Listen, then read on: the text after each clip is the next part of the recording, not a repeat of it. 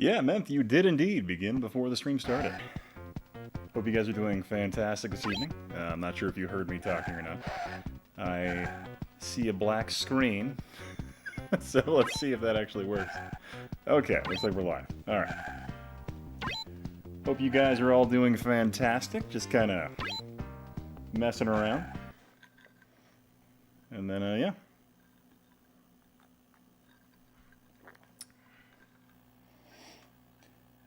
Figured we'd stream some random stuff this evening. A variety of Sega CD, 32X, and Genesis titles. So yeah, let me just try and... Sorry, I've been playing with this new setup here, and this is kind of... Yeah. See how that goes. Let's see here. Oh, also, I added this just for... I'm playing with equipment right now, just some stuff from work. So, dog cam. Hope you guys like that. She's just sleeping over there. Just gonna leave the camera on her. Ah, okay. A scheduled stream. I guess they're kind of happening that way. Well, yeah. She's kind of sleeping over there in her chair.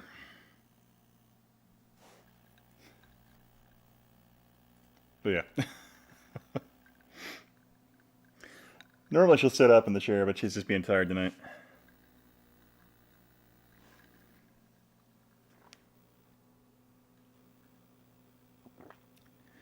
Oh, sprite scaling? See, oh yeah.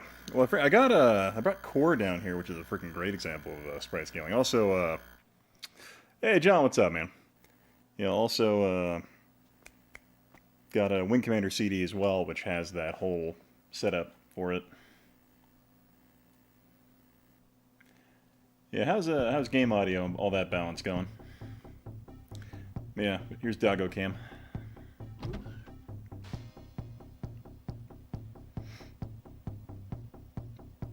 Let's enjoy that for a bit. Yeah.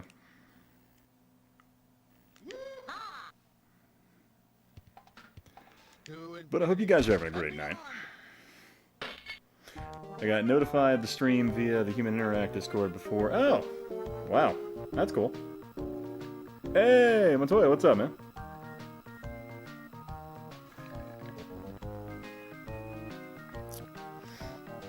Hope you guys are having a fantastic evening as always.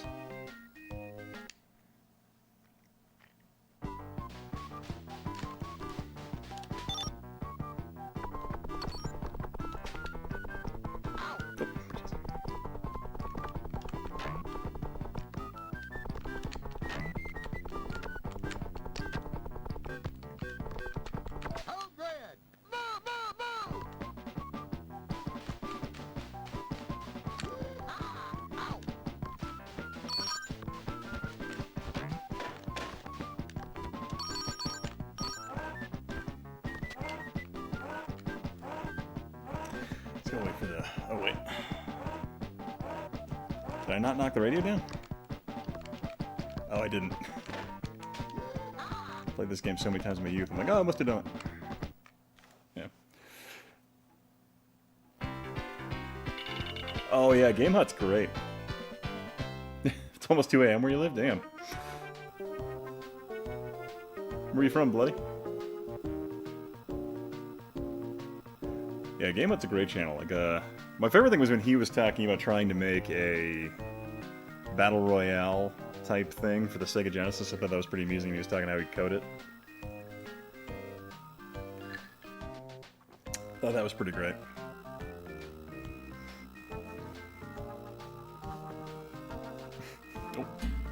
Oh, sorry, let me bump that and deafen you guys. But, oh, she's sitting up staring at the camera now. Yeah, she's almost 9 now. Wait, he lives in Utah? I didn't realize that.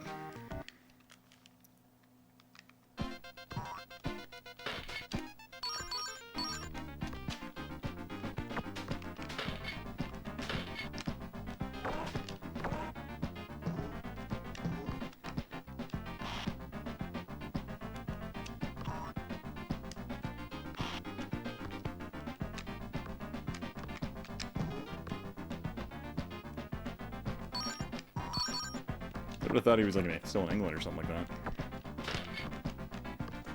So let's get wrecks in this park. It just takes forever to get back to the.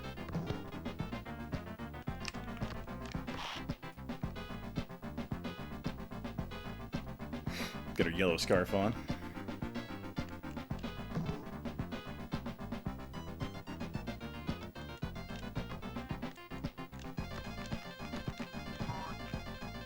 Just staring so intensely.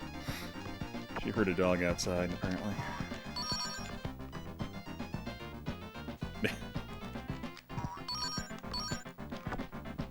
I imagine the dog face cam to be more popular than my own mug, so I'm just gonna go with that route.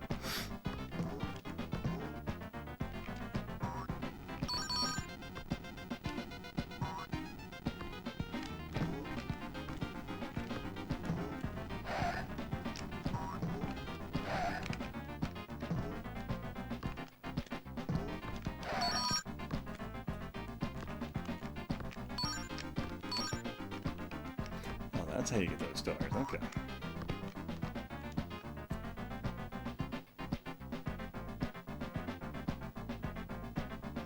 Oh, they were based in Utah? I didn't realize that.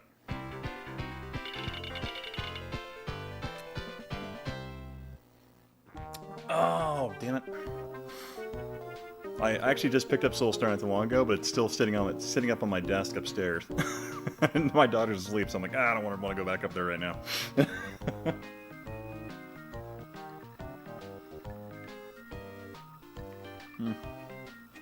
Ooh. And people drop out of the chat. They're like, oh, no Soulstar? Done. Wait, I'm thinking Soul Feast. Whatever the Soulstar, the $90 one? Whatever the cheaper variant one, the one that was like a launch title SMUP for the Sega CD. I just recently picked that one up. In a little paper jewel case.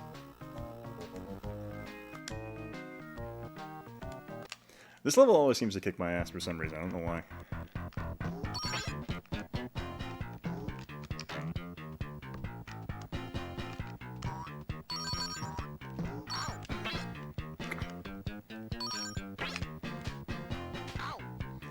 It's because I just mistime everything in this level. Like the sharks just.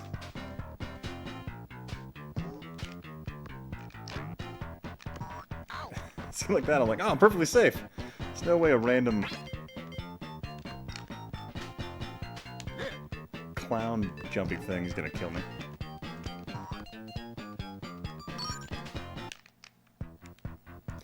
Or I go for the swing. Long live the CDI.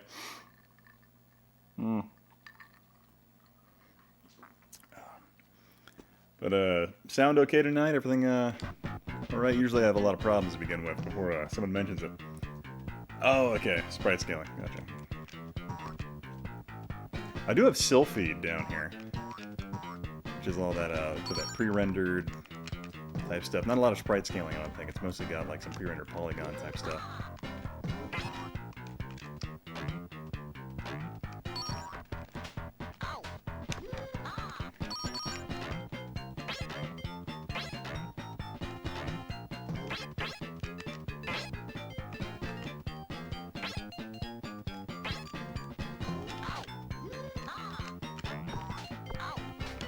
Every time.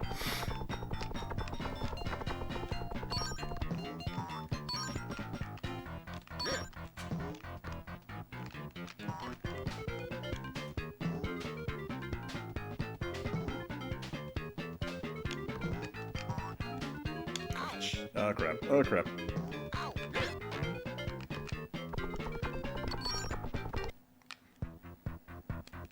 Well worth it. Don't waste that extra life.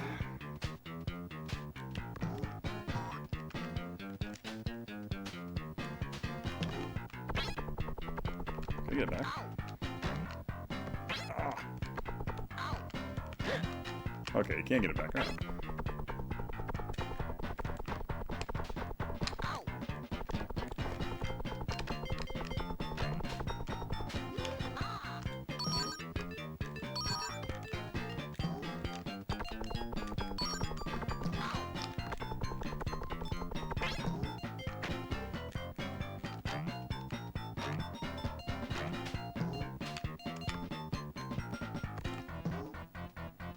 remember Andy's room being quite this big. Hey, Zero Mancer, what's up, man? Soul Feast. Okay, Soul Feast was the launch one. Yeah, I do not have Soul Star. I have Soul Feast. CDI along the Phantom.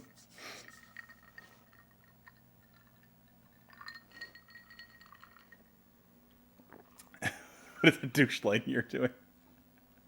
He's falling in style. All right, let me reset this guy here. Yeah, I'm just going through. Essentially, I'm just testing some testing some equipment because we're gonna be doing some live streaming stuff for. Oh, of course, I'm gonna die, John. No one's doubting that. Come on. Testing some live streaming equipment for work because of the whole COVID thing. Army stuff is hard to. You can't really do large formations, so we're looking to do live stream stuff. So I'm just testing some equipment. But so I'm doing using Doggo Cam. So you have some nice high quality stuff here. Oh, and she's sitting. Oh, there she goes. There we go. Now she's comfy again. Yep. That's all I care about, really. This is the more important part of the stream.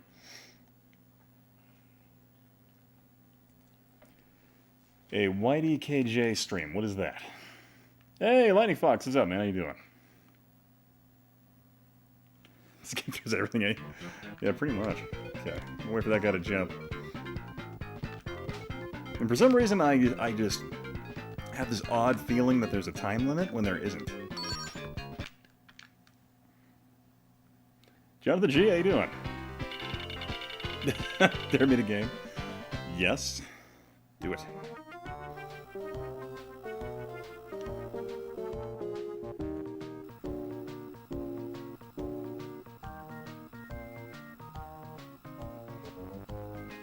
Yeah, the funny thing, I've been playing this TV on in my living room on my CRT that I have in there that I can play Sega games with my daughter on.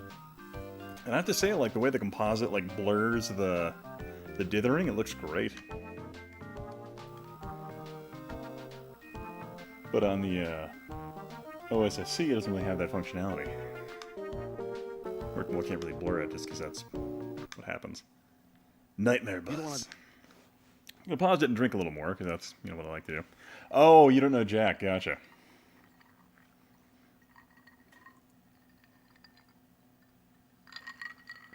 I really need to set that up. I know Yahel's done it a few times.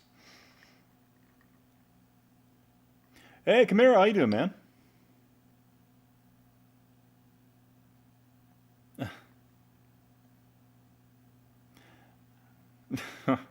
Yeah, man, when you posted that, I was like, I was just hoping you were doing okay. Because I remember, yeah, you're at Missouri, right? I can't imagine there's a lot going on out there, but yeah. But yeah, I just want to make sure if you ever want to talk, man, I'm always on Twitter. If you just follow me on Twitter, I'll take direct messages and just talk to whoever. So yeah, that's good to hear, Lightning. Buzz laying in the bed, chilling. Like, just moving in like he owns the place. See, I always suck at this one because I'm like, you gotta take out the balls, right? And you duck the laser.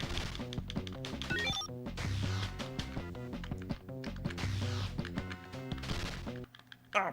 You don't want to be in the way when my laser goes off. Start over. Okay.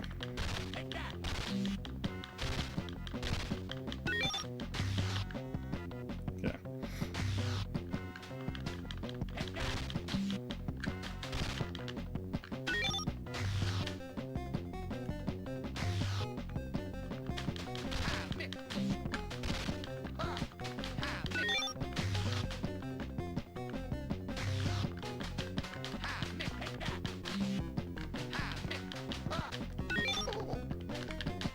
Oh, you got hit in the visor, okay.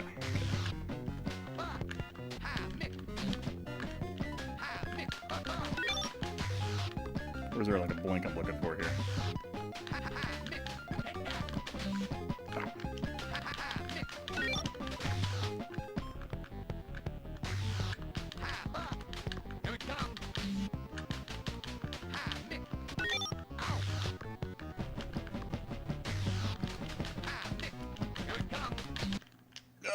Come on. I'd switch games here at some point. Tower of the World.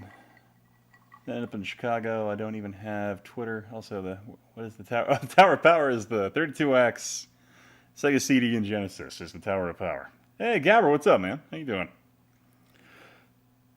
So the one I'm running this on right now is a Model 2 Genesis, the Model 2 Sega CD. I do have a Model 1 But I find with that one, because I have to use like a degraded turret cable to get signal out of it, ends up with a ton of freaking hum. But I don't know, the freaking Sega CD Model 1 is just great looking. Oh yeah, I also don't have the hookups for 32X to the Model 1 Genesis. Beat this smug ass. Mm. Do it on Twitter? Alright, man. But yeah, if you ever want to talk to me, if you go to my channel page, there's an email on there you can use. You just go to like, it's like business inquiry or whatever. It's just like Historic Nerd Show or whatever, if you ever want to talk. But yeah. Jonathan G, no, it is not. Idaho does not approve recreational use, and they spend an inordinate amount of funds policing shipments going between interstates. Like, they actually arrested a guy who was working for a commercial trucking company transporting hemp between states one time, and wasted a ton of money fighting that, despite the fact that he had all the legal shipping permits. So it's like, ugh. Rex, what's up, man? Yeah, the Model 2 is unremarkable. I've heard some people argue that the Sega CD Model 2 it looks more like a toy to them, so they tend not to like it. I don't know. I've always kind of liked the Model 2 just because it's so sleek looking with that black design. So I kind of like them both. But I will say the Model 1 Sega CD has that just beautiful looking, just hi-fi electronics look to it. I used to have all three. Oh, nice, man. Oh yeah, Model 1's fun. I guess it's I don't know. I feel like it's a little precarious just how you have to like reset, opens the CD tray, start, closes it. It always makes me just uncomfortable, like I'm gonna break it. Like it's pretty cool, but it's nice how it integrates the existing parts of the Genesis into it. But it's kind of always makes me nervous because it doesn't have a physical eject tray. Shame, never had the scratch to make something like that. Oh. Yeah. Sleek as fuck. Yeah. Ooh, man, freaking Dreamcast is my all-time favorite. Saturn I have a weird grudge against. And,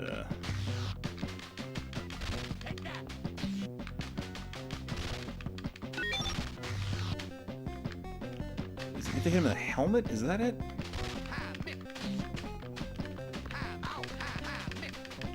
Or just, you gotta spam in there.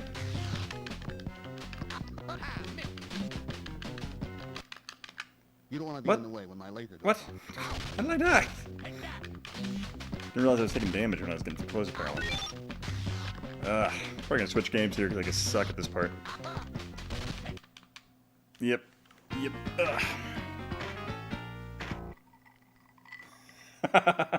Nomad was the real king.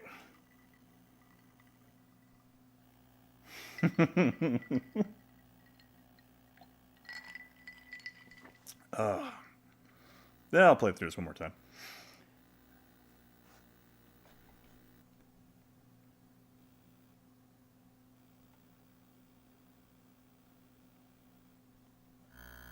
So yeah, Genesis 2, Sega CD 2, 32X next to me, along with my Master System.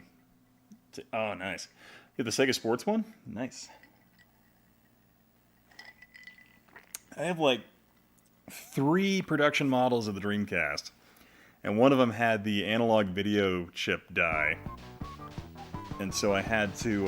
So I ordered a new board just to replace it, and they sent me the wrong model board despite it wasn't what they had listed in their description. So I'm like, ugh.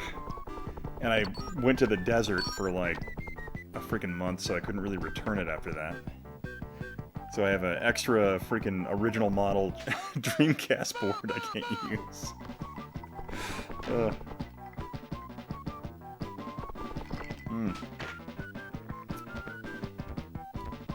We're talking about the CDI, right? That's what we need to talk about. Oh, God. Yeah, Jonathan, man, I was looking at buying a freaking... Because I'm working on the TurboGrafx video right now. And I was looking at buying a freaking CD attachment for the TurboGrafx. And broken ones go for like $180. And I'm like, ow! It just hurts so much.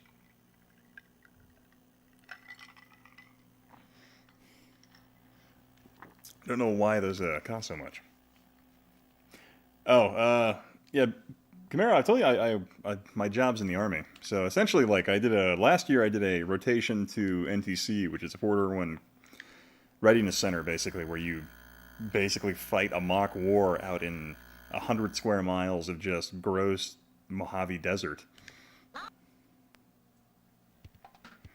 To infinity and beyond. So I was out there, so I ordered it, it showed up, I checked it out when I got back. I'm like, it's the wrong model, the guy ripped me off. But he didn't rip me off, I think I only paid like $20 for it.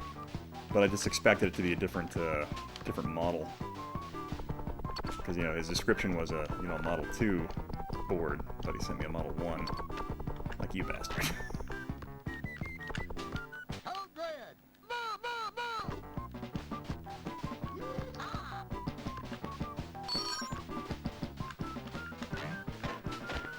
I don't know why the flies are a thing in this game. It's just kind of weird.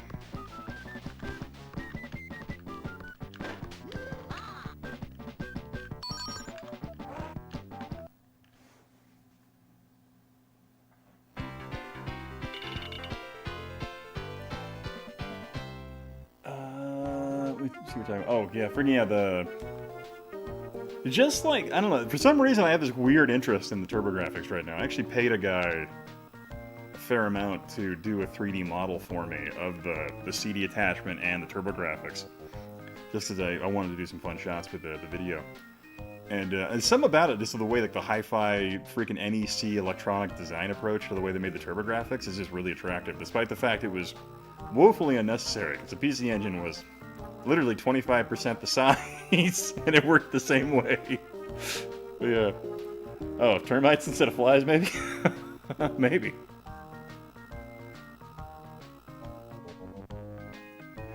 Oh, I was remembering, I gotcha. It's kind of fun. It's I mean, it's fun with the exception of the extreme heat out there. Like, it was about 110 the entire time I was out there. And for me, since my job, I'm a chemical weapons guy, I'm in full, like, protective chemical mop gear, which is like this it's a heavy cloth fabric with a carbon interior and charcoal and all that. So you end up just, you're about 15 degrees hotter than the outside, so I was sitting at like 120 degrees inside my suit.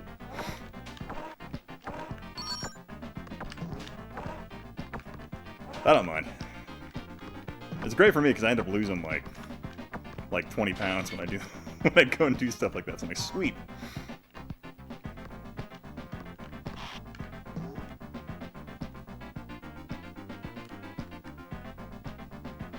I regret not downloading the entire TD16 library before it. Isn't there like I'm trying to remember what it was. I know Jeremy Dixon was telling, like, he sent me a link to something that had a pretty sizable library of stuff. It's still around.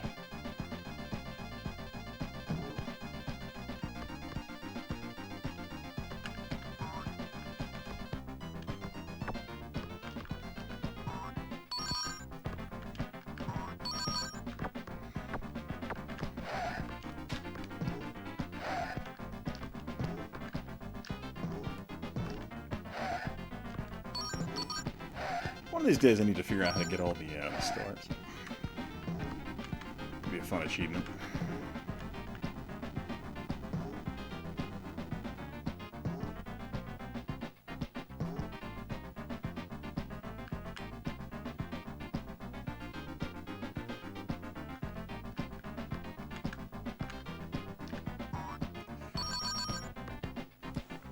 Yeah, I'm sure the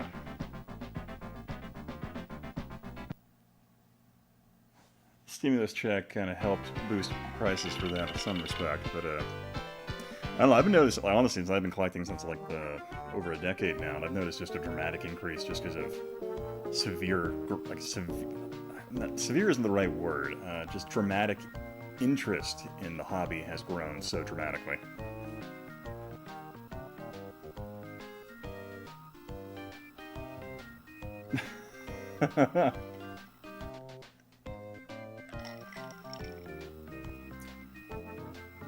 Threw mine into savings.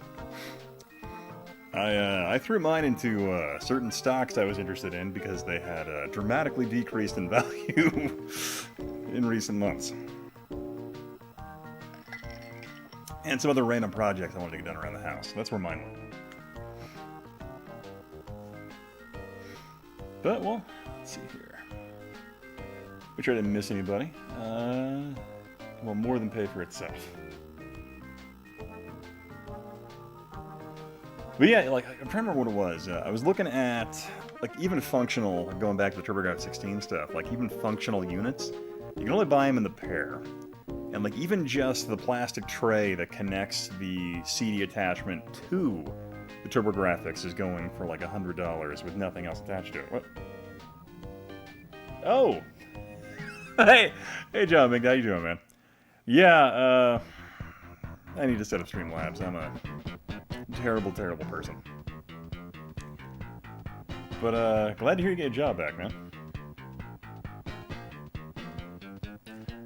Luke Morris? No, I haven't seen that one, man.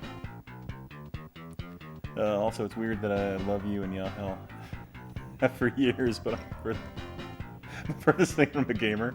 Yeah, fair enough, man. I think Yahel's approach to presentation kind of goes beyond just Shark Attack. Goes beyond most gaming stereotypes, what you would say. I don't know. His Neo Geo video. I think it's gonna be coming out like this weekend. I think looks phenomenal. Maybe he's working on a bunch of Cinema 4D stuff to incorporate into his video, and this looks great.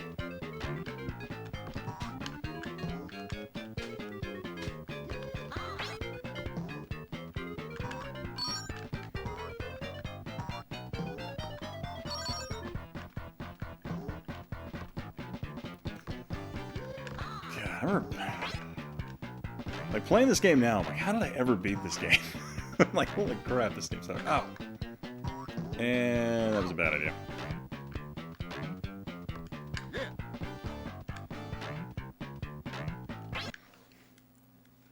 Let's just drink some more. Alright. Why am I hearing my name in here? Jeremy, that's because you are a resource of all kinds of things retro for emulation purposes. So, you know, ROMs and ISOs and such. Related to that, if anyone is living in Utah that needs work from home, hit me up. Oh, damn, nice. Oh, yeah! I forgot about trying to stream The Wiz. God, that was like, what, 2 years ago, something like that? Man, that was a long time ago. I think that was back when I had like 500 subscribers. That was a good time. I honestly just wanted to see if I could. And YouTube figured that out really quickly.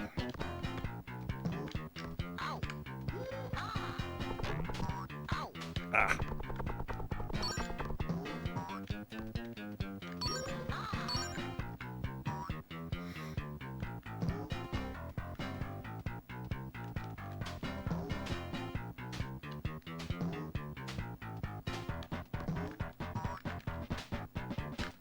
Ugh.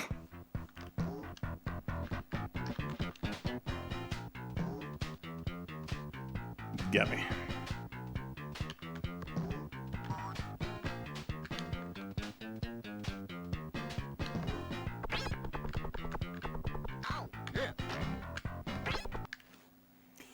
Just gonna drink some more because I poured this drink very, very heavy. Loophole stream, it's on Discord. Oh, I guess I could stream on Discord. That'd be kind of fun. Was it like 4 or 5 years now? Holy shit.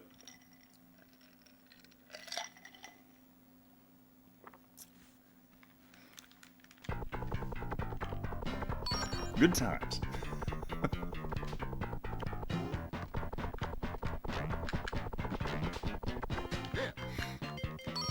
I still really want to try and stream Wing Commander the movie, just because I have a weird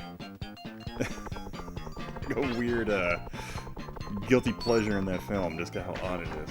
It's just unadulterated 90s.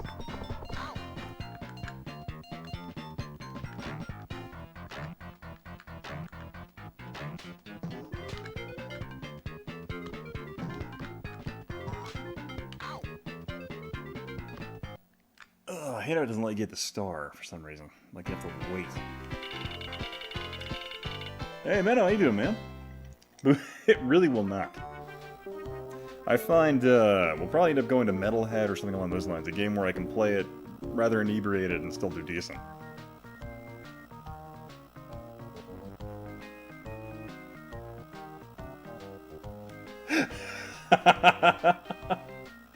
I do have an issue with Wing Commander in that regard. I remember there was one night I was, I think we were talking about like orbital strike platforms or something like that. My internet cut out, and then it was like the government was shutting me down. I thought it was pretty funny.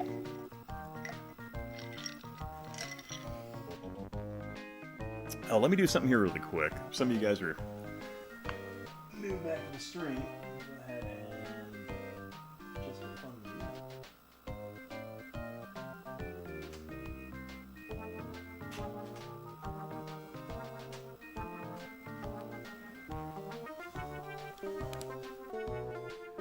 Go ahead and turn on the doggo cam. There we go.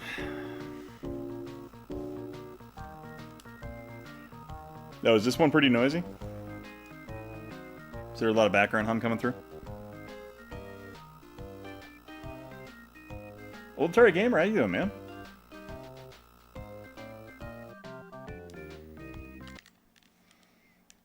You don't want to be in the way when my laser goes on. There might be... Let me do this really quick here.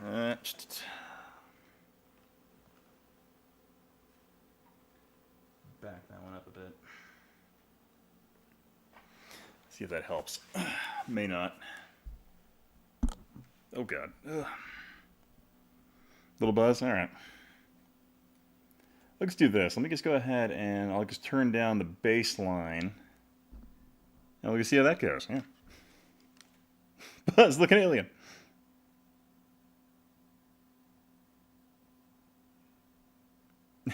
It's got that white text on the screen, Buzz. Doing good, man. Doing fantastic. Hope you guys enjoy the sleeping dog cam I set up just to test some equipment for work.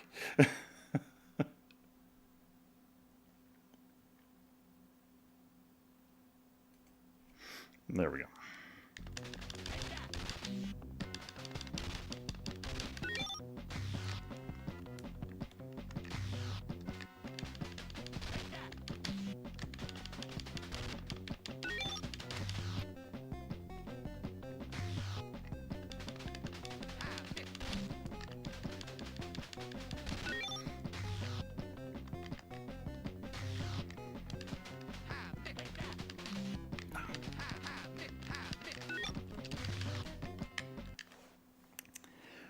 I remember how I got past this one in the past. Was it just perseverance or what? This one's to kick my ass. I'm living the sleep, loving the sleeping dogs. Really? That is fascinating, Jeremy. I didn't know that. Yeah, these are. I bought these cables a long time ago, back when I like first started getting into SCART stuff.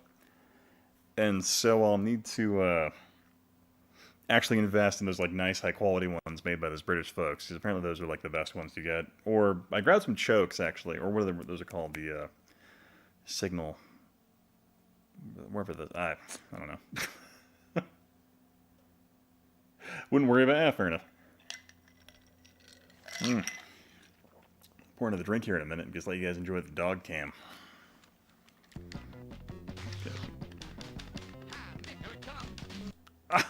You don't want to be in the way when my laser goes on. Straight in the heart.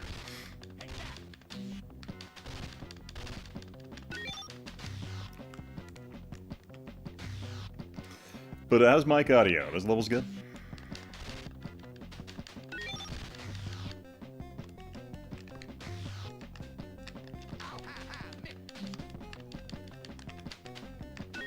Okay, apparently I was stuck going right.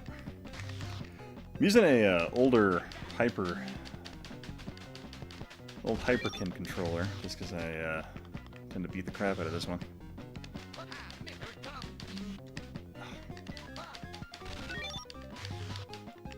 Yeah, inebriation does not help in this game whatsoever.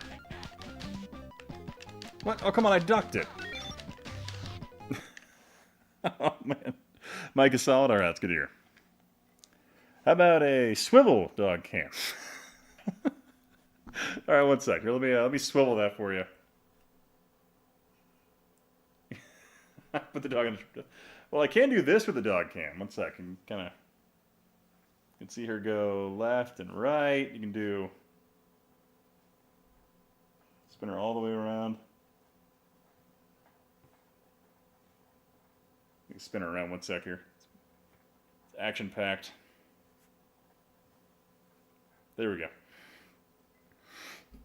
She doesn't seem to mind whatsoever when I do that to her.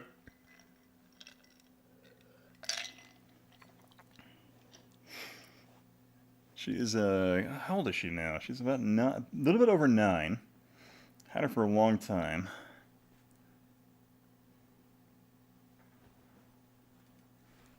And she just loves sitting in chairs. So if you touch him, you die too, okay.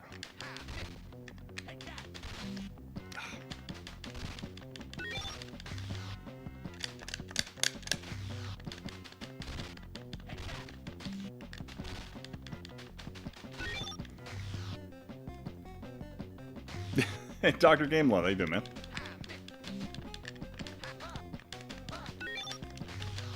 They hit him in the helmet? Is that what I'm forgetting? I'm trying to remember what the key to this was. Just like, what is this human doing? Leave me be, animal. She's a great dog. Yeah, she is like my daughter's about 2.5 or more, and she is just a saint of an animal for putting up with my dog for how much for putting up with her for how much she does.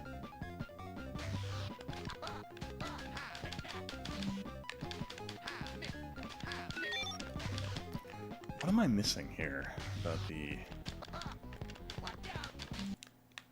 You don't want to be in the way. Save of the night? Hell yeah, man.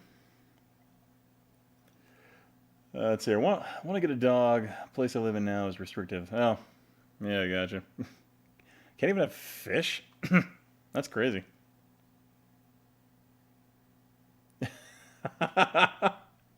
Oh, so these chairs I'm sitting in are my wife's grandmother. These are from them. So the chairs that they actually are like this horrific pink like shell design, and they made these like green slip covers for them like 30 years ago. And so my wife liked these chairs, so I'm like, you know what? I liked them because they're stupid comfy. And so they have these really odd slip covers on them because the actual chairs are hideous. And yeah, they've just kind of stuck around since. Yeah, so they are just awful. Let's see if I can... Here, I'll spin the cam with the dog and show you what the actual color of the chair is. It's this horrific pink thing. It's just fantastic. I should really just stream in that.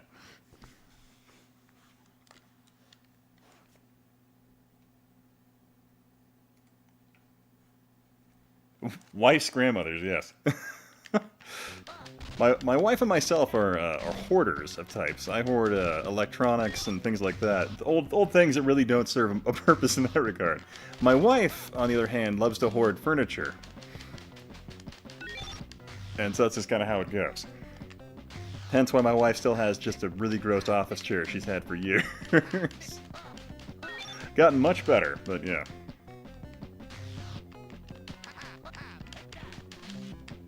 Come on. Okay, so it's just... Oh, you know, I need a turbo controller. I think that's how I beat him originally, actually. Okay. Probably gonna go ahead and switch games here. Yeah, but they are granny chairs, that's for sure. Camera 1, camera 2, Oh, nice.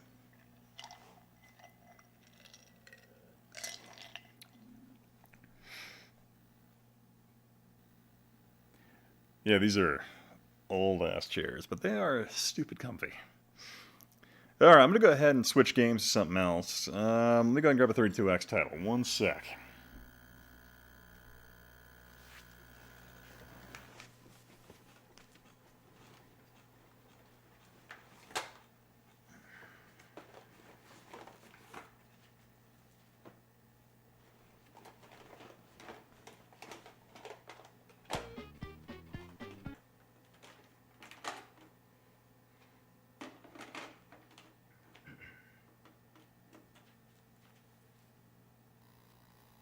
Okay.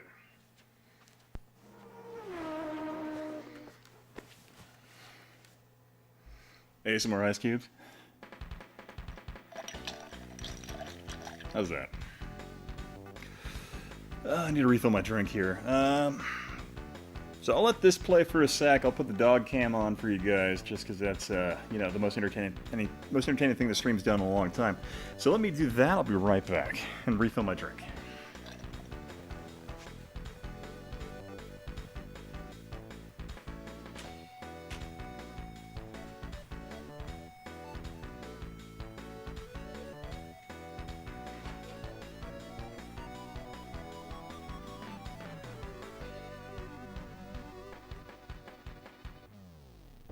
Virtual Racing.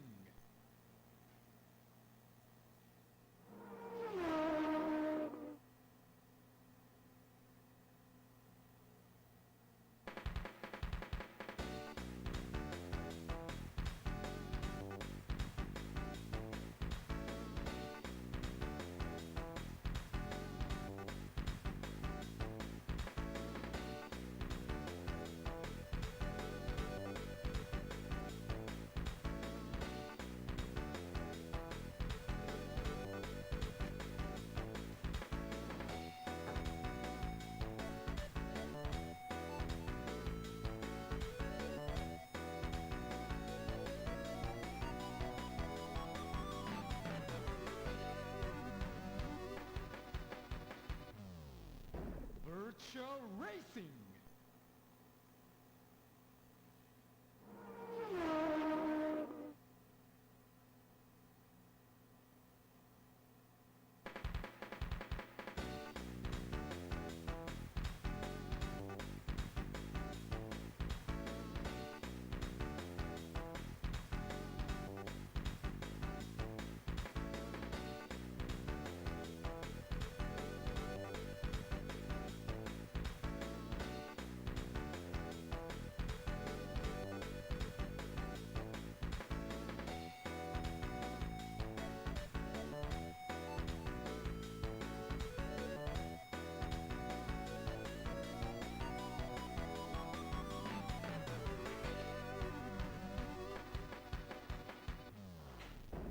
Virtual Racing.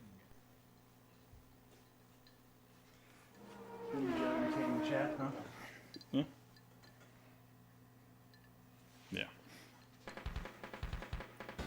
There you go. Okay.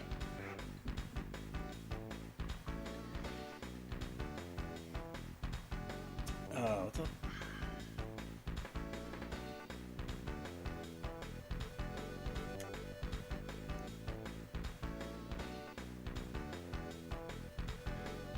Yeah, come here. Have a good night, man. Yeah, if you ever want to talk, man, just go ahead and get my email.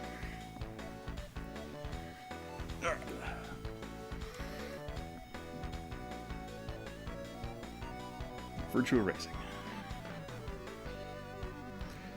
It's interesting, based on like what I was researching for the SVP stuff. It seemed like they had a working concept for Daytona for SVP, but eh.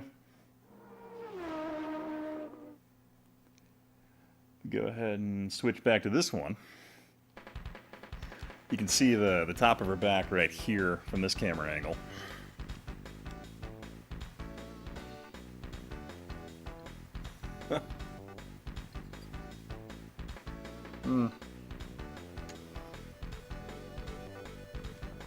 Watch a TV. She might be. With apparently with 4K stuff, dogs are more and more likely to watch TV now. But she's back to sleeping now. I think she was just doing that because I left the room. She's back to just being lazy. Yeah. Temp tag.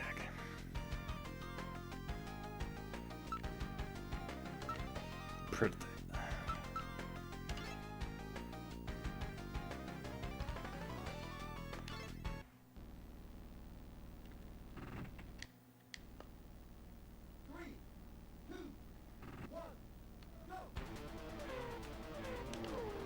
Oh, B is gas. That makes all the difference there.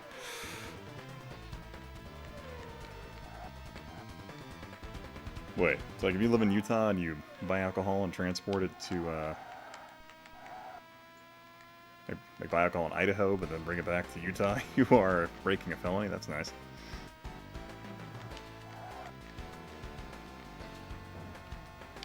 But yeah, Utah's always been rather crazy about that.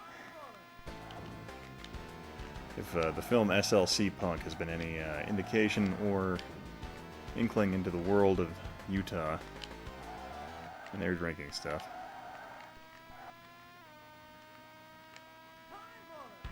But yeah. Siri, yes, apparently the refresh rate was not high enough to get past tube TVs for dogs. Oh. That's my understanding, at least. Hey, Milo, what's up, man? Oh, yeah, freaking Genovi did a fantastic virtual racing review where he kind of broke it all down. Went like the PS2 version, went all the way into the Switch one. It's pretty good.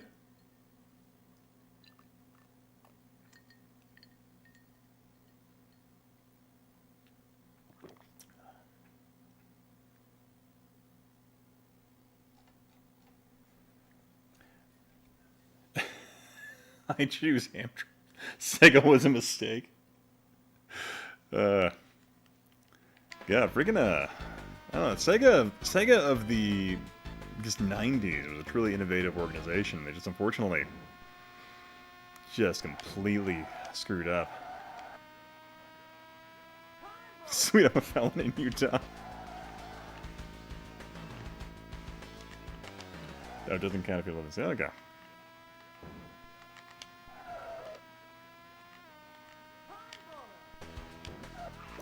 Oh yeah, Genovi does great stuff. Like, God, his freaking analog controller video he just did recently was freaking great. Makes me feel bad I haven't actually put out a physical video in 5 months now, pretty much, because I've been too freaking busy with work and crap. But thankfully, I'm kind of hammering along on the TurboGrafx video, so that's coming along. It's just sitting around 20 minutes, so it's just taking me forever to edit the thing. Oh man.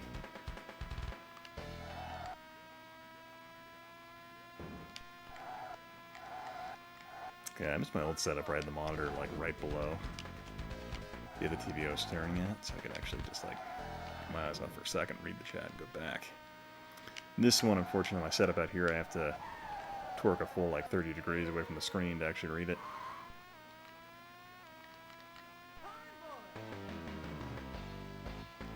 Yeah, I heard the PS2 version's pretty good, but it has like a really annoying tire screech, like screech, the entire time it's going, right?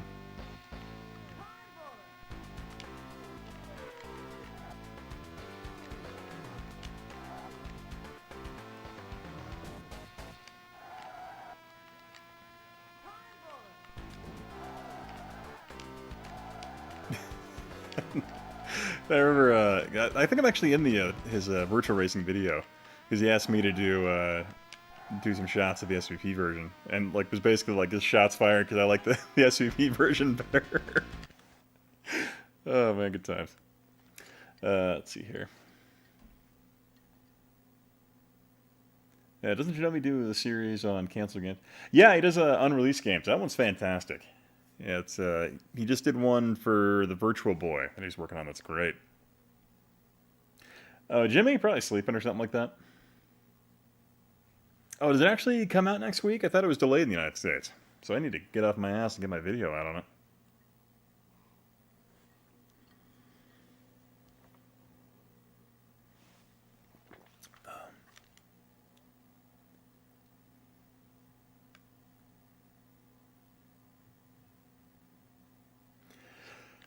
Yeah, I think the funny thing is like Dave Rosen, the guy who founded Sega back in the late 50s. Well, Rosen Enterprises, and they got, you know, kind of service games, all that. But like, it was interesting because in the 90s, he was advocating that Sega should just become a publisher. Because he was like, you can make more money doing that and less financial risk if we move away from the console market. I thought it was intriguing that that guy was so attuned to the industry at that point in time. He pretty much understood where to go with it. God, God, this version's great. No. Yeah, that's weird. I love it. Some versions have more of a feeling of a car just rotating on a swivel than actually turning. I can see that.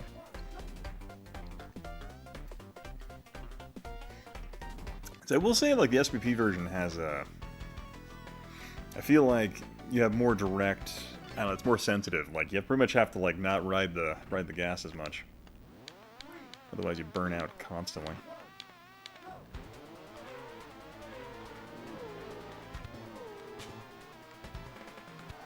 I'm gonna reset the dog cam here in a sec. Essentially, I'm using a Nikon D5 because I'm testing it for work. Because the concept is we're going to use a like it's gonna be a large hangar bay, like change of command, and so we can toggle between two different cameras. So I should have actually set that up tonight, so I did different angles. But I was just experimenting with equipment I had at work as opposed to having to use stuff from home to make this live stream happen for them. And yeah, so DSLRs are annoying because they can do a live, you can hit the live view feed, then they output on their HDMI output. But they only go for like 20 minutes before they turn themselves off. Just the thing they do. It's kind of annoying. So does the car move or the track move? Is it like warp speed where the universe moves and the car doesn't? It's kind of how it goes.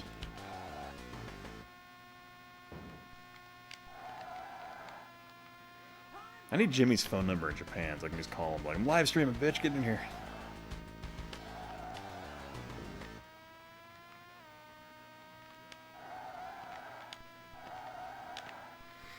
What I thought was really intriguing about this game is that there's zero rubber banding. Like, you have to just risk everything to get ahead of other cars. So it's kind of fascinating in that regard. That'd be cool if they rebooted Shining Force. I would love to see a modern remake of that, like an action RPG of some type. They just put like a Sega spin on it. But they're like they're so involved with the Yakuza series right now. It's kind of a shame. Let's see. I got TurboGrafx and was disappointed and had my dad trade it for a Genesis the next day. In hindsight. Yeah, I don't know, that's interesting, because, like, TurboGrafx 16, like, playing it now, it's a pretty solid console, very responsive, but a lot of its early games, I think, looked just as good or better than Genesis stuff, despite, you know, its CPU drawback, but even then, that's not really a thing, because a lot of the stuff on Hudson Soft was so tightly made for the console, like blazing lasers and all that, it's just... I think the TG16 had a clear disadvantages because games were often more expensive for it. The unit was more expensive than a Genesis on average. But just had some really good games, just not enough of them. And just terrible box art.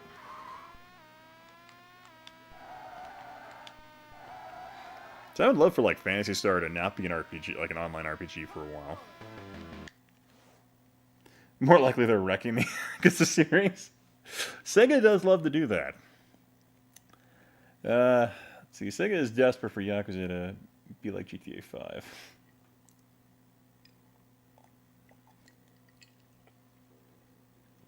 Oh, Virtual Highlight would be interesting. I'd like to see that game remade. I'd love to see Warsong remade as a game up, but I don't think it's a Sega title, though, to look at it. Like Phantasy Star, Shining Force, I'd love to see that. Like, I would love to see like a modern Panzer Dragoon one that isn't necessarily like the rail shooter type. You can do a lot with that. Especially in the world of, you know, like Skyrim and all that. I think you could really take that in different directions.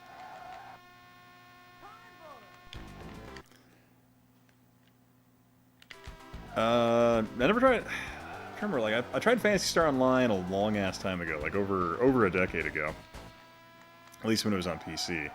I never really checked it out on Dreamcast. But I think this is a standalone Phantasy Star adventure. I think it would be pretty great. And by standalone, I mean, you know, non-RPG. Or MMORPG, I mean. There was a version of Phantasy Star that came out for PC. Or I could be remembering it wrong. But I'm pretty sure there was one that came out. It's like free to play, I think. I had a roommate that played it a lot back in the day.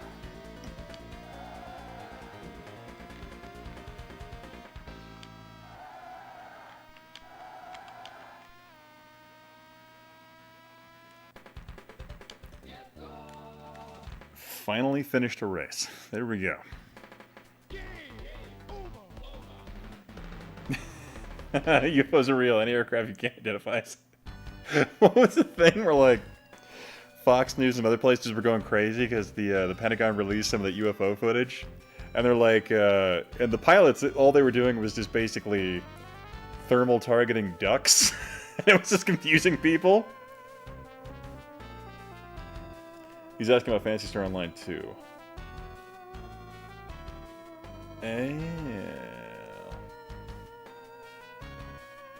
Oh, okay, my bad. Yeah, the UFO footage they're talking about, it's literally just it's just Navy pilots just using the thermal scopes on their planes to see if they can track ducks. So it's pretty amusing.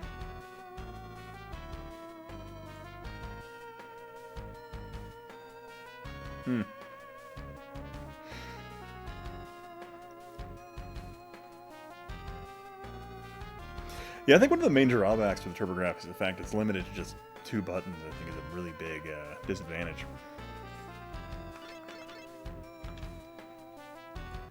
But then again, like, the TurboGrafx was never really meant to challenge anything other than the NES when they were making it. It did that really effectively in Japan, because the Famicom been on the market since, what, 83? They came out in 84, 85. Actually, that's right, 85 or 86. I think 86, actually. Colin, how you doing, man?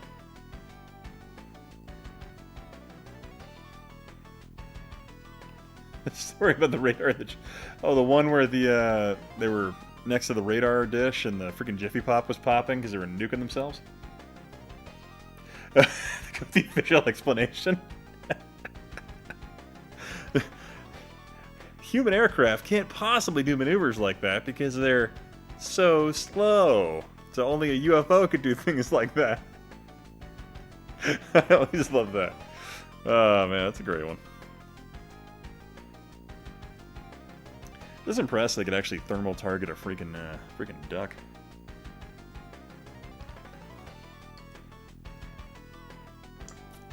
Sorry, I apologize. Drinking, trying to follow the chat while playing a racing game at the same time is difficult, so sometimes I might say things incorrectly. So I've always heard it's actually an 8-bit console. But no, well, so yeah, I guess you could say that because it had an 8-bit CPU but a 16-bit graphics processor. But I mean, that really doesn't matter. I guess it's kind of like bits are made up in the first place anyway. But it's just kind of funny because it was like one of the first things Sega did was basically just attack the TurboGrafx 16-bit credibility. Like, it's only an 8-bit console. It's blah blah blah. I mean, like even the Atari Lynx, for example, was, you know, a 16-bit graphics chip with an 8-bit freaking CPU or whatever. So it really doesn't really matter in that regard. I don't know. It's kind of amusing.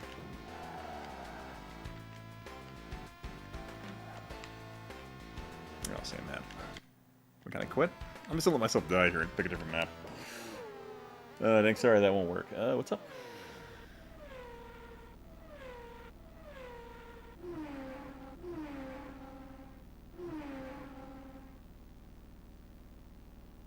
What's the official explanation for Bigfoot? That one I don't have one for. Tall, hairy guy in the woods going for a walk. Bits are real. Oh yeah, bits are real. I mean, they just don't matter. That's what I'm saying. So right there, Jeremy, what I'm talking about. I think right in line with what you're talking about.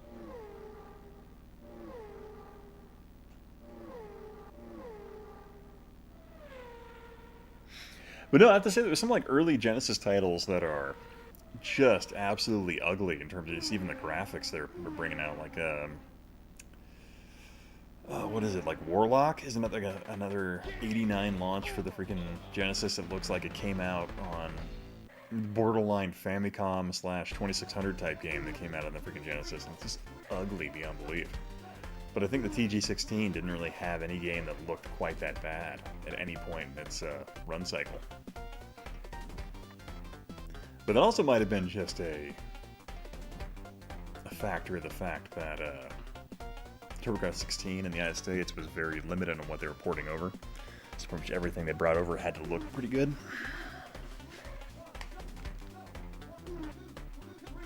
Bigfoot social distancing before it was required. Rough as going. Well, how'd you know to hurt your feelings? This I want to hear. Ooh, let's do this one. Freaking Golden Gate on there.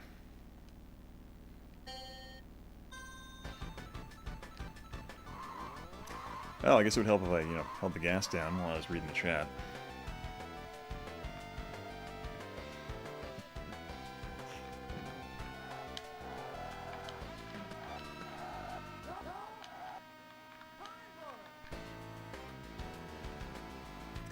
But hope all you guys are having a fantastic evening and, just relaxing, doing whatever, walking on the treadmill, using my voice to put you to sleep, as opposed to that one. I've done that to myself, using my own videos. I'm like, that bored me.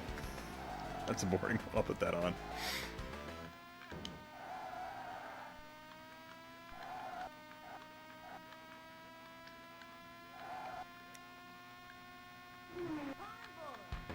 Okay, we're not that last anymore. That's good.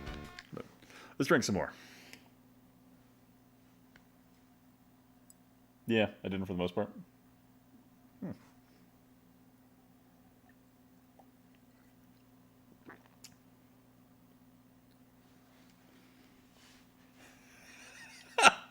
Bits don't matter. Who fought World War Bit? Who fought the World War Bit Wars?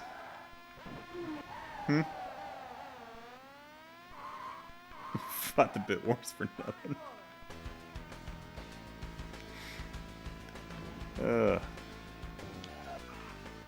There's the joke in there. I just can't find it. I guess I'm just... Oh, man. You take that back, you bastard. I'm a recon sniper with 700 kills. Whatever that Stolen Valor joke is. I fought in the console wars. How dare you? Oh, what's up, Barker? Huh? Is it Justin? Oh, I should have the dog cam on for that. Oh, it was action-packed.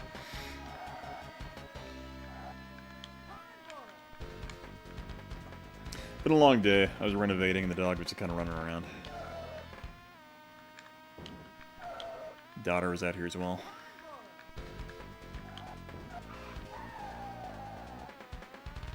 Ugh. The Jaguar won, but we all lost.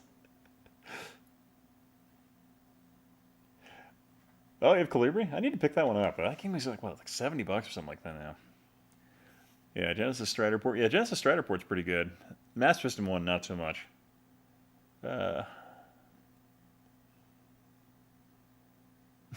Bits matter. No, I mean, in the console war. I mean, in terms of like 16-bit TurboGrafx with an 8-bit processor versus the 16-bit Genesis with a 16-bit processor and graphics chip. Didn't really matter in that situation because both games had comparable performance, is what I'm trying to talk about. So, if that makes sense. No, I never actually... I played Shadowrun on the PC with my brothers, but never actually got to check out the PC or the Genesis version.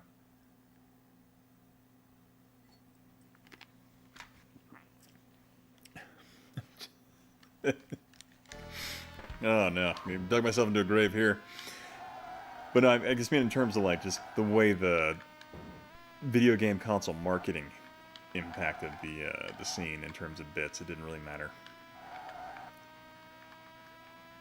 Definitely there was more things you could push out of a console, like the stuff they were getting out of the Genesis towards the end.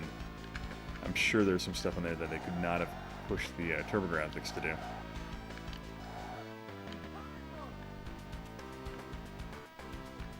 But I could be very wrong too, who knows. Sure, Jeremy or any of you more computer savvy folks, you're probably teach the boy right.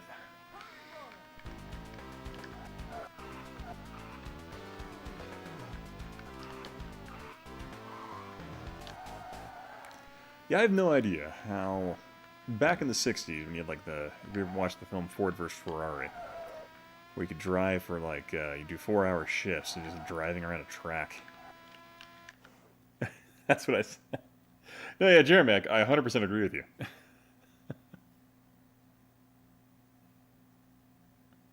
It's very trains.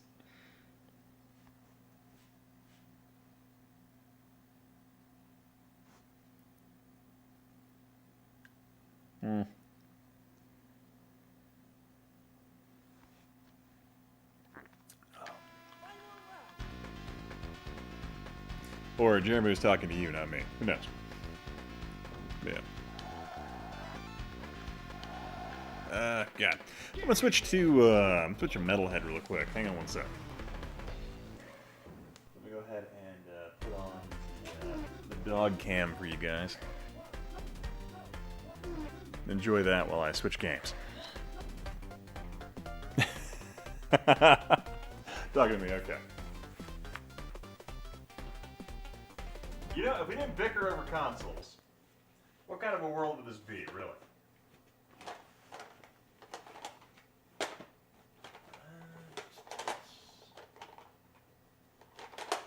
You know what? Let's see if Doom is coming to video games.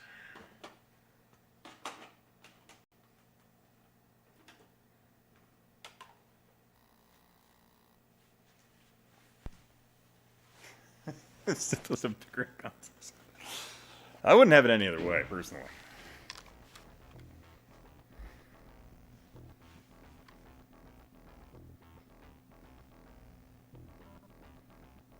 It's blast processing. Talk about blast processing. Oh, man. I think the book Console Wars kind of goes into that, where literally, what's his name? I'm drawing a blank on his name right now, but, the guy was basically in charge of marketing, and then one of the female marketing producers, like they were looking through I think one of the programming spec manuals, and they found the term blast processing and thought it was so great they just kind of just were like, oh, that's great, let's use that. What do we have that Nintendo doesn't? They just start like basically going off of that. It really had nothing to do with anything. Because I guess they took it off in its own way just because it sounded great.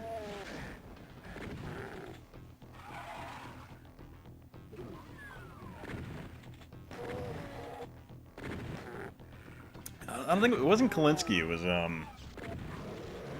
oh my god, what is his name? He went off after a while. He actually went off to go work for Comcast, but it wasn't Kalinsky. He was one of the marketing guys. He was actually there under Katz initially, but I'm drawing a blank on his name right now. He's pretty active on Twitter to this day.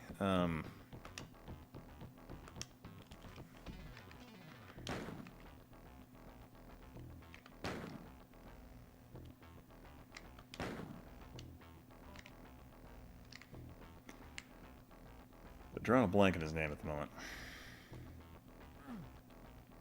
So it wasn't Steve Race, because I know he was... I think he was a private contractor for a while before jumping over.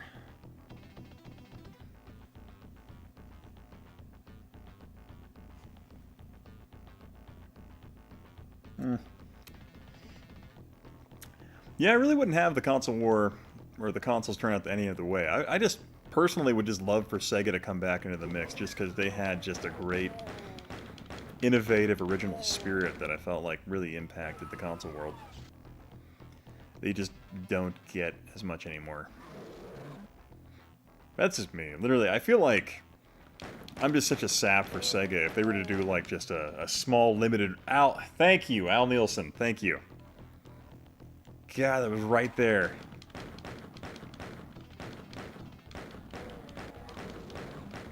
That was his name. Him and, I can't remember the female's name, but, another marketing executive. Him and her came up with the whole blast processing marketing concept. They were also the ones responsible for, Sonic Tuesday.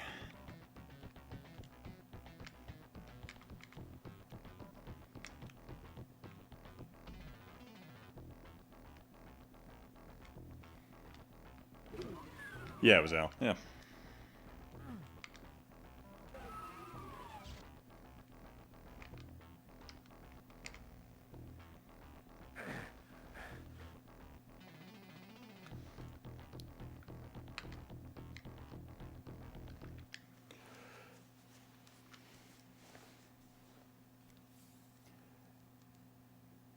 Have I seen what Doom Eternal... Where are you going, John? Oh, I guess I can turn off the dog cam. There you go. Yeah, I've seen Doom Eternal. It looks pretty good. It was funny. I was doing a live stream with Yahel where he was playing it, and the climbing mechanics in that game are rather interesting.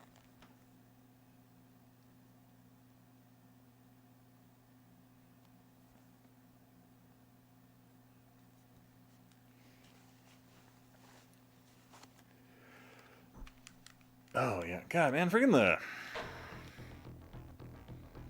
Dreamcast dying period breaks my heart, because I love that console.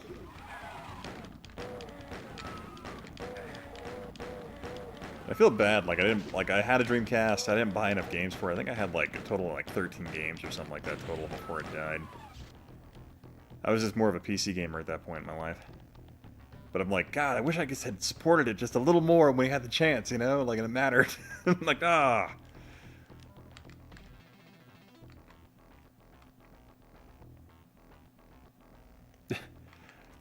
Sony lied about a lot of crap about the PS2 that people just bought hook, line, and sinker.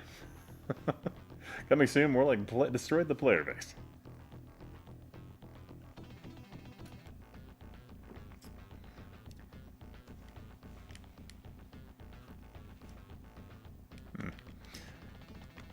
Yeah, I've been hearing about that. What didn't MVG, like a Modern Vintage Gamer, just do a video about that recently? No, I actually bought my games, Jeremy. I wasn't. I only ever pirated like PC games back in the day. I never got into burning discs and stuff for consoles. That was way too much work. I was a very lazy kid. So I would much rather just, you know, install a bunch of wares crap on my computer and just have my PC melt. Because that was way easier than, you know, wasting a CD. I do remember, like, burning and, like, there was a brief period there in my youth where I was burning games and selling them to people in high school. Because I'm like, ah, yeah, I can burn that game and sell it to you for, like, $10.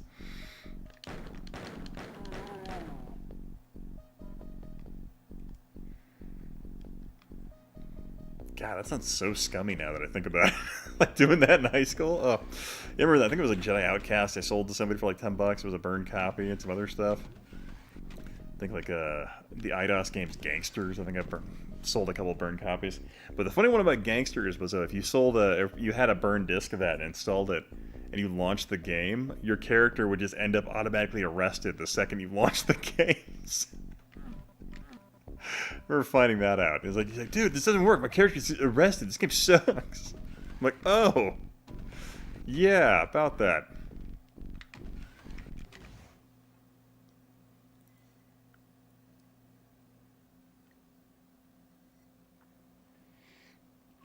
Oh, yeah. Pretty much piracy. Piracy effectively helped kill the Dreamcast, which is a huge bummer. Feels so bad for Sega. Got so boned.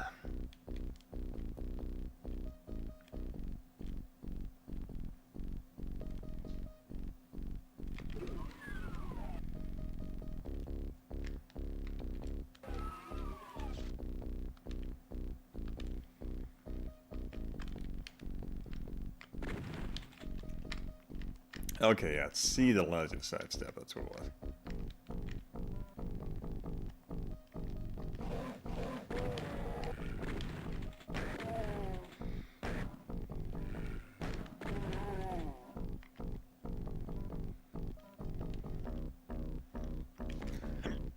Excuse me. See, I burned about 50 Sega CD games. No shit. Jeez. That's impressive.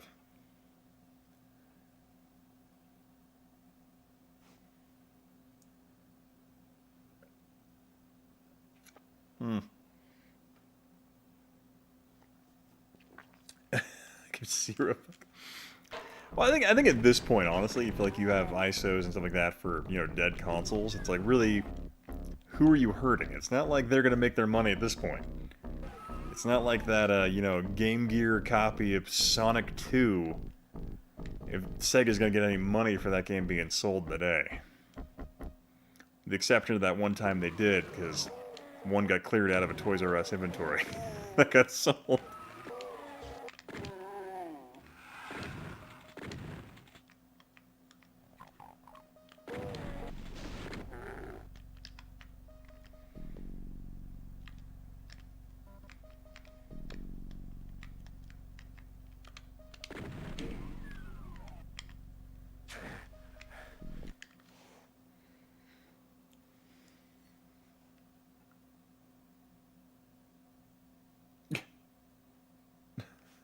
.34 terabyte ROM server.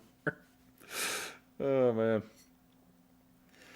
Yeah, honestly, I don't feel like this version of the game deserves the hate it gets. I think it's a pretty good port, with the exception of, like, I guess they rushed it and cut out some levels, but meh. What are you gonna do, right? So I don't like classic ROMs, but I also buy them.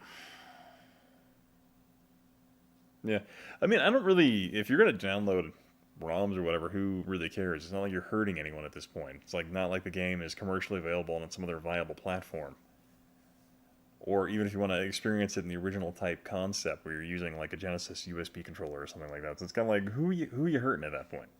The game's been around for effectively 20 plus years at this point.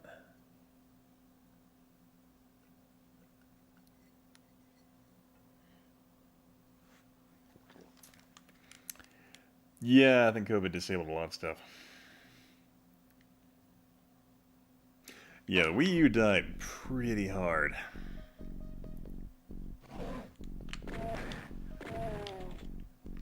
We're having a fun discussion with someone who was like, oh, I mean, like, you know, if you didn't know the Wii U was its own separate console, you're just not a true gamer. I'm like, well, I guess, you know, it didn't really work out for just, you know, the vast majority of people who saw the Wii U, and they're like, well, Wii U? Is that another add-on for the freaking Wii?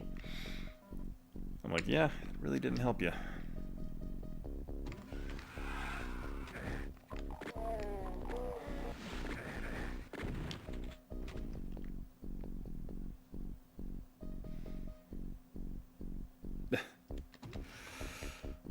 Oh, the poor Vita.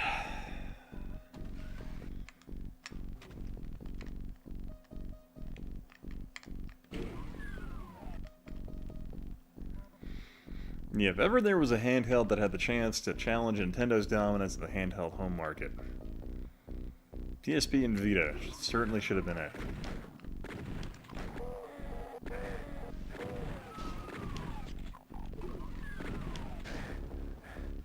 Yeah, I hear nothing but great things about the Vita.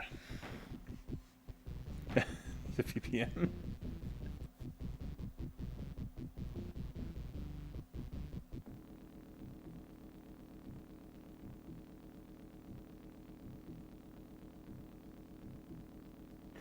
So there's a good version of the Doom 32X, but without more documentation. Historicnerd. Oh, okay.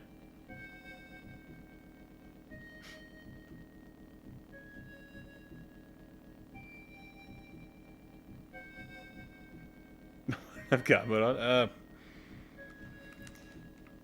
Does that require work? My last console was the Dreamcast and PSP. Yeah, it's certainly a great way to go out, though.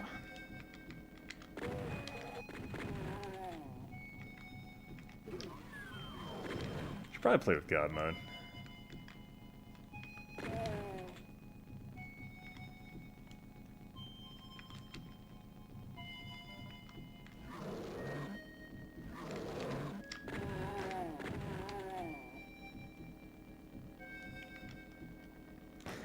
I feel like the Genesis controller, though, like, lends itself really well to this game for some reason. If that makes any sense, it's just kind of probably like crazy talk, but just, yeah, it just runs really good. But then again, like, my favorite controller of all time is the Genesis 6 button. So I'll say that.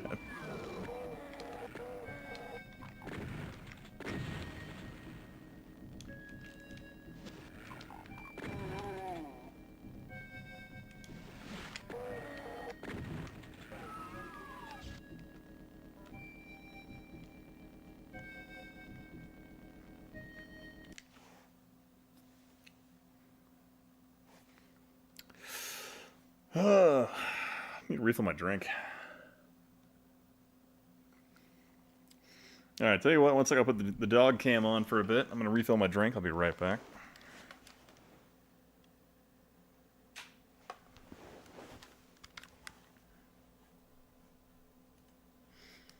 So we got that going. And I'll be right back.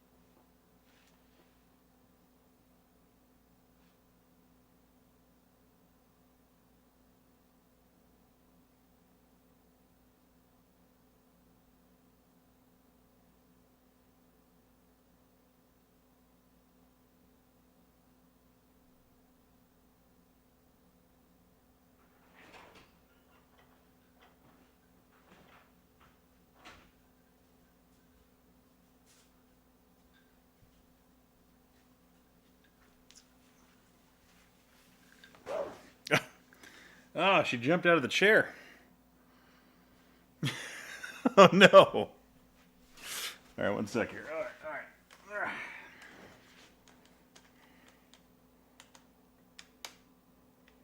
Can't have you not be in the dog cam, otherwise it makes me a liar.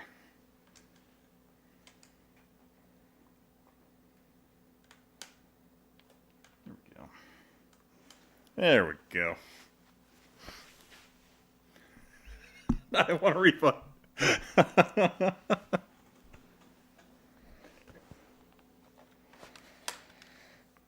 once again. Okay.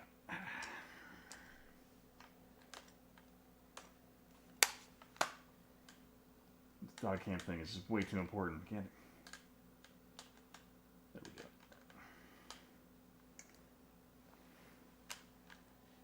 go. Okay, there we go. You know she got out of the chair. That's funny. Alrighty. Hey, Jeremy, did you want to drop a chat, man?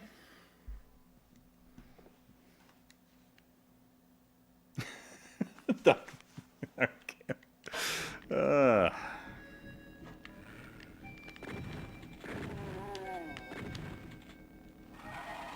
Yeah, that's funny. Make sure I'm caught up in the chat here. PSO2 is about to come out. Oh, interesting. What was it like? There's a hard drive mod for the PlayStation 2, isn't there?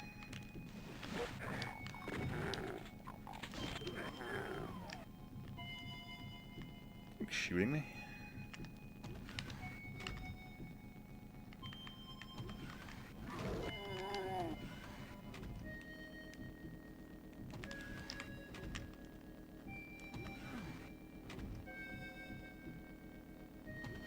Yeah, Jeremy, let me know if you want to join the chat.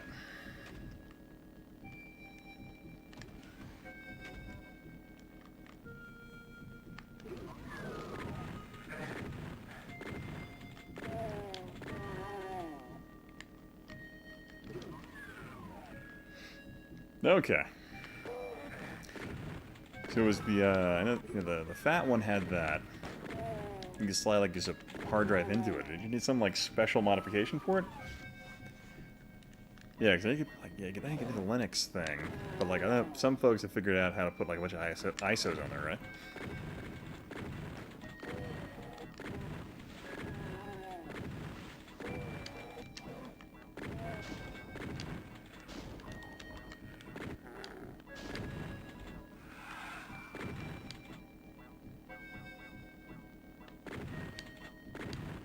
Come on, pop out. There we go.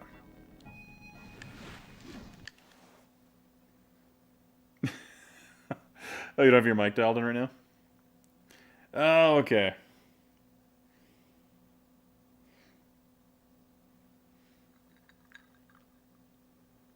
I think tomorrow night you can be available. Go try and sit down and actually have that thing calibrated in. You could probably do it on Discord. You know, you have better better options on there. Oh god. Oh god. Ah. Shotgun in the back. Hey Alex, what's up, man?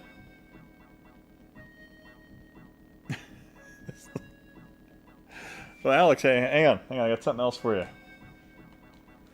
You might find it amusing. Here we go. There you go, dog cam. Just sleeping on the floor.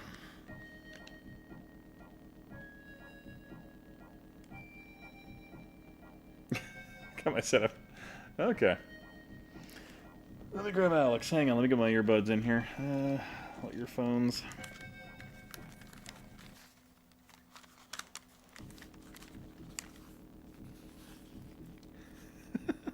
Where was like the no, man, I gotta do Skype.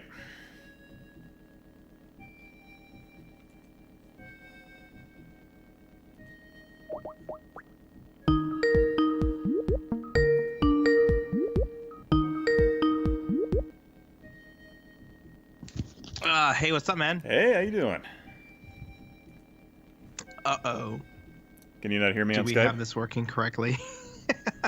One sec here. That's gonna be probably on my... I don't think you're working right, dude. Oh, that worked out pretty good for me. I cannot hear you. Now you probably can. Now I can. What's up, man? How you doing? Pretty good, sir. I'm testing out a piece of equipment from work just to make sure that it can function for live streaming purposes. And you should test out Discord. It's got better audio. Eh. And you can screen share too at the same time. Meh. I can comment on what That requires me changing my formula of low effort, which I can't have. That's not acceptable to me. See, here's the thing. It's like, there goes the neighborhood. It's fine. No, it's just this. I have this Black Magic web presenter thing plugged in, and it decided to take over everything in terms of preset stuff. But I'm enjoying the fact that it can capture signal from just about anything, with the exception of it does not like OSSCs. So here's the thing about the OSSC. I don't know. Should we even start talking about science, or are y'all too drunk to and go and be like, fuck it, I don't care? I'm not that drunk, but I suppose if you want to talk about. All right, so there are only so many frame rates that the NTSC and SMPTE and all these other standards people allow. Mm-hmm. And old game consoles don't output those frame rates. Oh yeah, no, I found it intriguing. I was playing this web presenter. It can read like essentially it'll take 4K signal and turn it into. It'll downscale it to 720p like no problem. Like it just does it automatically. So here's the thing about these devices. They assume that you got like a broadcast standard signal. So like, here's the thing. Yeah.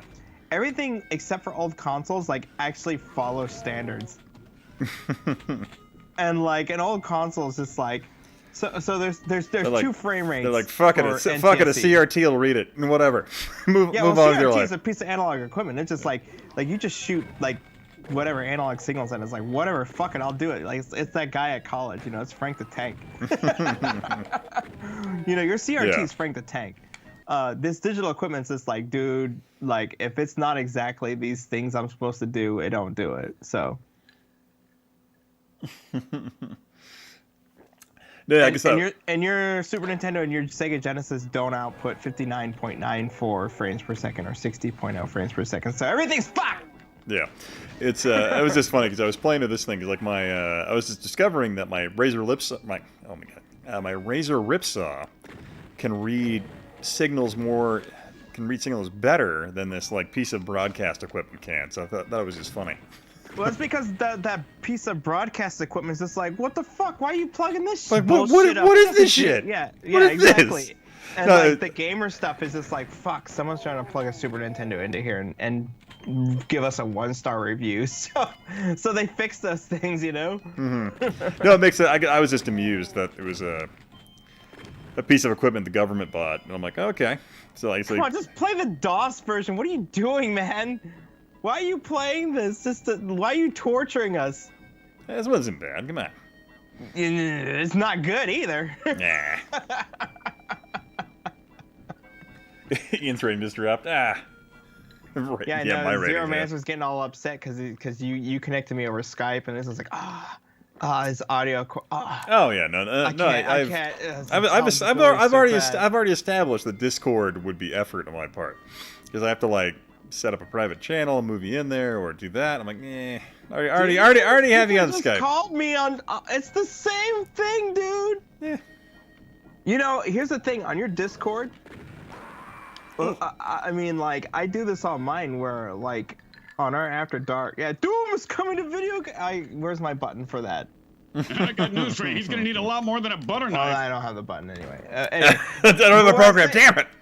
But what I'm saying is, like, in Discord, they just updated it maybe in the last month or two, where you can just like jump into like an open voice chat, and then you can click a button, and your stream goes through there, and then people are just like, "Hey, what's up, motherfucker?" And you're just like, "Not much. What are you doing?" No, fair enough. I haven't bothered to sit down and learn the program. Yeah, John Rogers is right. He's like, dude, you can call people direct on Discord. You can also set up a public channel too, and then he's like, dude, what are you saying? And then you give him the boot, and then they're just like, you caused some drama on my channel, and then all of a sudden you're on drama alert, and now you have like an extra 100,000 viewers. So whatever. It's cool. Yeah, for sure. My channel would get that all kinds of audience traction from drama. Where the hell is Yahel? He just uploaded his video. I know he's not doing much. Pretty sure he's hanging out with the lady friend because he's been neglecting her for a week of just hiding in his office editing a video. You know what? Here's the thing. When you've got videos and you got shit to do. Thank you, John Rogers. When you're editing videos, you got shit to do. Here's the thing. You're going to be absent from everybody's life. Because editing and putting together videos is a lot of fucking work. Yeah. YouTube needs to fucking pay you for every video you upload. Seriously, because if it's like, if they can go through their algorithm and be like, yeah, you actually put some original shit on here versus just like you copy paste some stuff from someone else. Like they should be paying you. Just straight up, if their algorithms suck, it's just like, don't worry, we got you.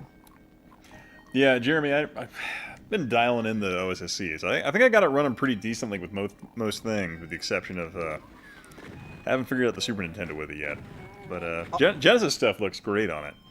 Well, that's because the Super Nintendo runs at 61.03 frames per second, and the Genesis runs at like 59.84, which is close enough to 9.4, so like most capture cards work okay with it. That's why the Genesis does what Nintendo don't. Yeah, I know. Yeah, but no, back to what you were saying though. The funny thing, like you were saying, like YouTube needs to pay you for every video you put up. I'm like, I don't know. I feel like YouTube has a problem of, the vast majority of people that upload, like, are a net cost to YouTube. In terms of just I storage agree, space. But they're not putting a majority of people are not putting 100% original content on there. They're just like ripping it from other people's and like talking over. It's like, here's my opinion on some bullshit, and it's like, I mean, okay, that's dude, the vast majority of modern media at this point. You want to do that? Creating original stuff is hard. Good job. You just barreled yourself in the face. I was trying to sidestep, but I panicked. Are there two triggers on a Sega Genesis 6 button? No, it's B is your center, but then C is your sidestep toggle.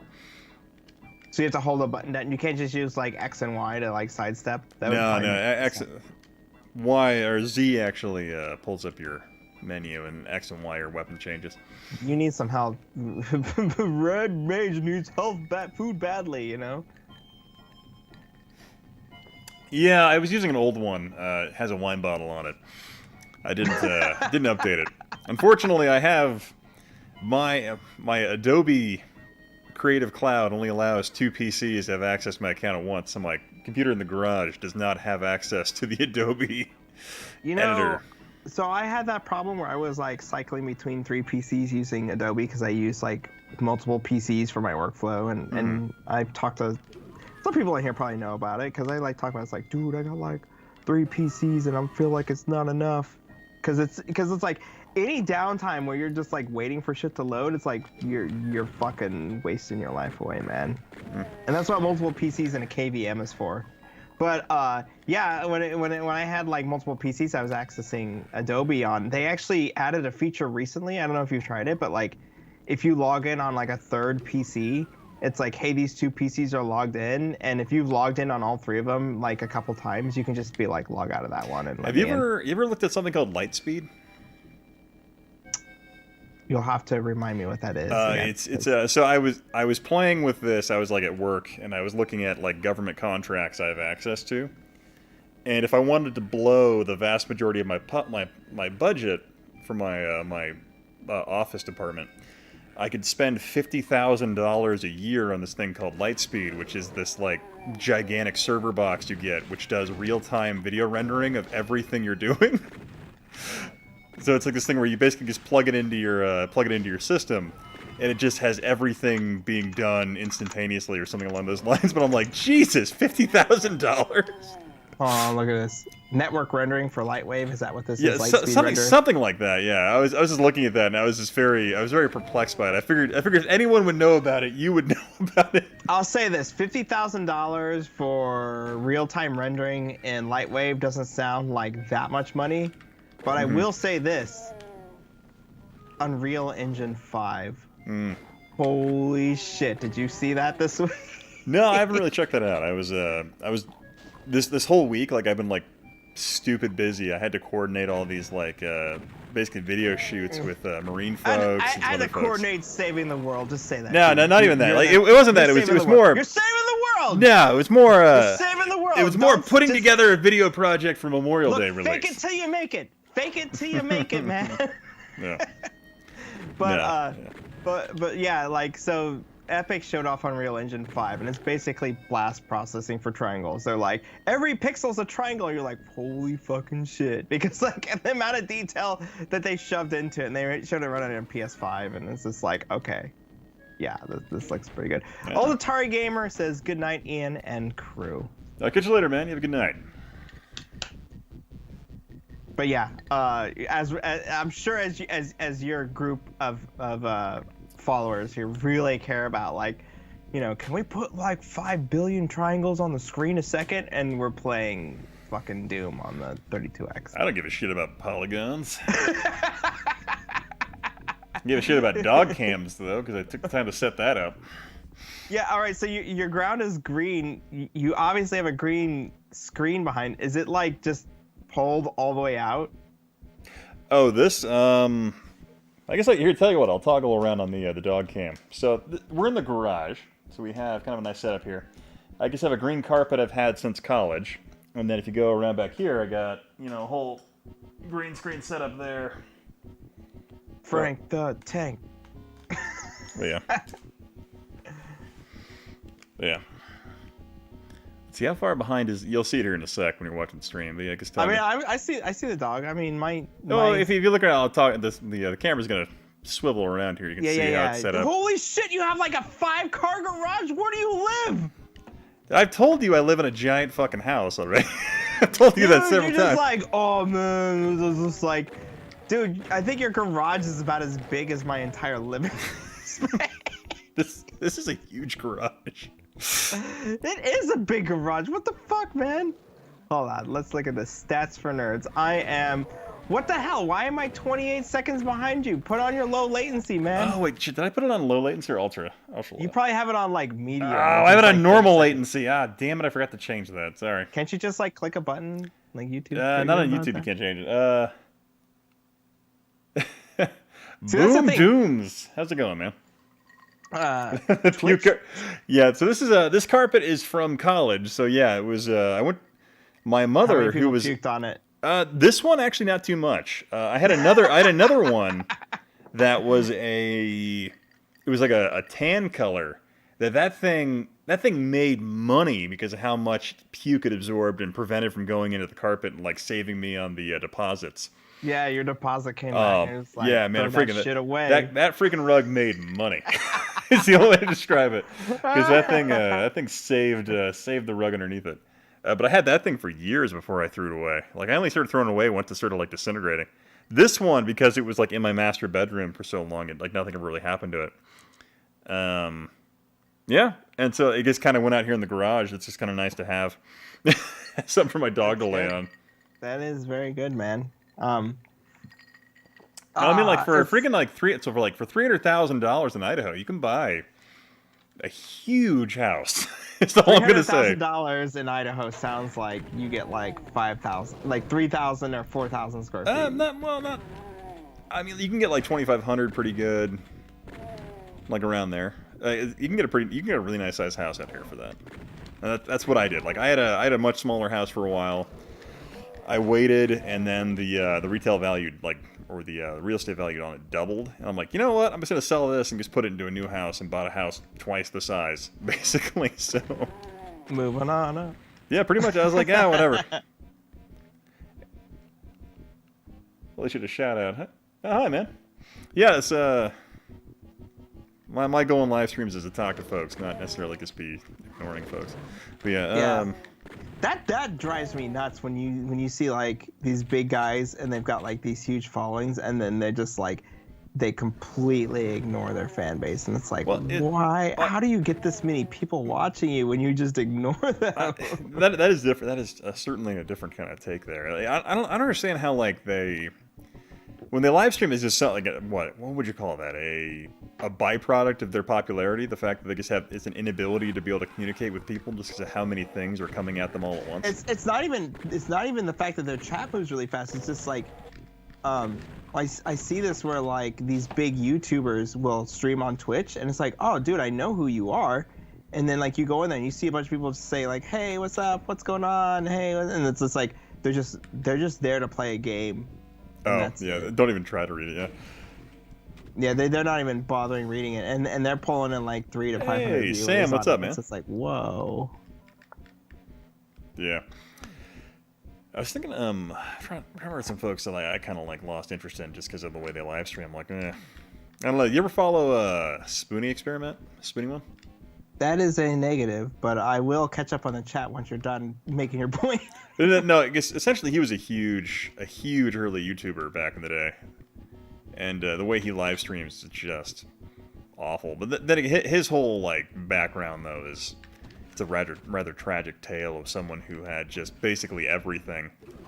Guy who had like a $5,000 a month Patreon and all that, and he just didn't do anything.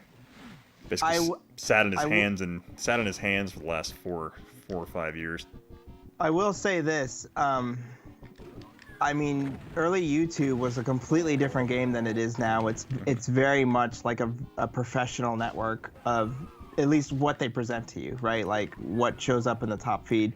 I mean, obviously, people are still uploading like whatever bullshit videos, but YouTube has figured out how to like not surface those to the top. So it's like It's funny when I see these stories of like these guys that are like, hey, I started a YouTube channel, went from 0 subscribers to 1.8 million in 18 months, and it's just like, then you look at them, it's like, I was on a MythBusters show. I was like the number 2 guy. I was like, well, no fucking wonder why you have that many type of viewers, because like everybody knew who you were. You were on a TV network that saw a lot of people. Or like what, Jim from The Office? Like how he has that successful YouTube thing now, and it's like the lowest production quality I've ever seen in my life. Yeah, so it's just like if you've already got an audience, it works. And that was the thing. Like when I started doing live streaming and stuff, I was lucky because I was doing Volition live streams for like a year or two, so there was already an embedded audience when I started. So. All right, I'm going to go back to this chat. So Seven Beatles of Doom is asking me, is it true that THQ originally pushed Saints Row 3 to be darker like Grand Theft Auto 4? I don't remember THQ pushing us to do that. Oh, you got a $20 chat here. You got to read this, man. What the hell? When did that come through? Oh. No, you got it, man. Just a lot of fans and comments go flying kind of stream makes. Okay, man. Wow. I really appreciate the donation, man. $20, man. That's like a case of beer. Well, so what drives me nuts right now is I forget to change this up, but like, so the live stream metric for the YouTube live interface it's crazy slow in comparison to like what the chat actually sees. It's frustrating. Oh, I know. That's the thing. Here's the thing. Like, you're on YouTube, so it's like you need to be here, and YouTube kind of screws you with like the features for live. I don't know, I just keep changing it up. Let's like hear, maybe they'll make it good. Sorry, Jeremy said I buy houses through the. Oh yeah, so I got my house through a VA loan just because of the psychotically low rate. What is a psychotically low rate for the VA, if you can say? 2.25%.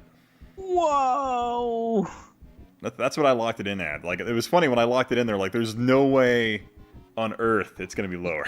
Yeah, us civvies get like 3.25 with like 900 credit score. Yeah, I think that when I locked mine in, that was over a year ago. It was just like when they had that random dip.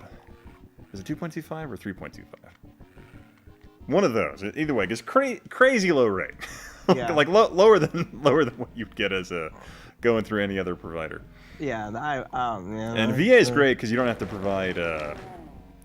Like you don't have to do mortgage. You're good for it because the U.S. government's good. Well, yeah, the government's like, you know what? We vouch for this guy. We'll handle. So no mortgage insurance required. So you automatically like that's like 10% off your monthly payment right there. So it's pretty great. Hell yeah. So Seven Beatles of Doom was asking me, and I will answer. He's like, did THQ push Saints Row 3 to be darker than GTA 4? I don't believe that we were asked to push the game darker. I mean, like, every publisher pushes every developer to like do something with their game, and for us, I seem to remember Danny Bilson, who was a Hollywood guy. He did the Rocketeer movie. That was like his big call to fame, and his daughter. I did the Rocketeer movie. Yeah. I feel like that's what he would yell in a meeting. I don't know if he'd yell it out, but like, I mean, a lot of people like knew about it, and for him, the kinds of changes that he was asking us to do were to make them more accessible and more movie-like in terms of like the intro of the game. So the intro of the game didn't have as much exposition, and he was all about like, fuck man, this is a video game, like your cutscenes are too long. And so like I remember going through a cutscene session and just like with a director and just like cutting out like half of the dialogue in a lot of the cutscenes. And what was funny about it was that after I got done looking at it when they were cutting, I was like, man, you guys are cutting a lot. And then I watched it, I was like, actually, this felt a lot better. So in a lot of ways, that really heavy like cutting of cutscenes, I in my opinion helped the game compared to where they were. And you can actually look on my YouTube channel, like my personal one, Alexander Mejia, not Human Interact, and you can see what like some of the original cutscenes were like. Because I actually have, like, I edited all the animatics, and they had all the dialogue in them, and then at some point they got edited back down into much smaller than they actually were, and then we did it. But it was a cost cutting feature too. You know, cutscenes got cut for cost, and the game got snappier, and at the end of the day, I feel like it felt better. Yeah. So one sec here, Orphan Musk. Can't stay. Just wanted to say, good seeing you, man. Thanks for dropping in. See ya, Orphan Musk. Yeah, but that's pretty interesting though. That's an intriguing take on it, where he would be like, just make it tighter. Yeah, well, that's like every director. It's just like fucking cut the fat. And here's the thing, like whenever you're in the middle of anything, it's like everything feels like it's necessary until you sit away from it. So in fact, you'll notice that I spend a lot of time with anything that I edit, like showing it to you guys, like, hey, give me feedback, give me feedback, give me feedback, because that means I get to cutting faster than sitting on it for a week. I call that nobody wants to kill their babies, is what I call that. It's not that nobody wants to kill their babies. I mean, like, it's just that it takes a while for you to get there. Well, I guess call it that, because like when I make something and I show it to somebody, they're like, "Oh, that's too long there." I'm like, "Fuck you." That's just me. Here's the thing. Oh, yeah. If somebody if I show anything of mine to anybody and they're just like, I got bored here, I'm like, thank you. Because I know that I would come to that conclusion like a week or two later, but I got to that conclusion because you said it, and it's like, yeah, you're right. And then I look at it and I'm like, okay, let me see if I can cut anything here. And then like you cut it out and you look at it, it's like, actually, yeah, that is better. No, I totally get that. I just to me, it's like, no. It's fine to have that reaction initially when someone's like tells you to cut something, but then like at some point you figure it out and you're like, oh, they're pretty good. Rio Saba, how you doing, man? You get that power. Yeah. Quoting the old Transformers film, I see. But no, yeah, I totally agree with you there. It's just, for me, I always call it just you don't want to kill your babies because you're like, nah, I'm attached to that. I made it. I have that problem at work when I do projects for like lieutenant colonels and stuff like that, and I'll put together a thing, and they're like, oh, I don't like that. And I'm like, fuck you. This looks way better. I know what I'm doing. Leave it alone. Just shut your mouth. Here's the thing. You don't sound like a jaded editor that's been doing it full time for like, 20 years. No, yeah, I'm sure they have their own thing. I'm very opinionated on how I like things. Because that's the thing. Once you've been an editor for a long time, you realize that you don't actually have agency. You're not the director. You're just like a tool for somebody, and they like tell you to like do this and remove that, and that's boring. And but here's the thing. In the military, you have a lot of guys that like it's like, hey, I kill things for a living. I want this picture to look pretty, and you're like, oh, I can't do that. And they're like, oh, okay. but you're just like you're not telling them that you're like, oh yeah, I could definitely change that. It's more work on my end that I don't want to do. So that's just a part of it. But yeah. I mean that's the thing. Any sort of creative process, and you've got a bunch of people in the room. Here's the thing: if you're in charge, let people identify issues for you, but don't let them identify the fixes. Oh yeah, we call that the good idea fairy in the army. So you're like, good, shut your mouth. That's the only way I can describe it. I mean, here's the thing. Like, I'll test anything that I do in front of people who have different varying levels of like creator ability or whatever, and it's just still like, look, I don't care if you're like a 10-year-old that knows nothing or if you're like a really seasoned editor or director. It's like any feedback you give me and you say like, I had an issue here, means that like I should probably try to do something to resolve that issue, because if that person had that issue there, chances are someone else will have that upon first viewing as well. Mm-hmm. No, yeah, I totally get that. I've just reached a stage now, like especially like when I make YouTube videos and stuff like that. I'm like, you know what? I make it for me, so I'm like, I'm gonna do what I want. But I understand with someone like they bring up something, I'm like, I'm gonna do what I want to do. The one thing that's hard for me that I get on some of my videos is they're just like, oh man, I couldn't hear anything over the music, and like I know that I went through like 3 or 4 different speakers. And like, man, I could hear the music mixed really well with everything. And the thing is, like, somebody's got like a subwoofer that's turned up way too loud. And so, like, a lot of times when I learned on music, it was to do like this high pass filter at like 300 hertz, which basically removes like all of the rumbly bass out of a song. But like, if you've got a subwoofer that's totally exaggerating those sounds, like, that can make the difference between whether or not you can hear what someone's saying or not. And everybody has different levels of hearing too. Oh no, it's funny to me. Like I've had things in the past where like I think like I sound fine to you right now, right?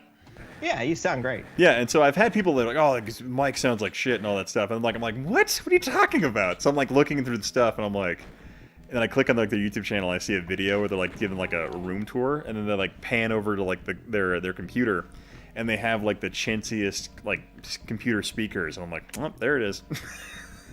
But here's the thing, like, you can't anticipate for that. And Oh, so, you really like, can't, yeah. What a lot of these guys do who do professional mixes, they'll have a single speaker, and they'll run it through like an AM radio emulator box that like band frequency cuts it to like AM radio, and it's just like, if you can hear the mix and everything sounds good in there, it's like, you did a good job, dude. But the other one too is you want to make sure you have a subwoofer that's like super loud, to see if like it picks up a bunch of bass frequencies and like drowns out everything too. Here, Boom Doom said, "Am I crazy? I never noticed the shotgun sway." And really?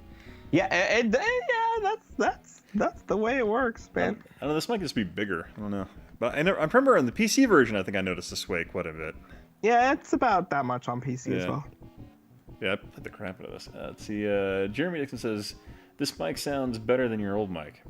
Yeah, this is a Audio-Technica 2035. It's a condenser mic. I had out here originally, I had the shotgun mics, which I think they sounded okay, but they slowly drove me nuts over time because I noticed they sound kind of tinny just because they do that like noise canceling thing, and because I'm in a enclosed relative space. Don't use the shotgun mic inside. Also, let me get a drink. I'll be back. Yeah, do your thing. Do your thing. But yeah, so I feel like this one's just a much warmer sounding approach to how my mic sounds. Cause I really noticed it like I think a week ago when I was uploading stuff to my old live stream archive, and a lot of the stuff from my older streams where I was using exclusively a condenser mic just sounded way warmer and better. But once I started using the shotgun mics, I noticed there was like that tinny effect to them, and I couldn't stand it after a while. So I was like, nope, going back. So I just bought another condenser mic.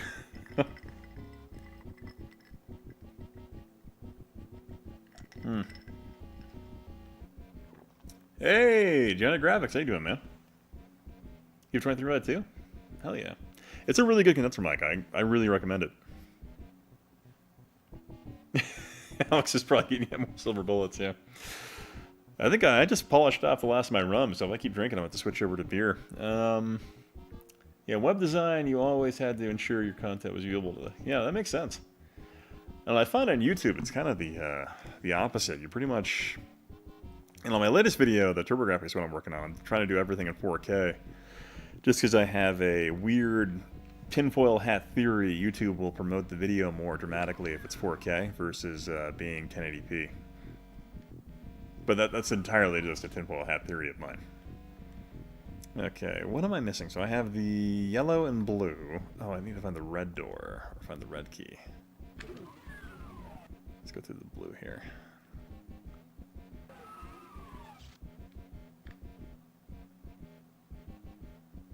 Oh, you do audiobooks? Oh, nice, man.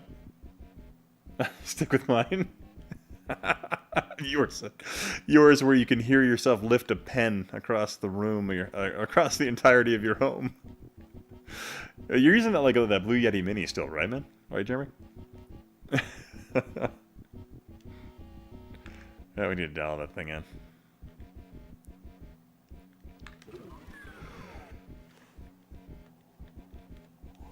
Oh, wait. Oh, God. Okay, this isn't toxic. Oh, no, it is. Never mind. It is.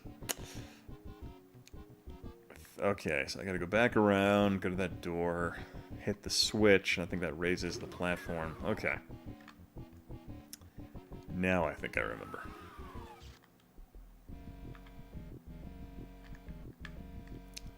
I should probably switch games, but I feel like I'm just finally getting the hang of this. Okay. Do that. Okay, there we go, there we go. Okay. There we go. That's better than the Saturn version. I mean, everything on 32X runs better than the Saturn version. That's just, I'm going to put that out there. Woefully inaccurate, but yeah, just put it out there. I don't know, I've always kind of dug the Virtual Fighter version on this one.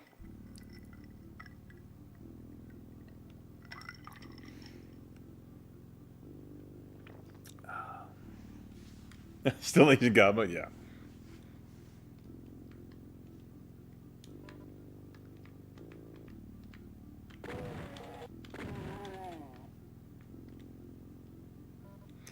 Give me all that shotgun.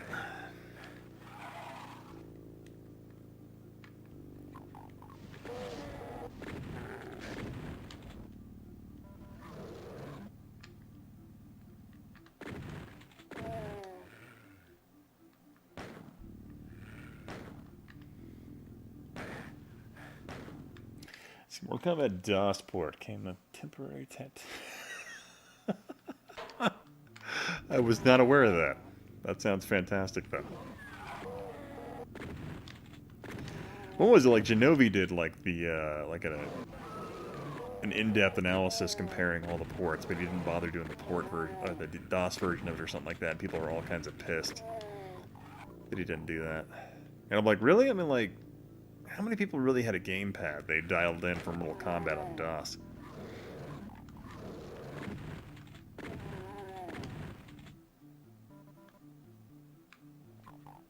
Hey, Kiwi, how you doing, man? Yeah, I think I had Hunter Hunted. I had tons of games on DOS. I remember freaking, like... One of my all-time favorites was Scorched Earth. Or, what's the other one? It's a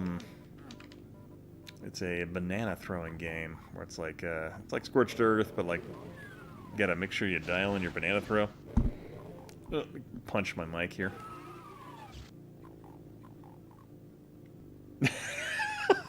Last time I had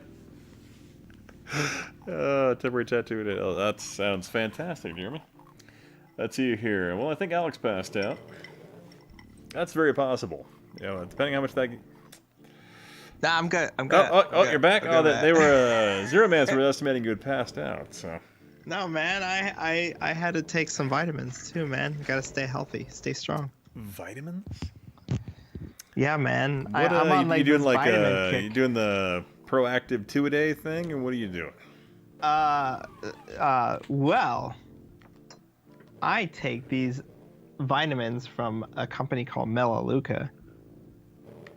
They've got some time-release capsule technology. Okay. And so when you take them twice a day, you are vitamin upped 100% of the day instead of just like digesting them and then like fucking peeing them out within like 5 minutes. It's great. Okay. So it does a time release thing so it can maximize the absorption on your digestive tract, huh? Yeah, because you can't just shove 6,000 milligrams of vitamin C. That's fucking dumb, man. Everybody knows you can only pull in 25% of that. Just mechanically, Yeah. it's all your stomach can do. Yeah, so Yeah. so yeah, man. That's the thing. Like, us old guys, you start losing your energy and stuff through the day, and you got to get up at 7 in the morning and then edit all day and then do a live stream and then drink all night. Like you got to fit it all in there. And for me, the vitamins help. Oh, okay. So there you go. I've chosen the Buddhist route where I just accept the fact that life is suffering and just power through it. That's the thing. I used to power through it, and there were not so great days and there were better days, and some supplements are there for some people, and for me, there you go, real talk right there. Supplements have helped me. I loved about the Army was like I would be just heavily drinking over the weekend with buddies, and these are guys that are like 10 years younger than me. And then, like, we have PT formation Monday, 5:30 in the morning, and I'm there, And then I'm like outrunning these young guys. I'm like, how do you drink like that and run so hard? And they're like sitting there just dying. Here's the thing, man. You are a machine, and so for you, we're just like, man, I'm not operating at 100%. That's just like everybody's like, man, I'm not operating at 800%. You know? I'm like, whatever. Big hurt. I don't know who Frank Thomas is. I don't watch TV. I'm just telling you, I take what works for me, and it's backed by some pretty good science stuff too. So. Yeah, I just take what is it, like male proactive vitamin or something like that, and then some other stuff just for cholesterol. That's about it. The thing that sucks about vitamins in the United States is that the FDA basically is just like any supplement, like it doesn't have to have shit. It could just be cardboard. Have fun. John Rogers, how many silver bullets have you had tonight? I've had none, sir. And here's the problem. Wow. I need to find another supply. They were out at my grocery store. What are you talking about? You're out of silver bullets. How am I gonna? I can't do it. How am I supposed to drink? You understand? This is important. So it's just been hard liquor. Everybody's just like, dude, you're so drunk. You're so Wow, you're drinking hard liquor tonight, huh? Yeah, so it's been hard liquor. Yeah, it's all right. Here's the thing about hard liquor. I love hard liquor. Line of creatine. You can only just drink it for just like an hour, and then just like, well, you know what? I need to function tomorrow, so I'm done. I mean, you see me. I'm a lightweight. I look all big in my photos and shit, but like seriously, like You're all about that controlled angle. exactly, yeah. Here's the thing: if I stand in front of Ian, I'd be like up to like his mid bicep. Ian's a big dude, so he's just like, I'll put one of those. Well, it's just funny. We did that. What was it? that picture out in front of the Modern Vintage Gamer panel. I'm just towering over everybody. I'm like, yeah, fuck. like you're fucking like 6 foot something, you know, and everybody else is like, you know, average like 5 foot whatever, you know. I will say this though, one of the guys that I like, so a lot of people online think that I'm like really tall, and it's because the guy I streamed with at Volition was like 5'2". And so when I stood next to him, like I like tower, because I'm like 5'8". Oh jeez. Like 5'8" is like pretty average for an American male. It's just like, okay, yeah, pretty average size, whatever. But like I just looked like I was like 6'5", so everybody thought I was like, fuck, you're so big, dude. I was like, no man, he's just like shorter than the average dude. I'm gonna go ahead and switch games one sec here, real quick. I'm gonna put on the dog cam, so you guys can enjoy that. Doggo cam. You need to have the dog cam right next to your system so you can see you swapping the cartridge out. Do that here. Do the same frame here. There we go. One sec. See the whole thing. One sec. I can't hear you. That's all right. Yeah, John Rogers says he's 5'8", so there you go. Now you know how tall I am without shoes on. I'm not like John Travolta where I wear like 3-inch lifts and I was just like, fuck you, buddy, if you're taller than me on camera. Hey, doggo. Oh, yeah, 32X cam. Man, look at these long wires you got. This is incredible.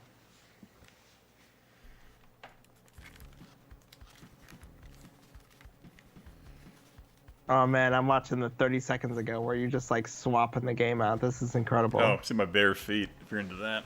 There you go. Oh, I'm just looking at this. It's like, man, you got the dog cam plus the swap right there. You should full screen that shit, man. I don't care if it says no signal. I don't give a fuck. I want to see that cartridge change with that dog right there. It's like, I don't give a fuck. Dog that's just sleeping. All right, what is this fresh hell we're playing? It's going to be Shadow Squadron. I don't know why you seem to think the 32X is fresh hell, considering it is the future of gaming. It's the future of gaming. There we go. All right, yeah. So check this out. So I bought this, you'll see it here in a sec.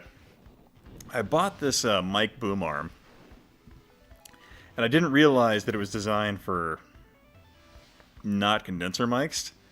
So it doesn't have like a locking bolt here for the extension piece. So like my mic is stuck at this weird angle. It's stuck at like a weird 90 degree to how I would want it with the boom arm. So I'm just like, gotta hate it. I'll say this: every audio source I bring in, because I get like audio sources that are like all over the place, it's compressed to hell, so I can't tell the difference between if it's good or not. Well, it's not the audio It's all the quality. same volume. It's not the. I'm talking about the physical arm I have the mic mounted to. It doesn't have a locking bolt between the microphone and the pivot joist here, so I can't orient it how I would want it. So it just drops. Well, I mean, you're speaking into it, right? So. Oh yeah, I mean like that's fine. It's the I want it straight out and then the mic at a 90 from there. You'll see it here in a sec. It's what I want. I saw you twisting it, but Yeah. I'll just say this: like, look, there's all different type of mics, and if you have them in the right spot, they all sound good. Oh yeah, it's just It's just that when it's you're one of playing those a video game, subconscious it's probably not me ideal. being it's subconscious me being a psycho and wanting it a certain way that I can't get. You know, Ian is Kane in his prime. We're talking like Kane the wrestler, Kane. Kane and Lynch. Kane. Oh God, don't bring Kane and Lynch into this. Don't you know that? No. Here's the thing. Like, there are these guys out there that'll be like the best blah blah blah for doing this thing, and it's just like, dude, man, like, they're just tools. They have pros and cons. Oh yeah, I think the funny thing to me is just I'm like, if you can't be bothered to like spend more than 5 minutes to figure out the subtle nuance, it's like I can't help you, man. Yeah, but no, I just thought it was funny about the just this boom arm. I ordered it exclusively in the fact that it had red colored joist plates. I'm like, cool, red, I like it. Without red. I'm like, I like red because I'm an adult, and so I bought those, not realizing this game it was looks cool as hell. Oh, this game's great. Yeah, it's a Shadow Squadron for 32X. It's freaking great. It's like, it's basically Sega's response to Star Fox in some respects, and it Yeah, the frame rate's better actually. oh 32X, yeah, absolutely. I think they could have done this on the SVP, and the frame rate would have been better as well. But like, so this game has like an autopilot mode or just a free flight mode, so it has actually even more on. It has even more options than Star Fox has, with the exception of they don't really do a lot of. Is it texture mapping? Is the phrase they use, where they put like the. Yeah, the but there's like zero texture mapping, and well, there's like 1% texture Yeah, mapping. like in some of Star that. Fox. So you have some of that, but you don't have that in this game. But I think it was just because they were going pure polygons. Again, this is another game that if anyone's really interested, Genovi has done a full in-depth review of, where he kind of goes off the deep end and explains just about everything Oh for man, Genovi's last video, fuck, it was so good. How is he such a small YouTuber? I don't get it. you. I have no idea. All this stuff is original Well, so research. I It's so was good. I was telling him that so he did the whole like research into the analog controller for the Saturn, and I was like, dude, that needs to be its own video, by the way. And he's like, okay, and he's basically is. well, so he's taken that and he's actually doing his own video for it now. He already did it. The analog controller videos. No, so he's fucking doing amazing. that, but like when you watch the whole thing, he goes in depth about the Saturn controller and how Sega had those plans for additional like add-ons and stuff like that to the controller. I'm like, that needs to be its own video, man. So he's working on that right now. Because it was great. Like, but Genovi, like, I know you're making like Let's Files and stuff for him. Like, his stuff looks great. Well, here's the thing. Like, if anybody wants a LUT, and we're all hanging out and talking on here, I'll do it. Here's the thing. Like, it doesn't take that long to put together one LUT file. Mm-hmm. It takes a long time to put together like a bunch of LUTs for different videos that you shot together from different cameras. That sucks. Yeah. So But it's like, for anyone you who got one camera, you got one setup, you're good. And I did that for him, and I haven't touched anything, and he just uses the same thing for everyone. And it's just like, looks it looks great. But yeah, a LUT, for anyone knows, a LUT is like a color contrast control tool. Would that be the easiest way to say it? Yeah, it's a lookup table. It's all it is like, you got color X, Y, Z, and I'm gonna convert it to color A, B, C. Yeah. That's all it is. It's a table. Mm-hmm. Yeah, but looks great. Like, his stuff looks fantastic, and I think his just As to how he's only at 7,000 subs is beyond me, because his stuff is way better. Yeah, Like, and, quite well, fr- that's what I'm saying. So it's all original research. It's just Oh, yeah. like someone's gonna rip off his video who's like a top YouTuber. It's like, did you know that the Sega Dreamcast I'm controller pretty sure- influenced the Xbox? And they'll have like a million hits. I feel like, you fucking asshole. I feel like, God, what was it? Like, AVGN did a video not too long ago where it was like talking about the different port versions of Mortal Kombat, and I'm like, I feel like that was ripped off of Shinobi for whatever reason. Did you just watch Shinobi's video and be like, yeah, I could bro that up? I don't know. I really, this is gonna be my own little thing. I'm like, yeah, I've been watching his rental review thing, and I'm like, yeah, I'm really not enjoying that as much as I would do like Red Letter Media's take on it. But that's just me being weird.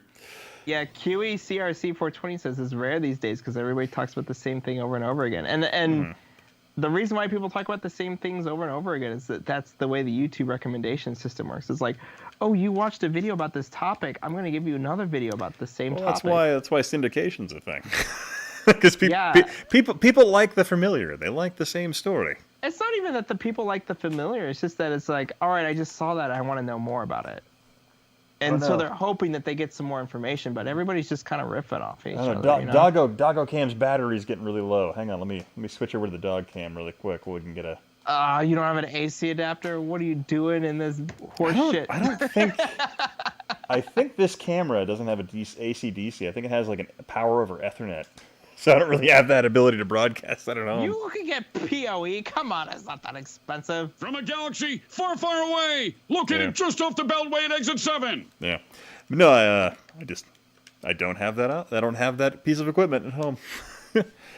Literally, all this is it's an experiment I'm doing with the camera to see how it communicates with this Black Magic web presenter, because I'm going to do a whole live stream production event for a large promotion ceremony. And so there's a lot of need for that now. Yeah, so that's the only reason I'm really like playing with it right now. So I'm like, how does it talk to my Nikon and all that? And does this count as work time so you can sleep in on Monday? And I'm kind of a workaholic, so my wife gets really pissed because I tend to work over 40 hours and don't really bill them for it. But that's just me, because I really enjoy the work I do for the Guard. So here's the thing, like, I would love to buy extra cameras that would do it, but like do stuff for streaming, and there are really great cameras out there that have come out in like the last year or two that are just like, you plug them into the Ethernet port and it's just like, here's a camera that you can just pull into OBS. It's like, perfect, that's what I need. Yeah. And I just have to use like my DSLR, run through a capture card, and it kind of sucks because it's just like, you set up all this stuff, you set up all these features, and then it's just like, well, I guess it kind of works. And like, man, it would be really great to just be able to like pull in a camera from the network. And it's like, that's the future. The future is, don't buy expensive broadcast equipment or video equipment. Just buy stuff that operates over your network. For this, Kiwi says, AVGN does suck now, but James has always been a great guy. Like, that dude, like, he will, whenever he goes to, like, Portland Retro Gaming Expo, he'll spend, like, an extra 3-4 hours in, like, his autograph line just to make sure he can communicate with people. Like, great guy overall. I just really think he's kind of, he's just taking a break for the most part when doing his videos now, and he's like, you know what, I'm just gonna take advantage of this fame and, you know, get as much financial security out of it as I can. I'll say this. It's not even about taking advantage of fame or anything. It's the fact that YouTube encourages these guys to output more content. And because they're encouraging them to output more content quicker, it means that you put less effort into it. So, like, the growing YouTubers who are putting all this effort into these videos, like, that's the best time to watch their stuff, because it's just like, oh, man, they're outputting all this great stuff. And then they get to a point where it's just like, fuck, if I'm not outputting a video like every Monday and Friday, like my videos and my views and stuff are going down. And so like you figure out, how can I output a bunch of videos every week? And then of course the quality drops. Oh yeah, it makes complete sense there. Like LGR, who used to do the Tech Tales, and that was like his big all research thing. And I loved those videos because it's just like, he did research and he did all these things. It's like, man, I wish I could do more Tech Tales, but like YouTube punishes me every time I put one out. And same thing for his edutainment month, where he like does something that nobody else does. And it's just like, oh, it's cool, it's odd, it's weird. And it's just like, he's like, all right, I'm done with edutainment now.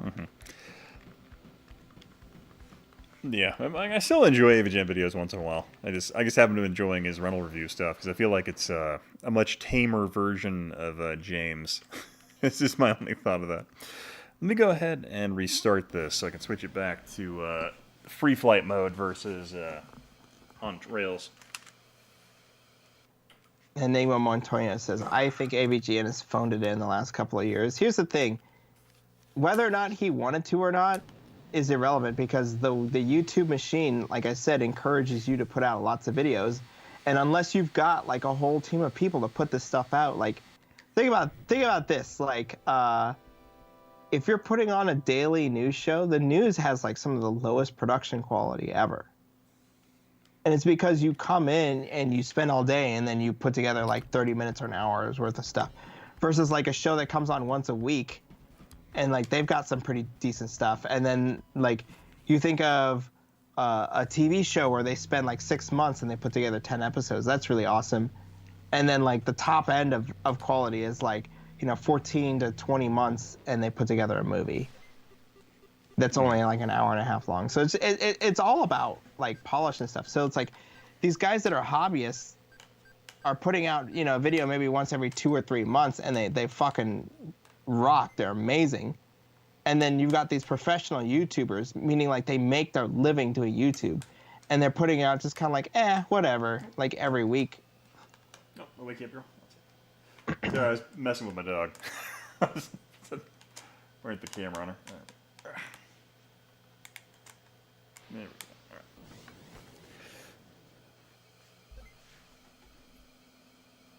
Where did I put the controller? There we go. No, it's definitely can see that where it certainly changed the format where like really high in-depth content isn't necessarily rewarded the same way it used to be. Yeah. Johnny Graphics, like, this is my model for success. Put effort into one thing a year. Here's the thing. If you release one thing a year on YouTube, and even if it's the best thing ever, like, that's not the place to put it. You should be, like, getting Netflix to, like, pick up your stuff, or you should be getting, like, HBO to pick up your stuff. Like, hey, we put out one thing a year. If you're playing at that level, because then they can keep the content pipeline chalked, and then you'll actually get paid and effort and accolades for what you're doing. Yeah, if you're spending a year putting together anything, then it's probably going to be pretty awesome. Yeah. Let's see your Kiwi says his episodes about movies really show his passion. Yeah, I feel like when it's James by himself and he's allowed to express his opinion completely by itself, I feel like it's a much better product than when he does the rental reviews, because he's ultimately sharing his time with other folks. But yeah, ultimately, I feel like his movie stuff is still really good. Like when he, like, especially like back in the day when he put a lot of stuff on Cinemaster, when he used to do like the monthly reviews, where he'd do for like what Halloween Madness were those called, where he'd do like a video review a day of like different horror movies. I have to say this. I like told YouTube to like not show me his stuff for a while, and like YouTube honors that for like a year or two. Well, I mean, because he burned a CD32, and a lot of people in the Amiga community were just like, dude, there's not that many of that. Wasn't it broken? Was it like? I don't know if it was broken or not, but it still doesn't matter because it's still like, oh, that was a good case that we could have used. That was like these things. There's not that many of them out there, so it's like the fact that he destroyed the whole thing. I was like, yeah, dude, that could have been for parts for somebody.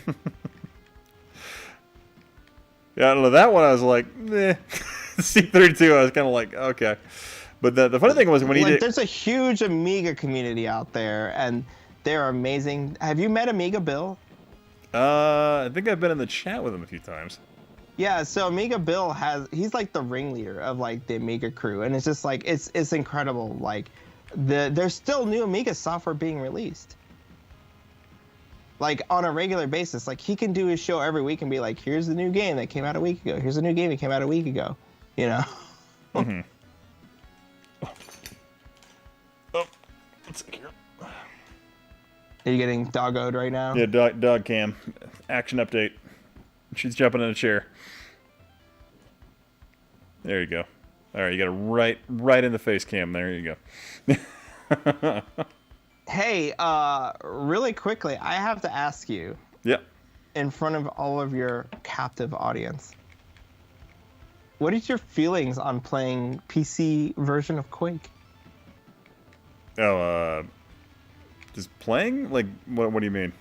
Well, we're gonna do a Quake thing here Oh, in a few weeks. Yeah. I'd love to do that. We This just like Quake 3 or Quake 1? Which version is this? original Quake, yeah, Quake World. Okay, that'd be interesting. I never really I played Quake 3 pretty aggressively on like LAN parties and stuff back in the day. Didn't really play like Quake 1 3, though. but just a little faster, and Okay. like instead of there being like 4 good weapons, there's 2, Okay. so it's even simpler. Well, I just want to say I hope you enjoy watching all of your friends die. That's all I have to say. I was gonna put on a Quake week. I'm trying to do Quake anniversary. I missed last year's because I was in the middle of a move last year, but now I think I should be able to pull this off. So, yeah, I was trying to figure out who wants to play for that. So. Oh my god, I have no idea how this tripod works.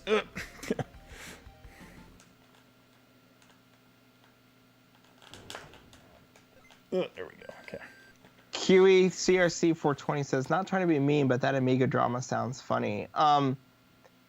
There's really not a whole lot of drama in the Amiga community, but like they were not happy about that. A lot of people were like, yeah, don't watch his videos anymore. And I was like, I'm not gonna support that if he's gonna break something that's really rare. Well, I mean, I guess like the Amiga 32X or the Amiga 32 was never officially released in North America, but it got a Canada release and then a European release, right? Yeah, But, Commodore was really weird around that time. They were on the verge of bankruptcy, so they focused on their big markets that they had good distribution in. And UK, EU was one of them, yeah. and I know about Canada, but UK was that. And I think the NTSC models are Japanese. I don't know. But it's basically like an Amiga 1200 with a CD-ROM attached to it. Yeah, I don't know. I can't really. The only one that ever like genuinely pissed me off when I watched somebody destroy something was when that one dude, the guy who just randomly cut shit in half to cut shit in half. He got like a functional Pac-Man arcade cabinet, and then he cut it in half to market some shitty mobile game. Yeah, that's not cool. That one, I was like, screw you. I'm like, that arcade cabinet survived countless years in a bar with abuse and nicotine and all kinds of this stuff, and you cut it in half to sell some shitty, forgettable mobile game that no one's going to remember in 4 days. And I'm like, come on. I don't know. That's kind of the modern media market for everything. It's like no one's gonna remember in 4 days. Well, yeah. But I know y'all like to get all angry about Star Wars, but I think people are gonna remember that in 4 days.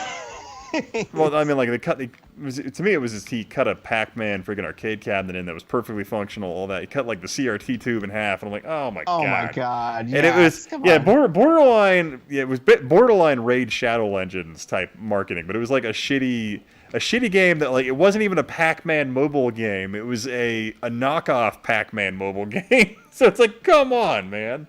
Here's the thing. Here's what I feel about like all these guys doing this trolly shit and stuff. And it's just he wasn't trolling. He was just marketing the game, and I don't think he realized how much he would piss people off by destroying a functional arcade cabinet like that. I'll just say this. Look, if you're doing something crazy like that to get attention, and people are like, oh my god, look at what this guy did, and they post to it, and it's just like, guys, like, we as human beings living on this planet need to learn that don't give attention to people doing bad things that you don't want them to do. Because all it does is it encourages them, like, well, I got a lot of attention when I did it, and I get paid when I get attention, so. Oh, Sarah Monitor's coming by. Saru Raid! Welcome Yes! here. Welcome to this stream where we're just kind of complaining about random things. Yeah, we're gonna complain about a bunch of stuff. Anyway, let's keep this positive right here. All right, what are you doing here? You're blowing up some shit From downtown! Oh yeah, yeah. So this is Shadow Squadron. Oh, you guys are watching the dog cam right now. You're watching her ear. You get Sorrow in here. I know he's been having a lot of fun with that Poly Mega console. Yeah. All right, everybody, here we go. Welcome to the Historicnerd stream. Tonight's matchup, Alexander Mejia versus Historicnerd. There you go. Hey, everybody. You just set up more things for that. The only way to game man, is laughing and I'll bitching. have to go to not this Portland Retro Expo, but the next one. Be like, hey man, Oh, yeah, we're gonna yeah. blow this out. You and Little John gonna do a mashup. Oh, Jesus. Sounds awful.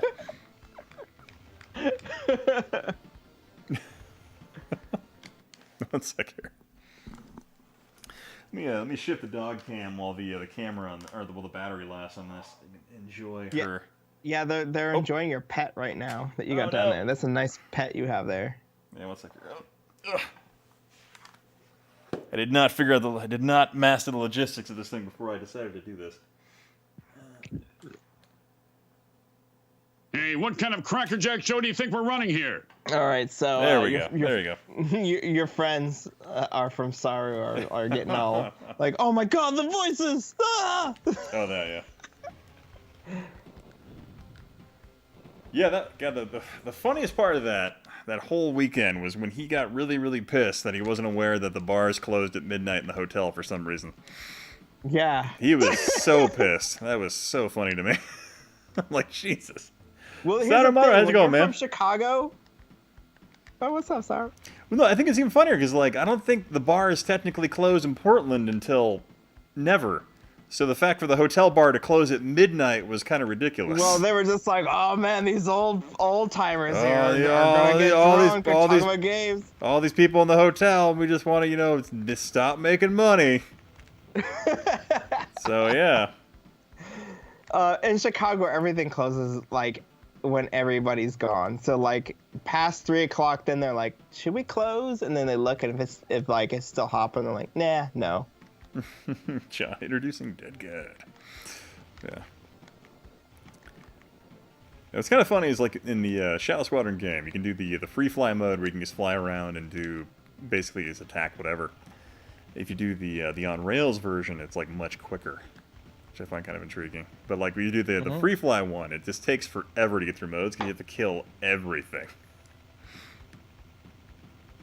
GT Beakerman says not enough green polygons. Hold on, Dead God wants me to do this, so Introducing Dead God. there we go. Oh, Boom. didn't know you did that for. Didn't know you got that for John as well? Yeah, I got all the Human Interact crew, man. Got everybody. Yeah, man. Everybody. The funny thing was, like, Tim came to me and he was just like, all right, I'm ready to record. Oh, I was yeah, like, yeah. fuck, I don't have the script ready. And then, like, I just, like, wrote it in, like, 2 hours. And I was like, oh, man, I hope this is good enough. And then Sophie took a quick pass at it for maybe, like, an hour. And then we just started rolling on it. Yeah. Hi, Mark. How's it going? Yeah, sorry. If you wouldn't mind, give me that CD footage, man. Yeah, I was still definitely need it. So whatever you want to do, like creative passes or whatever you got, man. Be awesome. Doing a fair amount of motion graphics and trying to do conventional, I guess, practical effect shots as well. I'm telling you, man, use the Unreal Engine. You speed up your workflow so fast. It probably would. Dude, I started using Unreal Engine for stuff, and I was just like, shit, I should have given up my 3D modeling software so long ago. No, I need to. I know how Cinema 4D works, so I'm kind of like I know. But Cinema 4D's controls are so bad. Once you use the Unreal Engine, you'll be like, fuck, Cinema 4D is so bad. And that was the thing. I learned Cinema 4D first as well, and then I started doing stuff on Unreal Engine because I was like, I was making a game, and I was like, fuck, man, like everybody's just gonna switch to this. Yeah, no, I've been meaning to check it out. It's one of those things where I'm like, I sit down, I only have a couple hours a night to work on something, so I'm like, meh. You know what? thanks, Here's Sutter. the thing. Appreciate You that. should always take 20% of your time to learn something new. If you don't do that, you will be losing time. I'm telling you, that extra 20% time you spend learning something new will let you go faster on your other projects. But I'm 'cause you'll a learn white software. male afraid of change, so that doesn't. That's not a thing I do, Alex. Strategy, man. That's not a It's a good come on. strategy. It's 20% of your time, learn something new. Ah, crap. Even when you're like, I have no time to finish my thing, 20% of your time, just I'm telling you. So was it Guinness or Scrimshaw? I'm not a fan of Guinness, so I'd vote the Scrimshaw. But I'm gonna go ahead and grab a beer because I'm out of rum. I'll be right back. Enjoy the All right. enjoy the dog cam while the battery lasts on that. So I'll be right back. Yeah, dog cam plus Alexander Mejia, aka Human Yeah. Interact, and now that Ian is away, I will plug my own shit. So hey, everybody, I'm Alexander Mejia. I have a live stream that I put on every Saturday at 5 p.m. Pacific, 8 p.m. Eastern, 2 in the morning Central European Standard Time for your European folks out there. Tomorrow we're going to be playing some Super Nintendo games on Human Interact. So you should take a look at us. We are twitch.tv/Human Interact. And I will post the link in the chat because I think I can do that. And we also got one on YouTube too. You can check out the YouTube channel if you want to like not chat with anybody. But we all chat on YouTube. And we got Tim Kitzrow, the announcer for NBA Jam, to record custom voices for us. So when you join us tomorrow. Welcome to Human Interact After Dark. Whoa, kaboom! So yeah.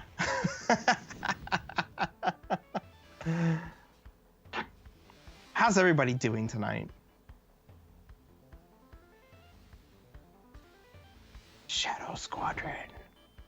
And then this game is really impressive looking to me. I'm pretty impressed by this. This is way better than Star Fox, at least in terms of how it looks. But Nintendo gave it some charm. This game is still just kind of like, it's all tech, feels like very tech demo-y to me, you know?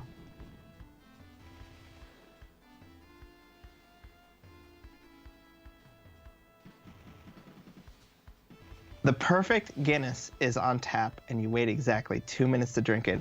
I'm borderline. I have not had a Guinness on tap in my house. I mean, I have gone to a bar and drank a Guinness on tap. Seven Beatles of Doom. Will you play Dennis the Menace on Super Nintendo to prove AVGN wrong on the game being as bad as he made it out to be? I don't know. Will you do that? Alrighty, I'm back. All right, welcome back. You didn't hear any of that. Not a word of it. They're asking, are you going to play Dennis the Menace on Super Nintendo to prove AVGN wrong? Oh, I didn't watch that episode yet. GT Beakerman says Super Nintendo ain't got shiz on the Sega Tower of Power. Absolutely has nothing on it. got Nothing at all.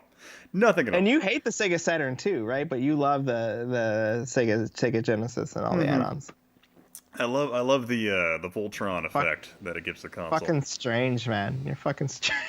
No, I mean, well, so I just like the Saturn from a business philosophy and change of culture within Sega that would happen where like there wasn't that like communal give and take going on between the West and the East.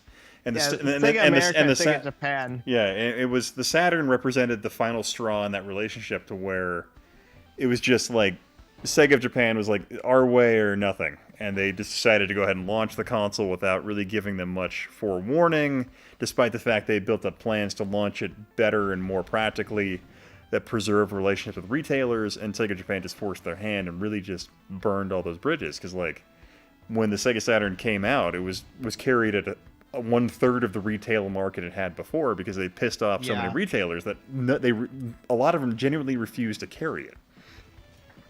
So it was just bad choices like that. That was kind of crazy to me because like Sega of America was rocking, and they were pushing a lot of product in the U.S. and U.S. was a big market, and it just seems like hubris got the best of Sega Japan. I mean, I'm kind of curious to see like what the story actually is, and I'm pretty sure it's very nuanced. Yeah. 1 second. Let me switch games here really quick, and I'll. So I gotta take my headphones off, so I can't hear you. But let me go ahead and switch games, and we can discuss. Let's go ahead and switch over to. Huey's asking me about the Panzer Dragoon remake post-patch. I have not played the Panzer Dragoon remake. It sounds like it's pretty cool though. GT Baker Man says Sega Japan getting no fucks. Or F's? But no, that's a lot of my respects. issue with the Sega Saturn, though. It comes from that cultural change within Sega and the fact that just the Saturn was just ultimately a nightmare for developers. It really had no. It was just Sega hubris. But like, we know better. Well, it was also just like a business reaction to like, fuck, the PlayStation has 3D, so we have to have 3D too. Oh yeah, well, yeah, reaction, And reactionary. like, oh, we added a chip and not realizing like what that meant to developers. Yeah, because Sega, they've been doing all that. They've been doing all that multi-chip architecture shit in their arcade platforms forever. So they really knew what they Yeah, were so it's doing. just like, yeah, whatever, man. Yeah, we can do this. Yeah. I'm just waiting for all the thumbs down. I'm like, yeah, I'm not a fan of the Saturn. Yeah. But have you met Sega Lord X? Like his videos, I think are like really interesting and cool. oh yeah, his are fun. Yeah, I haven't met him now, but I watched his videos for a while. It feels like he should be on here, just like be like, all right, let me tell you how it goes. Yeah. I kind of want to hear that man unfiltered because it's just like the amount of personality and personal investment he's got into the Sega brand and everything. It's just like, all right, I can tell you grew up with this and you cared deeply about this. I'm Bored 3. So they got a Saturn for free a couple of days ago. I ordered the Fenry. Oh, that's awesome, man. Yeah, it's kind of funny. Like I remember, like I can't think, was it you or somebody else that was giving me shit because I showed a picture and I have like a crap ton of Saturn games. You're like the guy. You hate the Saturn. Oh, the guy doesn't like the Saturn. Is a shit to the Saturn. He's like, well, I mean, like, I don't pass up good deals. I really like the Sega Saturn because it has a lot of unique games that are not on anything else, and it's not well emulated. So it's like you have to have that system to do that, and like. For me, a system that I think is really overrated is the Super Nintendo because a lot of the games on there can be played better in most places. Good luck. Stage 1. But you don't have that Like fun. every You don't have that fun arcade little. port there is not great, you know. Well, you don't like, have it's better that. on the arcade. You don't have that eject button that launches the cartridge out of the console. Oh, I forgot. Oh, I didn't change it to the anime faces because I'm on the. Remember to take them all out. Oh, what's that author's name? The Stephen King mode right now. With the, if you're gonna see him here in a sec.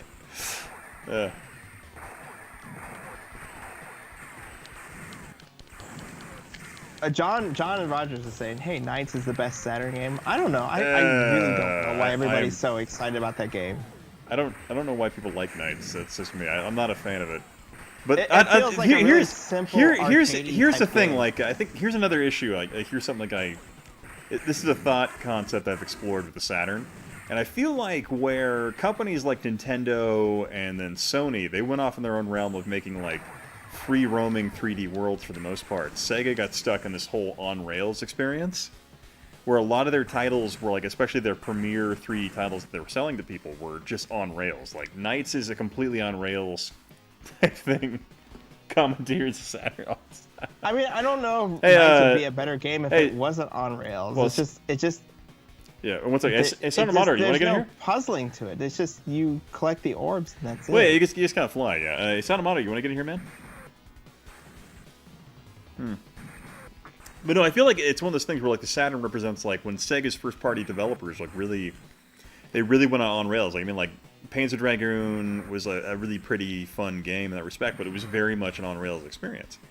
Yeah, but And Panzer so- Dragoon's actually fun, so like it makes Yeah, sense. yeah, Like, but- here's but the thing, I even- don't care if it's on rails or not. I just care that it's But fun and even- replayable and everything. So let's think about this though. Like I feel like that had a I guess a ripple effect where it impacted later Sonic titles as well. To even where when you play Sonic 3D titles later, like even on the Dreamcast, you're still presented with an on-rails experience. And I feel like that even goes further down the line with Sonic, where like when you get down to like Sonic Forces, more than 2 decades later almost, you end up with this whole on-rails experience where they are just guiding the entire thing. Where like a lot of the Mario experiences kind of became this open-world exploration type thing within the level. But it's the speed too, right? Yeah. Sonic is all about speed. Yeah, but I and mean, when you but go you that can fast, do- You gotta have an on-rails experience. Yeah, but otherwise I it's feel gonna like suck. it. This is just me just being drunk and rambling, but I feel like that impacted their narrative storytelling and the way Sega presented stories to you. Like, I mean, Sega wanted that controlled experience where they could dictate the speed of the game, but they didn't really want to give the player narrative control or movement ability. I don't know. I'm just kind of rambling, but yeah. but I feel like Every- the cultural shock there. here's the thing. Whenever you deal with an already existing franchise or IP, there's just like, man, I wish I could do these things, but it's gonna really suck if I do. And when I say really suck, it could be like the end of a franchise, the end of your studio. Yeah. Yeah, Kiwi says the Saturn console prices have risen. Damn it. Yeah, I remember I bought 2 Saturn consoles for $20 a piece like 8 years ago. I think I got a Saturn just given to me because the guy was like, fuck, man, I don't want this anymore. Yeah. But that was like about 10 years ago when I got a Saturn given to me, so... Yeah. So here's the interesting thing. Like, people say like the 32X was a huge misstep, and the intriguing thing, like I've had people like when my SVP video I made forever ago, I've had people come in that thing and like start like spouting about how like, oh, clearly, I mean, like it was SVP was a failure and all that 32X was awful. And I'm like, well, and then they like do this weird thing where they blame Sega of America for the 32X. I'm like, well, the 32X wasn't something Sega of America wanted to make. It was something that was dictated to them that they had to make.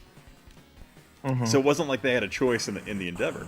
And the intriguing thing was like, so when they were presented with the 32X, they were actually presented with the option to make the Neptune, which was going to be the combination Genesis 32X console, which I really feel like if they had gone that route and just expanded the capabilities of that base library with the 32X and the Genesis, they would have had just an awesome console sitting there that they could make new stuff for, that would absorb the Genesis market or the Genesis catalog, and then like allow for newer, more innovative stuff. But I don't know. I'm curious fun what ifs what there. that would have done. And here's the thing, like, all right, so let's rewind back to 1995, the year the PlayStation is out.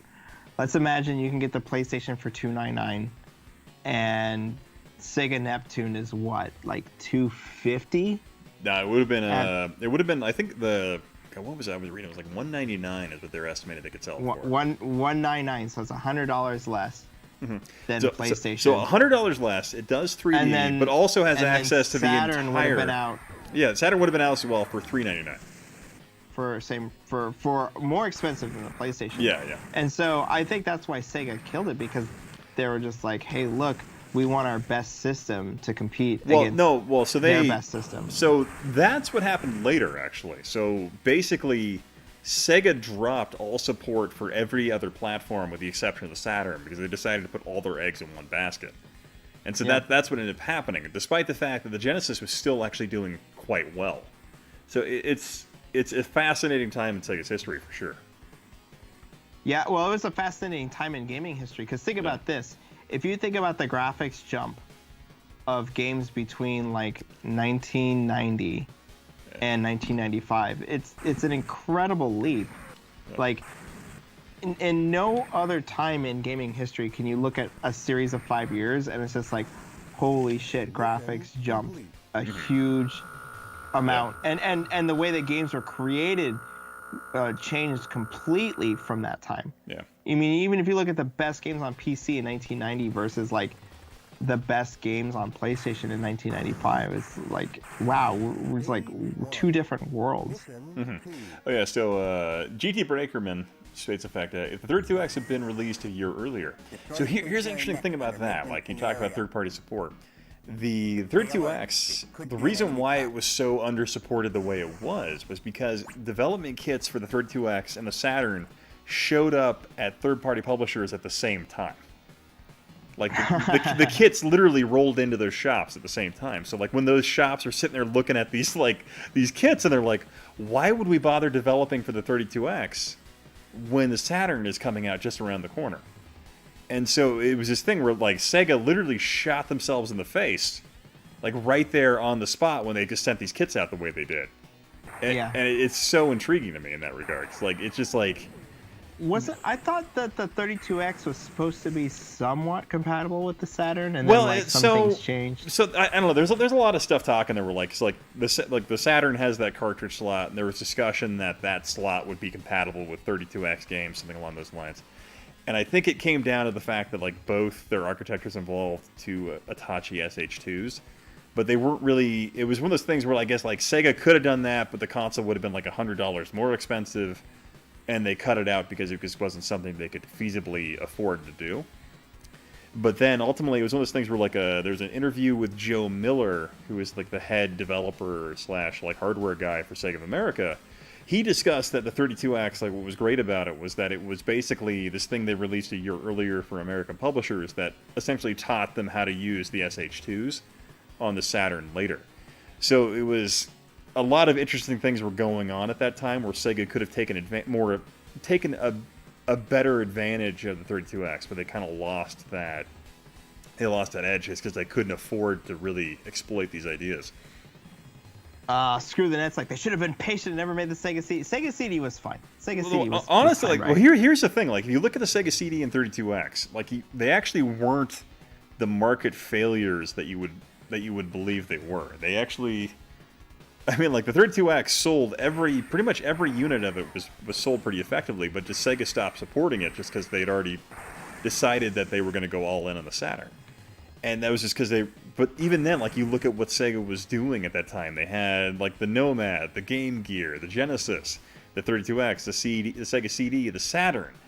Even the Pico was being supported at that time. Yeah. And Sega... I'll say this, yeah. Like, if 32X cartridges could plug into a Saturn and just play, like, that would have been a pretty good value add. Well, even to upgrade, you know. Oh, even if it could do Genesis games, like, you plug that in there, it would have been just an insane, like, extra.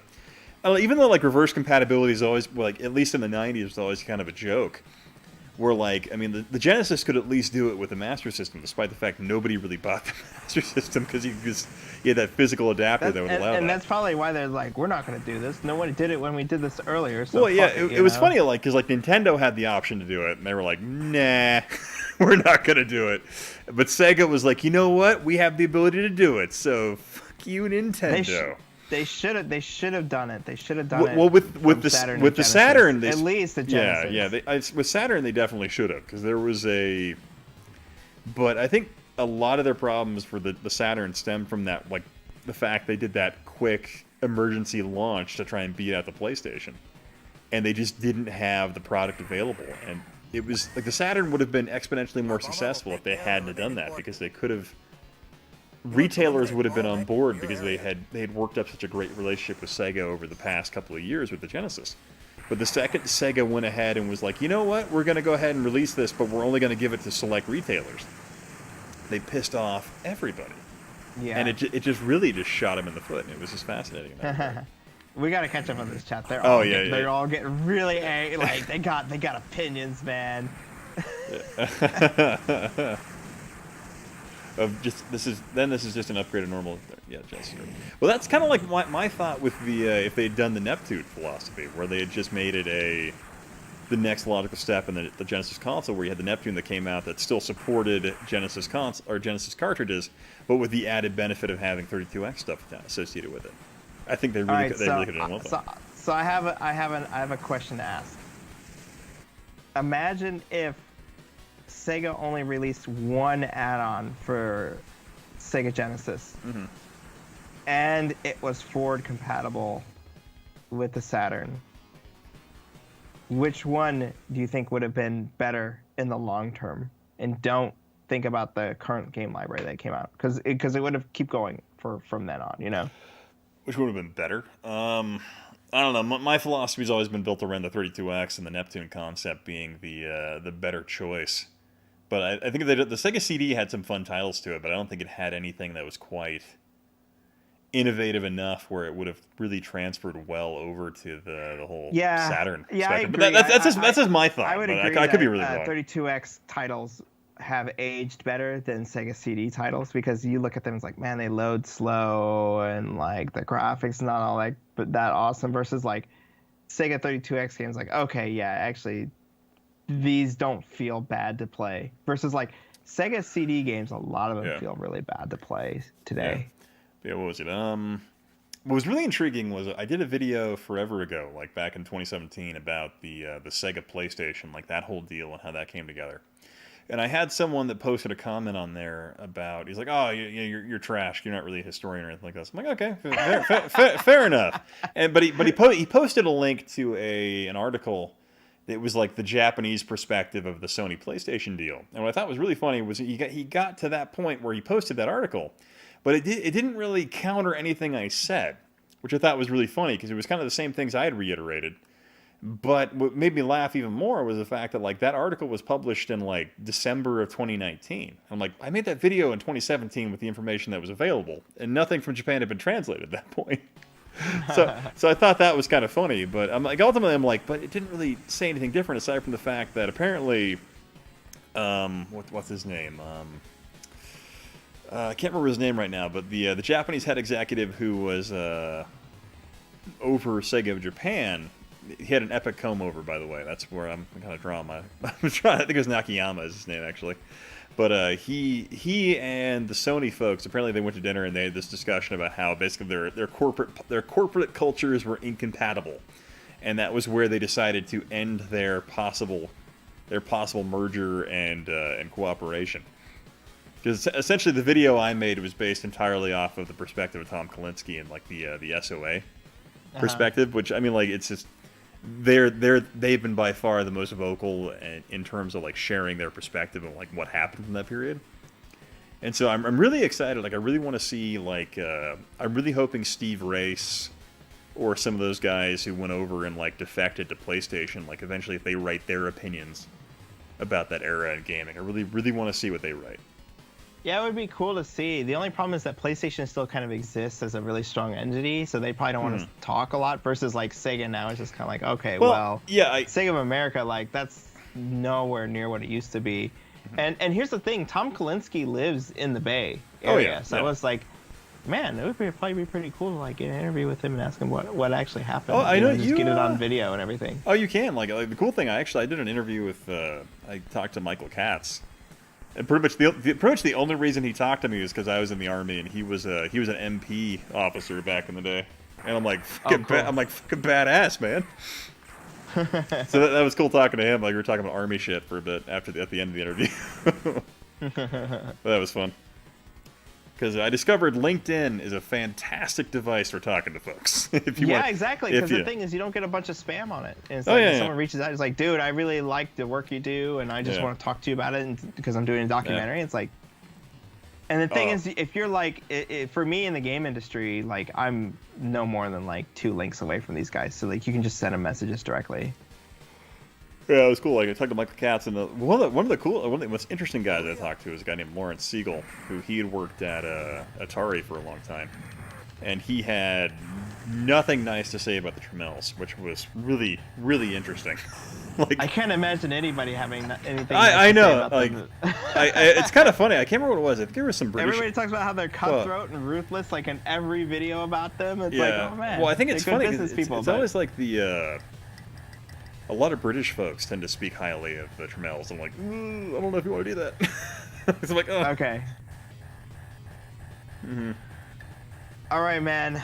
It's past midnight over here for me. I'm gonna be heading off to bed. I'm gonna get my beauty rest so I can do my show tomorrow. We're gonna have a very special show tomorrow. Your show around what 4 p.m. your time? 5 p.m. 5 p.m. Pacific, 8 p.m. Eastern, 2 in the morning European time. Gotta get your beauty rest. No, well, I mean, I got a lot of shit I gotta put together because, we're gonna be playing some Super Nintendo games, but it's gonna be with a twist. And if you're part of our community, you can be in on the joke. If you're not part of our community, you're gonna come in and be like, what the fuck is going on? Okay, all right. After that, it should be a piece of cake. Let's see what you made. All right, man. Well, I appreciate you dropping by and hanging out as long as you have. Yeah, and thanks for having me. And let me know if you got some time to show up on stream, man. I'd love to have you.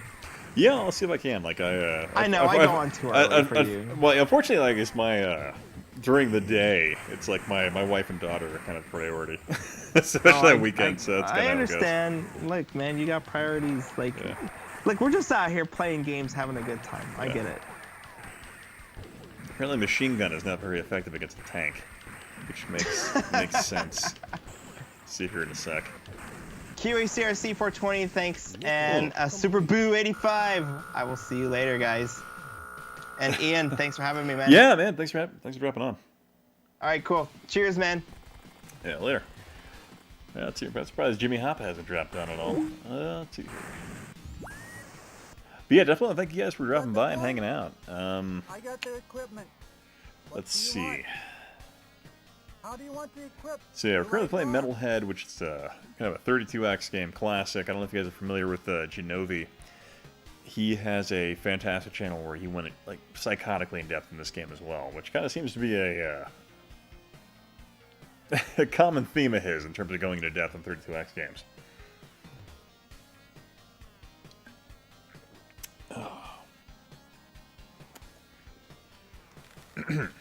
Hammer knuckle. More destructive power. This baby really works. How do you want I really wonder who they hired to be the digitized faces here. Hammer knuckle. Hammer grenade. Hammer knuckle. Hammer knuckle. I guess we're going with the hammer I knuckle. need some optional weapons. Extra speed. Not enough points. You finished? Yeah, where is Jimmy Hopper? Let me message him really quick. Let's see if I can get him on here. Stage Mission 1.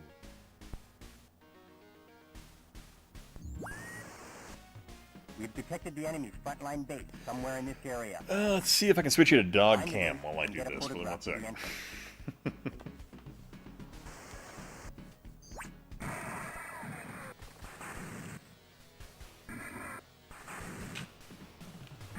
Kind of shocked this camera still has battery life. It's more of a test, really. So you can enjoy the sleeping dog while I go ahead and see if I can get someone else on stream here.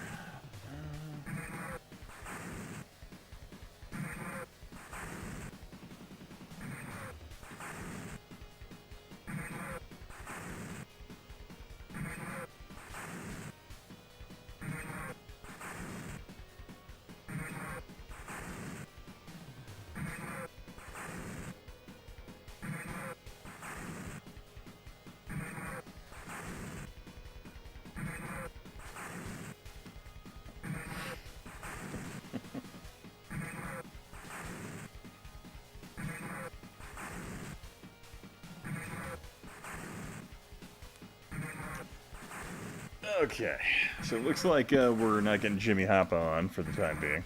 So let's go ahead and switch back to just playing the game. So, that's dog cam.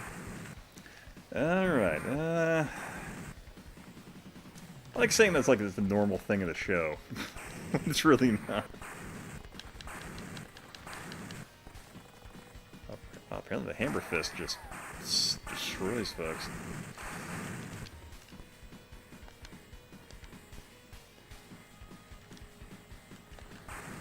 See, one of the things one of the only things I really hate about Metalhead is the fact that, like, when you have a dedicated time limit for whatever reason.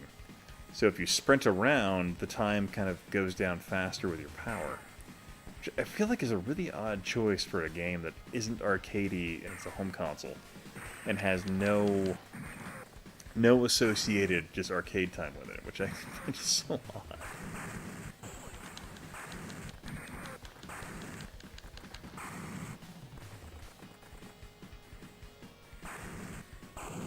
Sleeping mech dog.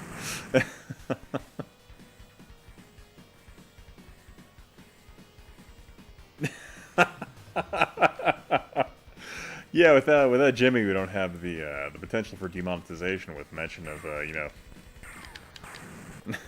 that stuff. Oversized hammer. Yeah, that's kind of the.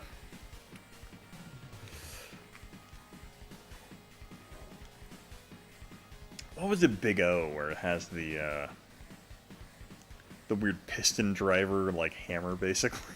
It's a giant mech for that. Oh.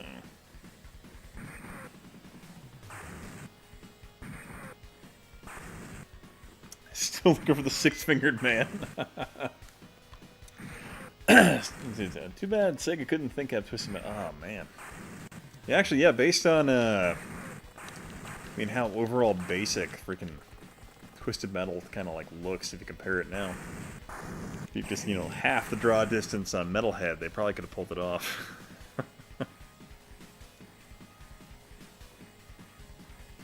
So Shame Saruman went to bed. Could have got him on here. That'd been great. But yeah, it was kind of cool. Like, I know Saruman is a huge TurboGrafx 16 guy, so I know he has a TurboGrafx CD. So it's kind of cool. I was asking him for some TurboGrafx CD footage, just because I'm doing like a really kind of a rather in-depth video. A lot of it's based off of there was a really in-depth Gamasutra article written several years ago that kind of went in depth about the NEC, like NEC America and like their running of the TurboGrafx. And so it's kind of a video based predominantly on that, but it's just like it's a finesse. Booze is finally starting to hit me. Sorry. Fascinating period in like their company's history, just because they really didn't know what they were doing, and that's like the most fascinating part of like the TurboGrafx, where like it's a console that had pretty much all the potential for like winning pieces, but they just didn't know how to play them anyway.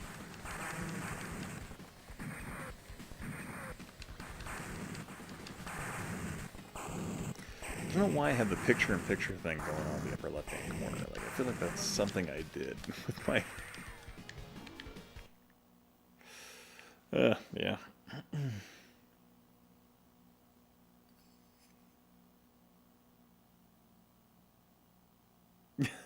Sega had Road Blasters. I was content. NEC didn't... Well, here's the thing, like, so NEC America didn't understand the American market. Like, it was one of those things where, like... The funny thing about like the TurboGrafx when it came out in North America was they had these guys that were working at NEC North America. And they're like, hey, we got these guys that worked at Atari, and they're working at NEC America. They're like, oh yeah, cool. We're just bringing them to the game division. They're like, well, you know, we worked at Atari, but we worked at the personal computer division of Atari, so we didn't work at the gaming division. So it just kind of expanded and it exacerbated from there because they didn't really know what they were doing, because these guys were Atari employees who hadn't touched the game market in 10 years. And so it was just fascinating.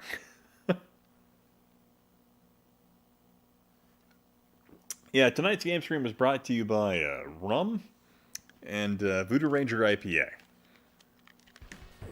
And so that's just kind of an interesting part of it. So NEC North America was like, they didn't really know what they were doing. And like, it was only made worse by the fact that like there were like some basically like some porting executives who were picking games to bring over from Japan. And they were taking the games home and letting their kids play them. And then their kids were the ones who would pick the game that would be ported to North America. So it was like, I could see how like a kid might be a great potential marketer or like a person you're like aiming the game at, but I mean it's not like, it's not like a full market tested experience, so it's kind of intriguing in that regard. Like how things got to that point, but it's just fascinating. Yeah, John, I'm a huge IPA guy, and I will never apologize.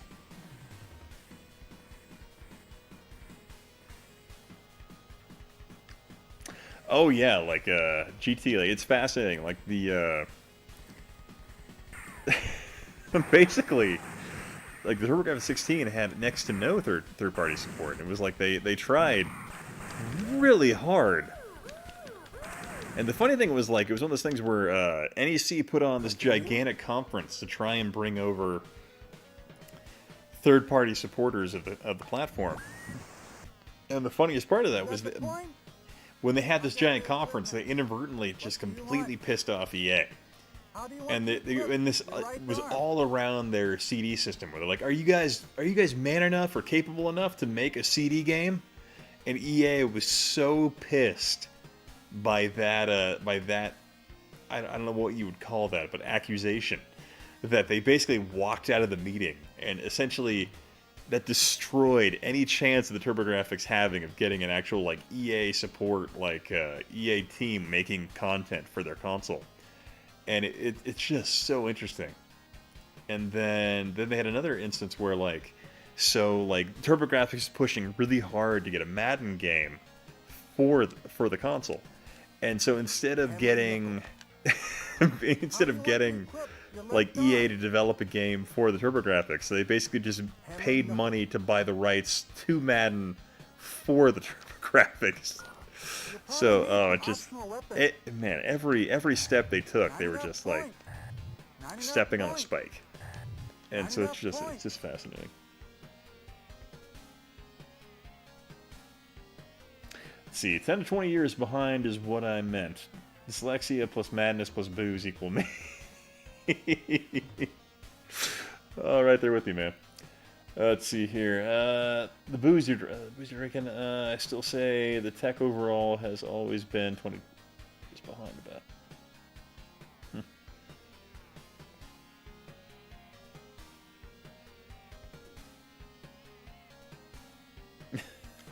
Yeah, like 70% got intro here. Yeah. Oh yeah, like it's Sega. Man, right around the time of the '89 Genesis launch, Sega was poised. They were absolutely determined to not fall behind. They were, because they had pretty much gotten, yeah, Orson Welles. That's the name. Thank you, Seven Beatles. That was who this guy looks like. But Sega ultimately, they were just destroyed in Japan with the Mega Drive. So like when they released the Genesis in North America, Michael Katz was very, very quick. Like, I don't know, like the crazy thing, like I feel like Michael Katz gets a really bum rap in the console wars because they really underplay his role in Sega and the foundation he played, or the foundation he laid for Sega. Because he was the one who set up all of those like contract deals and all those things where he bought license agreements, where he was building that whole marketing approach where he would have celebrity names associated with title development. And so Katz was really like one of the driving forces behind what made Sega successful later on. He just, unfortunately, Nakayama and Sega of Japan got really impatient with him. They brought on Tom Kalinske. And Tom Kalinske had a lot of really good and innovative ideas on his own, but if they had stuck with Katz, they would have had a different approach, because Katz was going off of the whole, like, Katz had serious experience developing, because he was the guy who brought Atari back from the brink. At least he brought the gaming division of Atari back from the brink, which is just fascinating in itself as well. And the fact that Katz was one of the first guys to really push the idea of marketing that was directly at your opponent. He was one of the guys that, like, I think he was the one, like, even when he worked at I think Mattel. Before that, he was one of the guys that pushed the idea of challenging the opponent's console. Like, here's what we can do, and here's what they can't. That's just fascinating stuff. So, yeah, he was the guy who pushed Genesis does.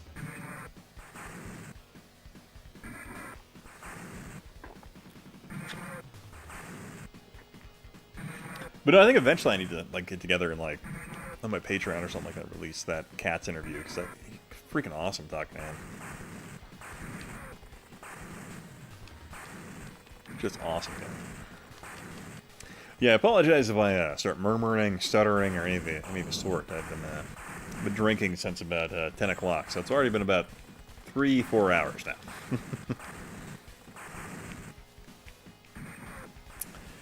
Let's see here. Yes, licensed games played a huge role in the rise of Genesis. Yeah, absolutely. They essentially where Nintendo had basically cornered the market in terms of people who could make games for it, Sega kind of turned that around and began building their own respective brand by getting, you know, just celebrity names and endorsements behind it. Nintendo does. I think Nintendo stays, I think, is the proper term of that, just because Nintendo has the staying power. Ah, Jimmy's awake, but he's ignoring me. Okay, he's just, you know, living his life. Whoa, Tyler, how's it going, man? 10 a.m.? No, sorry, 10 p.m.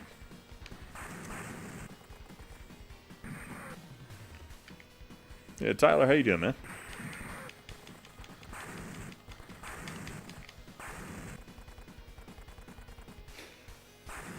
Shadow of the original. Oh, yeah. Oh, man, I don't know if any of you guys ever watched, there was a great website back in the day called twistedmojo.com. And they did stuff like Real History, things like that, or like The Lonely Astronaut. But they did a fantastic radio play called The Voice back in the early 2000s. And it was just one of the most absurdist, like, just 1930s type radio plays. And it was just fantastic because it was like this thing. It was a guy whose superpower was he could throw his voice, so he was all built around that. It was just great. Oh, no worries, man. You know, this late in the evening, I don't think anybody's really late. You're just, you know, early. Sega had smoke and mirrors then, while Nintendo unleashed reality. I guess they did a Project Reality with, you know, silicon graphics.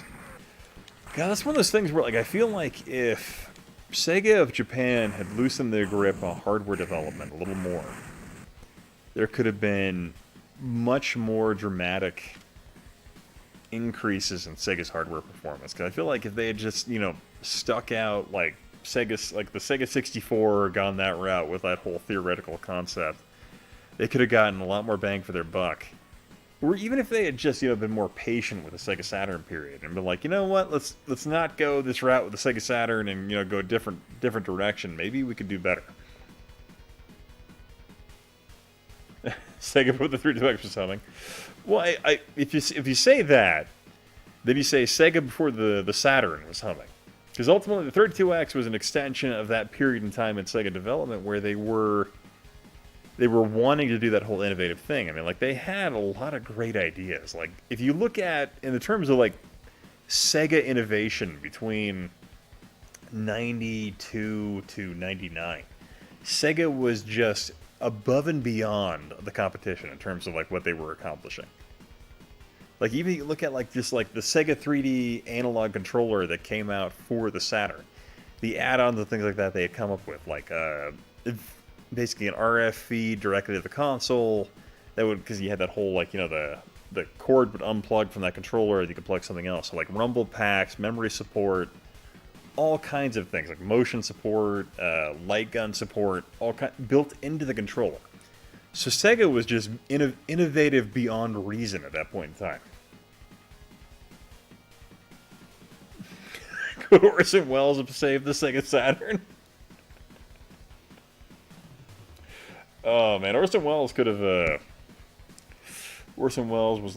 Wait, I thought Orson Welles died in the late '90s. I thought I didn't think he died in. Cause I thought he was involved with like the Animaniacs in some respect, but yeah.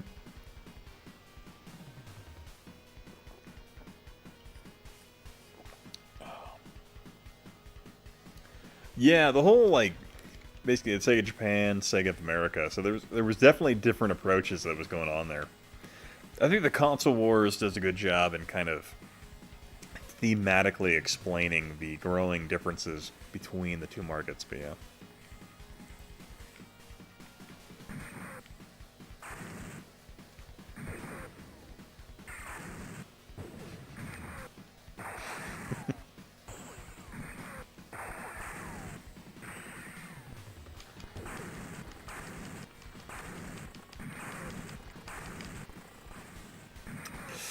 Oh god, this is the one I always forget. Like the one thing I really hate about Metalhead is the fact that there is a timer,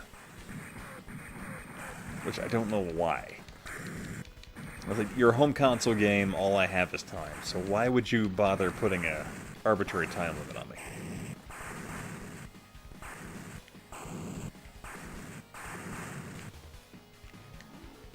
me? I'm watching it from the road right now. Well, yeah, sorry, Moderator, if you ever want to jump on the stream, man, let me know. I think I have your Skype info. Frank Weller again? Maybe. Yeah, the beer and rum I've had has put me on in the right direction there. Zero. Pinky the Brain was great. Yeah, absolutely. Hurry up. God, what was it? I guess he might have died in the 80s, because I ever was like, there's some people talk to Orson Welles about the Transformers movie. He's like, I voiced a toy. He was just such an angry man by the end. Oh man.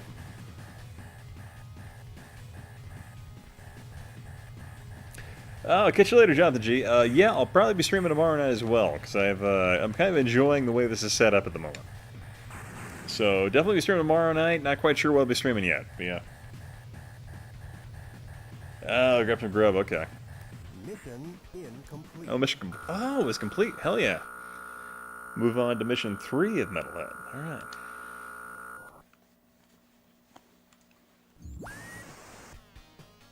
You got the point?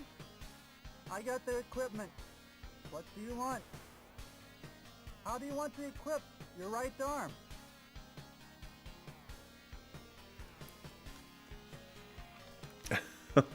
How do you want your right arm equipped?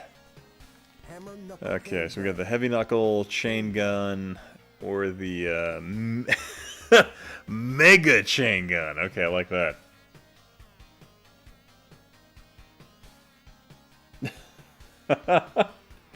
Oh man, I have to say the cartoon The Critic is one of by far one of my all-time favorite. How do you want to equip It's just like one of those things where your right arm? the cabbie exchange program where it's like via the cabbie exchange program, you know, no country Need some optional is allowed to have a cabbie of domestic origin. That's just the way it goes. Sit. Oh, incomplete. Oh, thanks. Womp Not womp. enough point. Not enough point. You finished? Later, chump. Yeah, I'm finished, Orson. Okay, come on. Stage 2. Mission 1. The critic was just fun overall. Ugh. We've detected the Oh, enemy's come on. frontline base somewhere Stephen in King, this let's do area. this. Find the base and get a photograph of the entrance.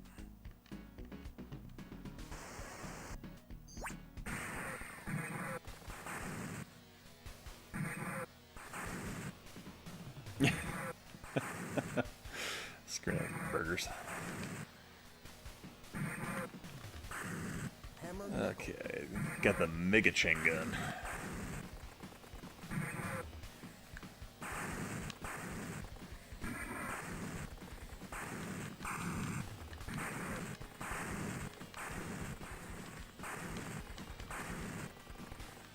Chain gun.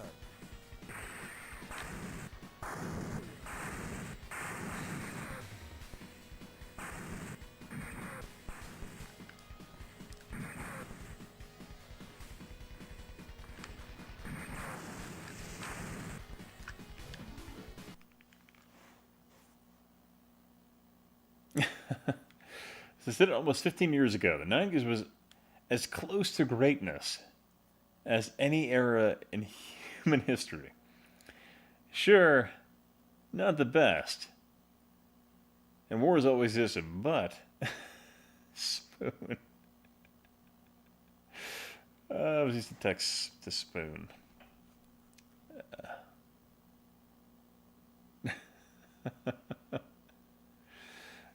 Then the French fries struck in my cigarette. French fries struck in my beard. Alright, one sec here, guys. I'm going to go ahead and let's see how long the dog cam can go. And then I'm going to grab another beer. And we'll go until that finishes. One sec.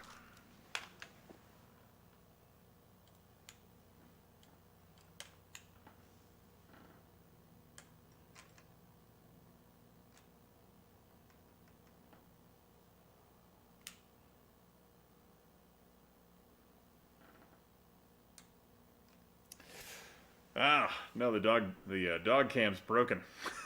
Oh no. We're out of battery power. Hang on.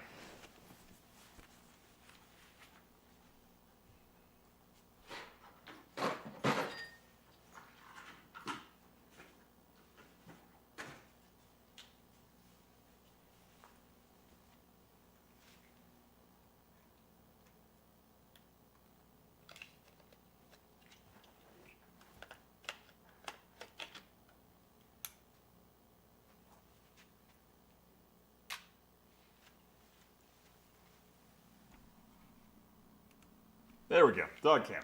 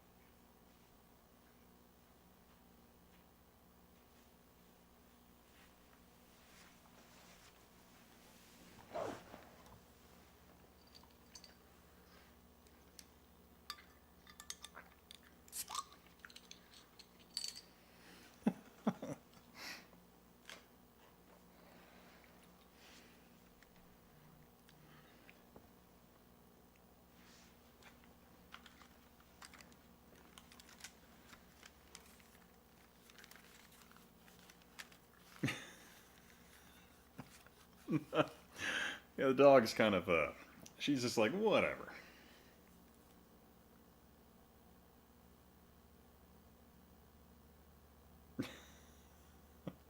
Yeah, I'm still on Skype, Jeremy, if you want to join.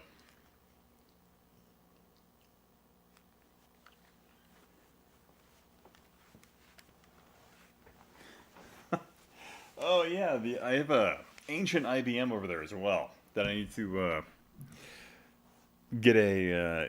Oh shit! Oh, that was quick. One sec here.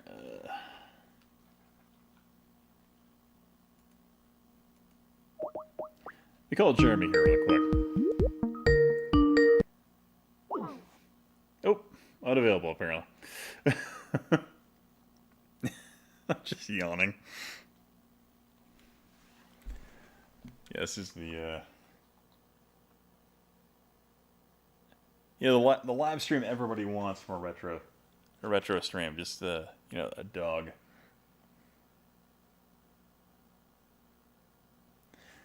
There you go.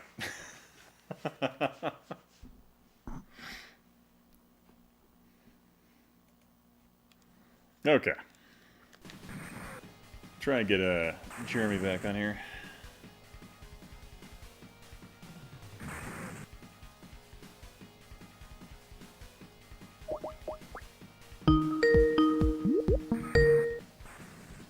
Oh, nope. Didn't work.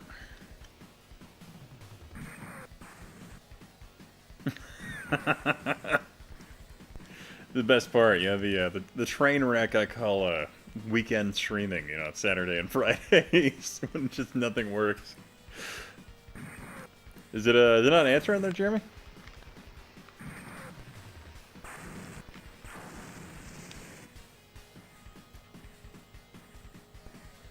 Oh yeah, so let me again, just let me show you the few CRTs I got. Hang on here.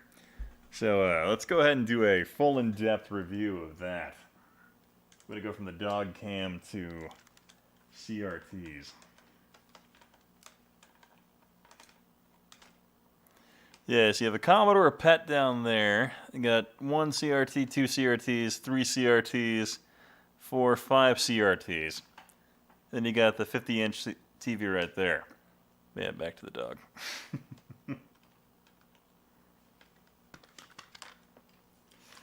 I have a CRT problem, for the most part. But yeah.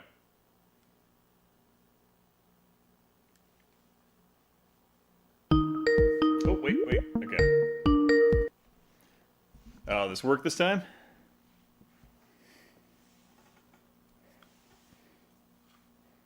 Wait. I hear background noise in your end, Jeremy. I hear your keyboard. I hear you typing.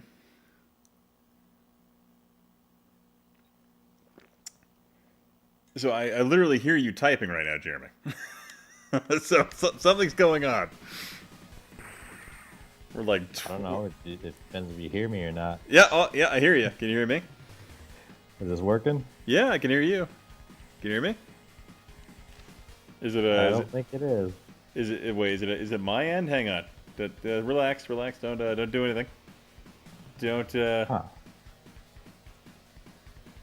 No, it's. I think you don't have your speaker set to the right setting. If you're listening to the stream right now, so I guess change your. Is it working now? I hear you.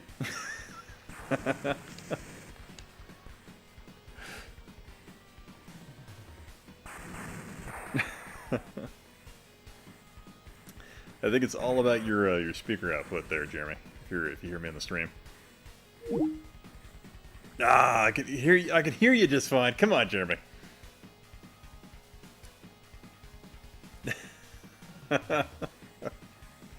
It's never that hard, but it's always something though, you know. Skype is so finicky at times. I find what's really funny is it's like Skype you always have Skype dialed in, and then like something changes and Skype's just a bitch about it. It just changes.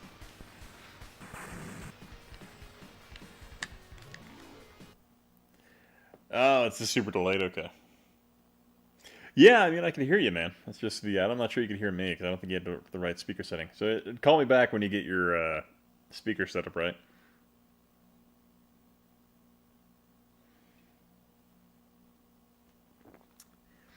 And I just realized that I've had the camera set to the dog the entire time because I got distracted by Skype.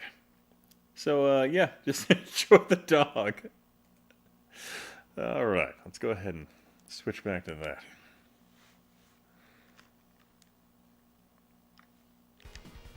I think the dog streams are more popular than me playing games. So I can just switch to this.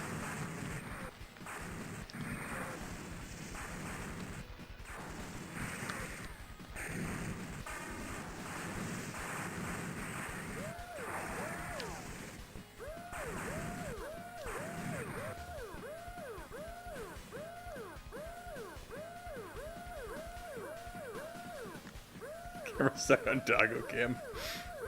I mean, is it really a bad thing that was stuck on that the entire time, or?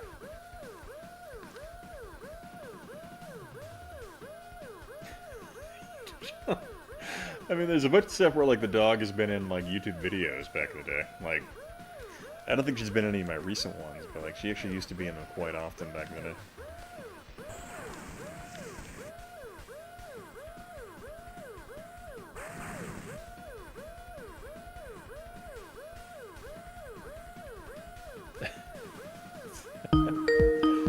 Okay. Alright, is it working now? I believe so. Okay, alright, if you hear me, we're good to go. Yeah, I have to troubleshoot my little virtual mic thing I wrote.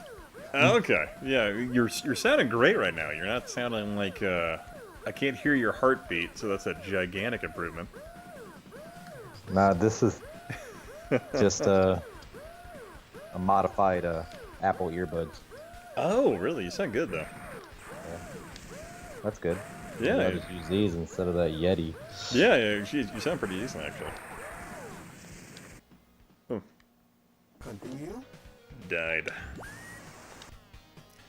You got But the yeah, I've been gun? playing with this, I got the equipment. like, basically, through work, I've been using my Nikon D5 here, and then I'm using this, like, Black Magic web presenter. Hammer So I was just experimenting with it, so I'm like, you know what, dog cam tonight. Left on. Just for Yeah. whatever Hammer, reason. hammer, knuckle. You're gonna You'll probably need do like a optimal weapon. promotion. Yeah, so it's actually like Yeah. a big ass change of command actually for the brigade. So I'm like, all right. Not enough So I points. figured I'd dial this in Not and figure out how enough this would work. Not enough points. Your video is so enough delayed that points. I'm listening to you talk, but I see you not talking is really distracting. Oh yeah, it's it's always something when I do a live stream, man. Where I forget to click one setting that I normally click. And this is sent to normal mode where it's like 40 seconds behind. It is so awful. Not enough points. So that's it. Like instead of clicking like the ultra non-delayed, but yeah, Not enough points. Yeah. Not enough the points. black magic, yeah. Missile Not enough launcher. points. But I should probably switch games here because I've been playing this one for a while. Let me go and switch titles. Hang on one sec.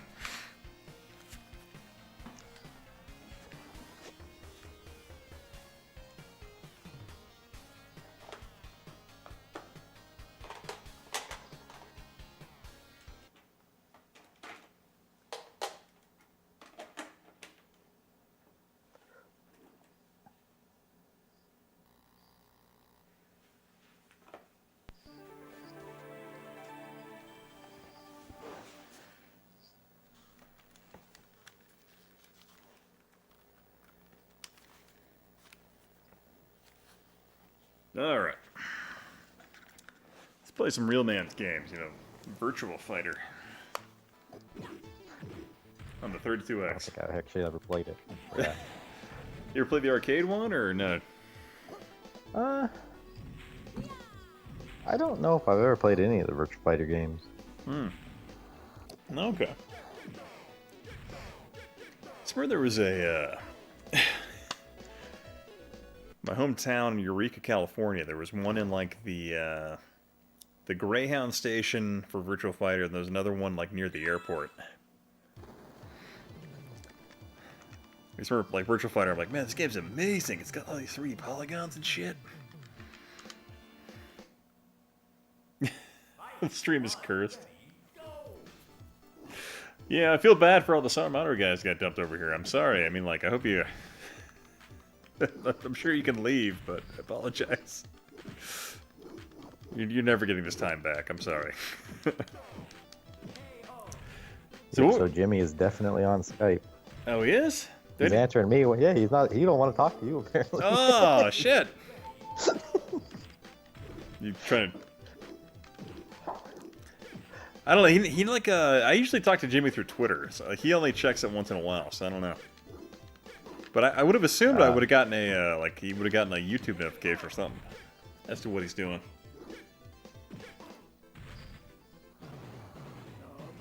Well, he answered me. I don't know what he's doing right now though. Like, Jimmy, get on here.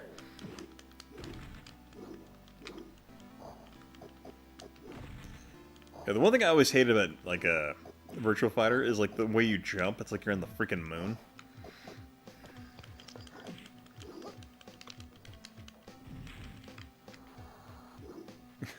So fun playing your games. I'll stick around. It's always like, I understand on the internet you have literally unlimited choices for entertainment. We here at the Historicnerd live stream like to thank you for your choice. I'm picking this one, but I also want to thank you for making the wrong one. Yeah, Virtual Fighter anime was weird. It ignores the whole Virtual Fighter parts. I found like what was like most of like a lot of those animes that were associated with the random fighting games, like the Street Fighter anime, or even like the Street Fighter like animation like show that came on back in the day was just awful. At least in North America. I don't know if there was ever one like in Japan. Ooh, wait. Got some action on the dog cam. Hang on. Hang on. Wait, let's see if they can capture this in time before she stops. She's sleep dreaming. Sleep running. You might see it. Her paws were moving. Oh, wait. You missed it. No, sorry, guys. Not too much delay. Ah, darn it. Well, you'll see her paws kicking here for a second. Like, it's kicking, and then she, like, stops. So, sorry. back to the video game, guys. Sorry. Oh, there she is. Mm-hmm. Finally showed up. Mm-hmm. Oh, yeah.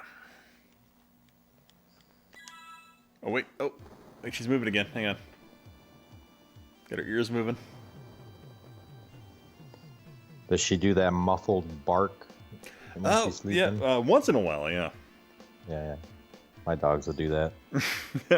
You're like, yeah, like wiener dogs, right? Yeah. I remember I had a good buddy of mine growing up. He had like this wiener dog. Like I'd spend the night at his house, and I'd wake up, and this thing had like burrowed all the way under the covers. And I'd wake up, and it'd be like in my armpit when I woke up in the morning. Yeah, mine like to do that too. Yeah. They like to be under the blankets. Yeah. Well, they're like bred to go down like foxholes and just fight.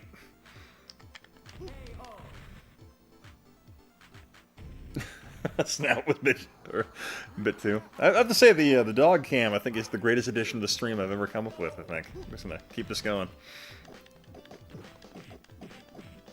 What breed is she anyway? She's a she's a chocolate black lab mix. Her mother was a full-bred chocolate, or a full-bred chocolate. Father was a black lab. She was so I bought her from just these folks that were breeding them for whatever reason.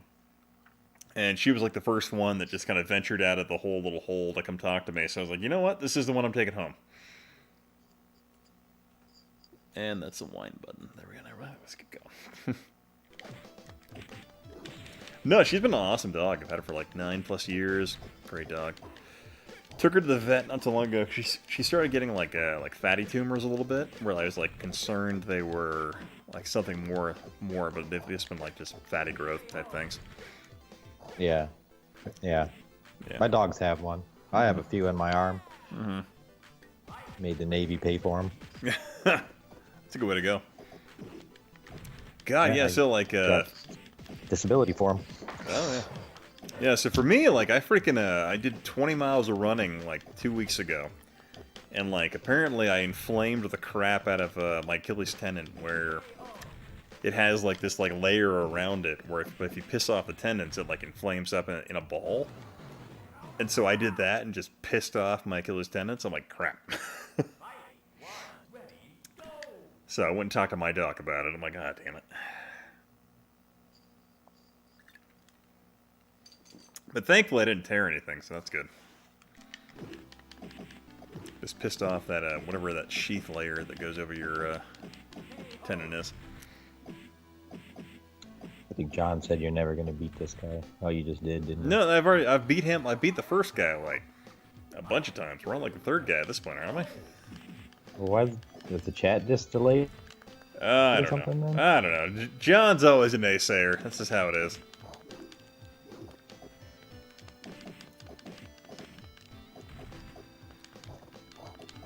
Yeah, I probably played Tekken more. Yeah, Tekken was a good one. That was a much more interesting arcade game overall than Virtua Fighter. There was another. What's the other one? The other 3D fighting game? Soul the Calibur? one with the band. Yeah, and then they Soul had the Calibur? volleyball game or whatever. Oh, Dead or Alive? Was it Dead or Alive? Did Dead or Alive have an arcade game? I thought they were console only.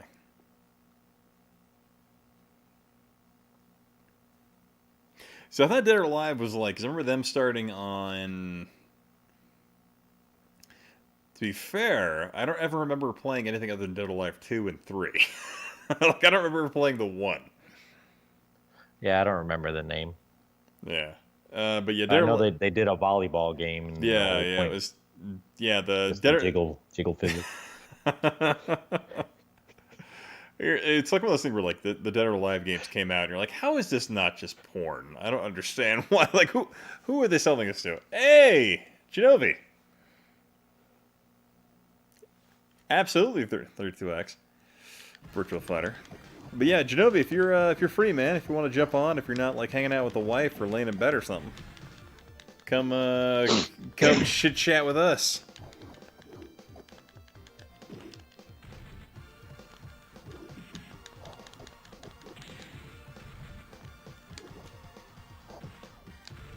Oh, dog's moving.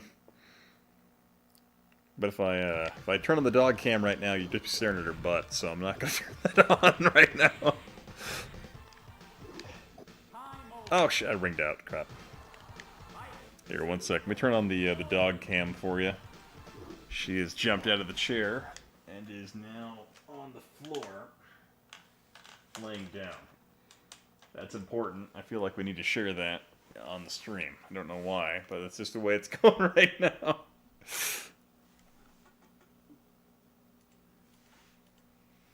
But yeah. But see, what did you say you had 134 terabyte home server? Yep, pretty much. Damn. So what you're saying is if human civilization collapsed, you had enough storage space to memorize the vast majority of human knowledge. No, that's 134 terabytes. Not really a lot of space. Well, I mean, couldn't sounds you? like it, but it's not. Well, I mean, theoretically, couldn't you download all of Wikipedia at least? Probably, but I think you can just do that on a couple of gigabytes. Yeah. He's in bed at the moment. Sorry. That's unfortunate, Genovi. I mean.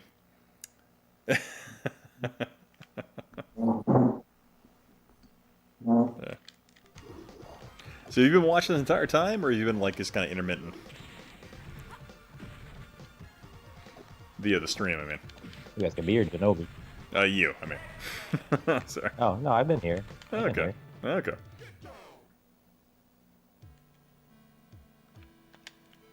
Yeah, when someone comes on the chat, I don't on the mic. I don't really talk in the chat much because it tends to You guys are too busy talking. Oh yeah. You're not gonna see it anyway. Yeah, I find like Alex. Unfortunately, I have a hard time keeping up with him because he's very fast. Ah.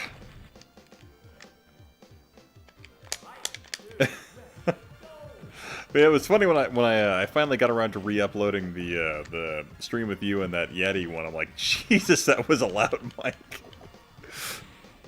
I tried to find the spots, but I couldn't find much. I'll look again. Oh my god, I'm getting wrecked right now. Okay, let's switch games here again once. Yeah, let's go on Switch now because I've gotten wrecked. Hang on one sec. I'll switch to the dog cam.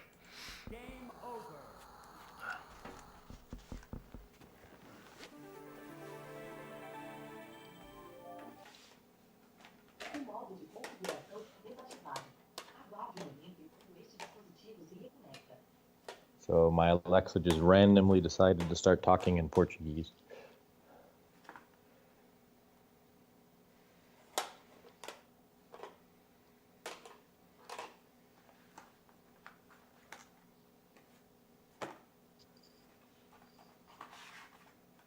And yep, that's a dog's butt.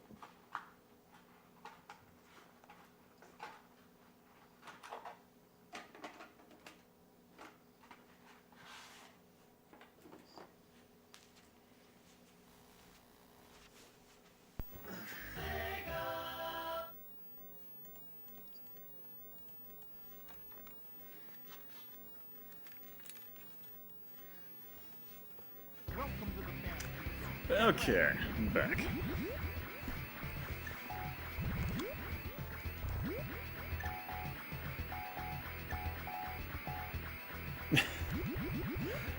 I'm missing the chat here with this thing. Maybe if he had 134 extra bytes and compressed everything.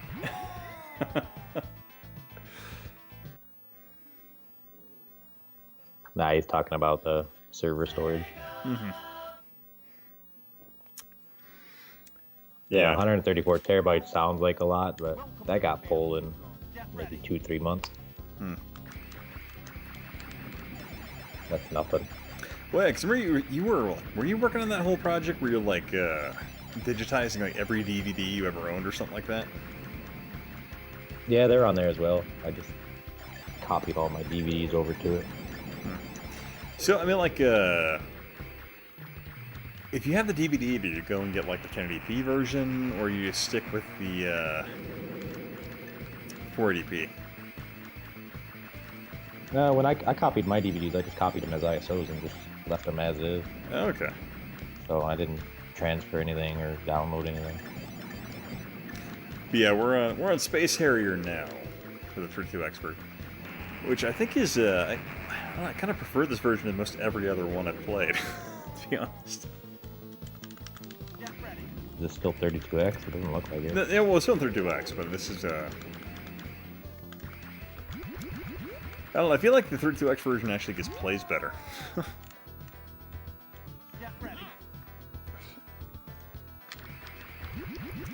I find the one on Shenmue is not too bad, though.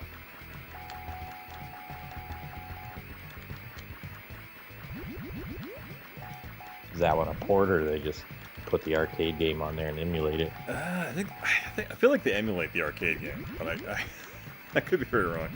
Well, all I know is like if you ever play the Master System version of Space Harrier, it's just gross as hell. It's like, just all these layers. Well, this is a super scalar game, so the Master System's not going to handle that. The Sega CD might. Even the 32X looks like it's doing it weird, though.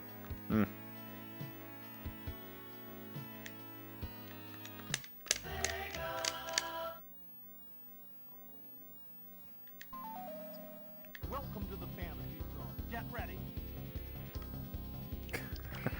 Still have no idea what the story for Space Harrier is. Yeah, I can agree there with some Beatles. I have genuinely no idea what they're going for. It's like always like what, Defend Fantasyland or something like that.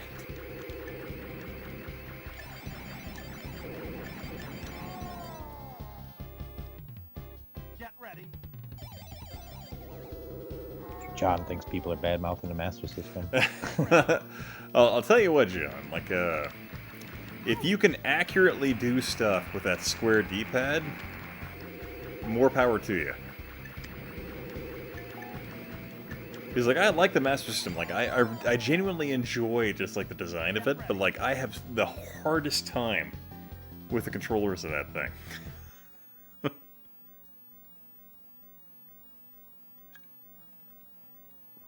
It is rather difficult. Yeah, that D-pad didn't bother me when I was a kid. Yeah, It probably would now. I haven't touched one of those controllers in 20 years, 30 years. Long time.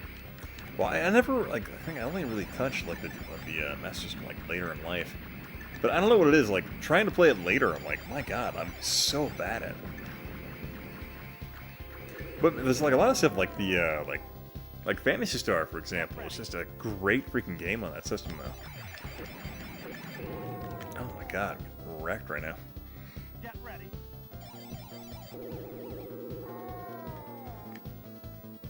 Get ready.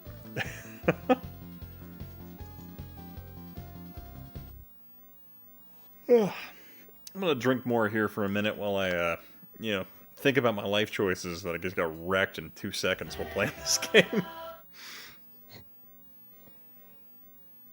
Yeah, I should get out another beer too. You absolutely should. So, so you were saying your neighbor is... What did you say your neighbor was? Like that soft-shelled turtle you were pulling for him. No, they just show up here because there's a lot of ponds around this area. Mm-hmm. There's tons of soft-shell turtles here. So they get in people's yards. Oh, okay. So we just picked it up and put it back in the water. That's fun. Oh, yeah, God, the funny thing is I have this, like, I have a neighbor, like, directly behind me who... They're, like, I think they're Vietnamese, but, like, they make, like they, for whatever reason, they decided to build this, like, add-on to the back of their house, like, completely unlicensed or whatever. Like, I'm pretty sure they don't have a permit for it. But, like, they built a kitchen in this thing. But they'll cook, I think it's, like, Vietnamese food in there. And it just smells amazing. I'm like, my God, you people need to share. That sounds it smells great. Yeah.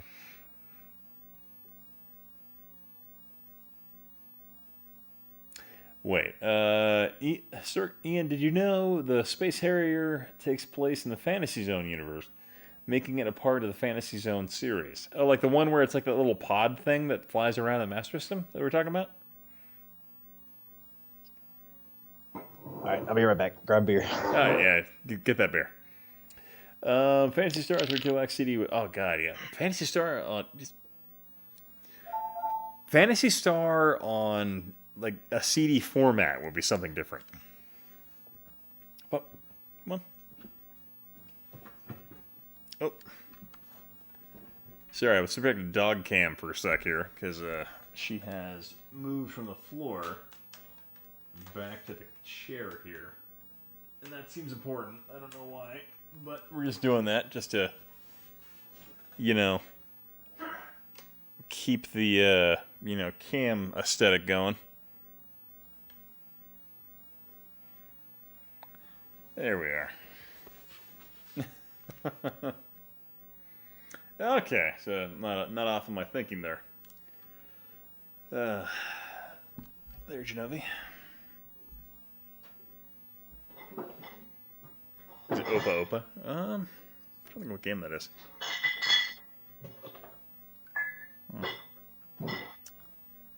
Oh, I can hear Jeremy digging for a beer.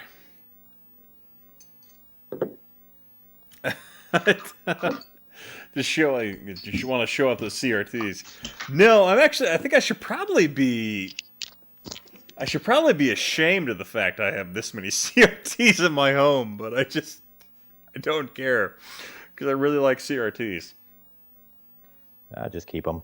Yeah, they're gonna go away one day. Yeah, they are literally going to disappear because they're like you really can't make them anymore because the factories are all gone. So literally CRTs are a dying breed at this point. So yeah. That's not even a big hoard. Yeah, I mean, I got like, God, how many I got? 1, 2, 3, 4, 5, 6. Got 6 CRTs in this room, and I have a 7th CRT in my living room. Not living room, but my family room.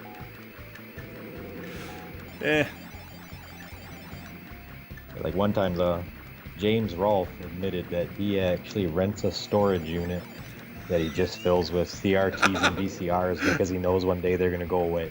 He'll never be able to replace them, so he has tons of them. You know what? If I respect James Rolfe more because of that. I'm like, you know what? That's a great thing. Like, I really enjoy him. I guess haven't been digging the whole rental review thing. But other than that, I really like him. I don't like it either. Yeah. I don't like the rental review stuff. Yeah, I don't know. I feel like if it was just him talking about rental review stuff, I feel like I'd be more okay with it. But the fact that he brings other folks in, and I just realized I left the dog cam on, so sorry. Let me go switch back to the gameplay while I was playing there. Oh, jeez. Dog cam, no game. Sorry, guys. Apparently, multi-camera angles is too complex a concept for me to manage while I'm drinking. So, you guys get Space Harrier sound effects while you watch a dog. Sorry. This is how it works. Oh, jeez. You should open a e-way scrapyard.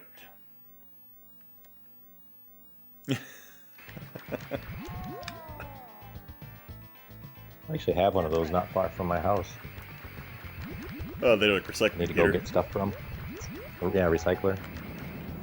You're doing great. There's a place called the Imagitorium here in Boise, where you can go and like they just have like a bunch of like old retro computer shit. You can go and just pay them money and buy like a bunch of stuff. Like I don't know, I've gone there, and I'm really regretting the fact like I went there. They had a bunch of like Commodore 64 tape drives and all kinds of stuff. I'm like, oh, I should have bought those when I was there. Should have just done it. All right, let me go ahead and put on a different game. 1 sec here. So enjoy Dog Cam. That's just a part of this. That's just how the stream's going now. Sorry. Can't show like picture-in-picture? Yeah, picture-in-picture Dog Cam. Yeah. I think you would need another capture device to do that.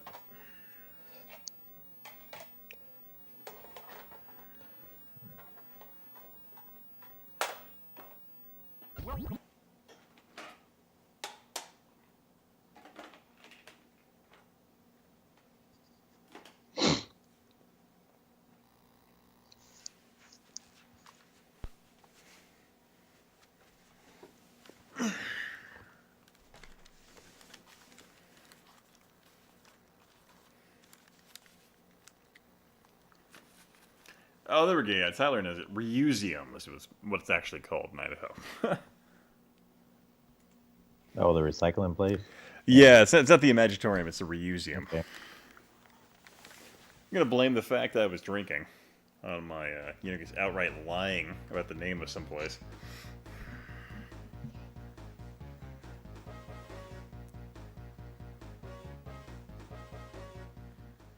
I got some of my more recent servers from the Tampa recycling place. Yeah, you got, like, what are those, like, those HP ones, right? They're all Dells. Oh, Dells, that's what it was. Yeah, they're Dells. That's badass. I got those free from them because I went to one of my customers and they were decommissioning an old machine and they were moving their building, so they also decommissioned their servers and they gave them to the recycling place, and I found out who they gave them to, so I called them and said they were not supposed to give you those servers. They actually belong to my company. So they told me where their truck was, where to meet them, and they gave me all those servers.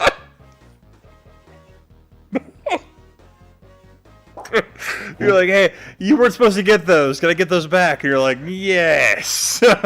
Jeez. That's fantastic. Yeah, the most I've done is where $1,500 worth of equipment. Yeah, so the IBM computer I have behind me, I saved from a government shredder. Was the most I did. I was like, no, I don't want that to be destroyed because it's too cool. That's like the worst thing I've done. It's like you weren't supposed to get those. Yeah. But I guess that was the other thing where I have like these new PVMs I got. They're the refurbished government because I discovered that there's this whole supply chain of government like things you can go through where if you need something particular you can purchase it. DLA. Yeah, DLA or GSA. DLA, Dermo. Yeah, all that stuff. yeah, like I used to get stuff from our them. government supply or whatever it is. And so I used the GSA one where I'm like, you know what? I'm gonna go ahead and order PVM off there because they have all those government suppliers. And I guess you used my credit card so I could buy it, so I could see that. So it was, so that's like the worst I've done where I wanted a PVM. Yeah, they're not really supposed to sell it to you like that. Well, they're not supposed to, but like, so I used like my government like memo header. But then I just used my credit card to pay for it. Yeah, I know so, what you're saying. Yeah, so it's like, you know what, yeah. So they're not supposed to sell it to you because they only deal with government supply contracts. But I'm like, you know what, I'm going to go ahead and buy it anyway. Yeah, they'll deal with government. They'll give government first dibs on everything, and then they'll eventually pallet everything up and then auction it to civilians. Yeah. And me and my wife used to get those auction pallets and sell all that stuff on eBay. Mm-hmm. Yeah, so I guess I managed to look. I was curious one day. I'm like, you know, PVM. I just looked that up and found it out. Just like I bought it.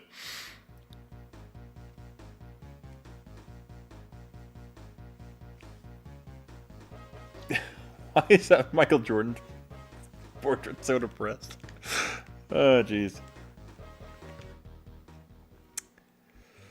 Let's see here. I gotta go ahead and start this game. 32X NBA Jam.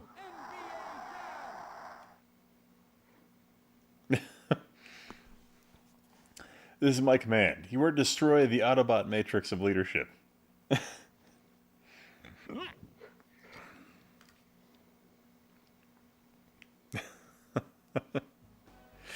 saying Jimmy's awake?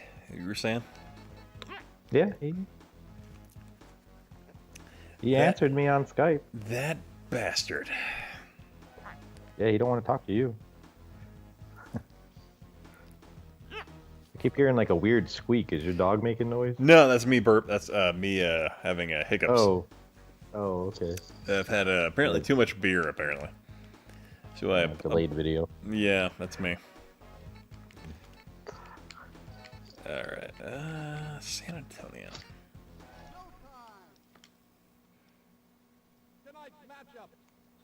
So were my motion detectors loud when I walked across the house earlier? No, I could hear you ruffling through some beer bottles. That was about it. All right. Because I know there's Jimmy right there. He's right in the Oh, chat. what? Now you're here? Okay, Jimmy, get on Skype right now. Right now.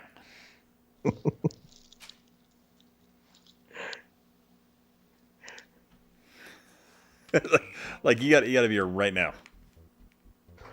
No good. Jams it in. Gotta round out this trifecta. Take that.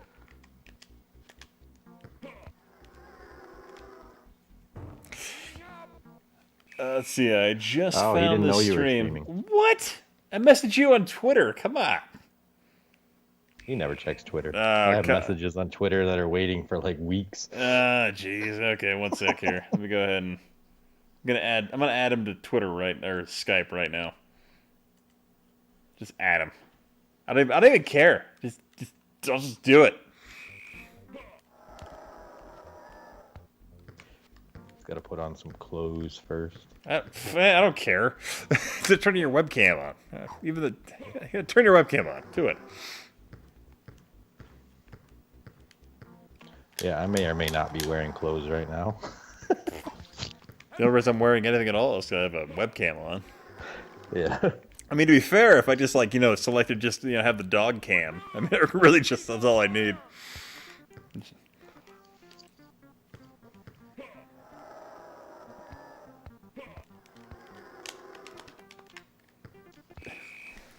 Wait, what? Isn't it like 1 p.m. in the afternoon for him or something like that? Excuse me. I don't know what time it is in Japan. It's like 11 Yeah. hours Oh, difference, isn't it? oh yeah. I need to mail you my unit patch, by the way. A bunch more just showed up at the PX finally.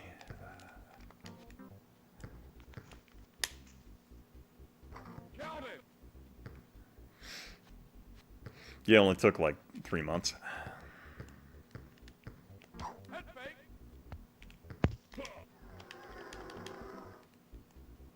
No good. Sweet touch. Yeah, if we get Jimmy on here, I'm gonna go ahead and open another beer and just drink for a while longer. I think I just finished this one.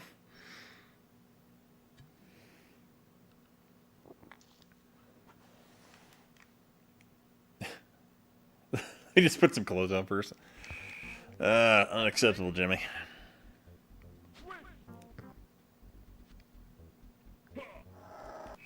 So it's apparently 6:21 in Australia right now. That's another place I haven't been in a long time.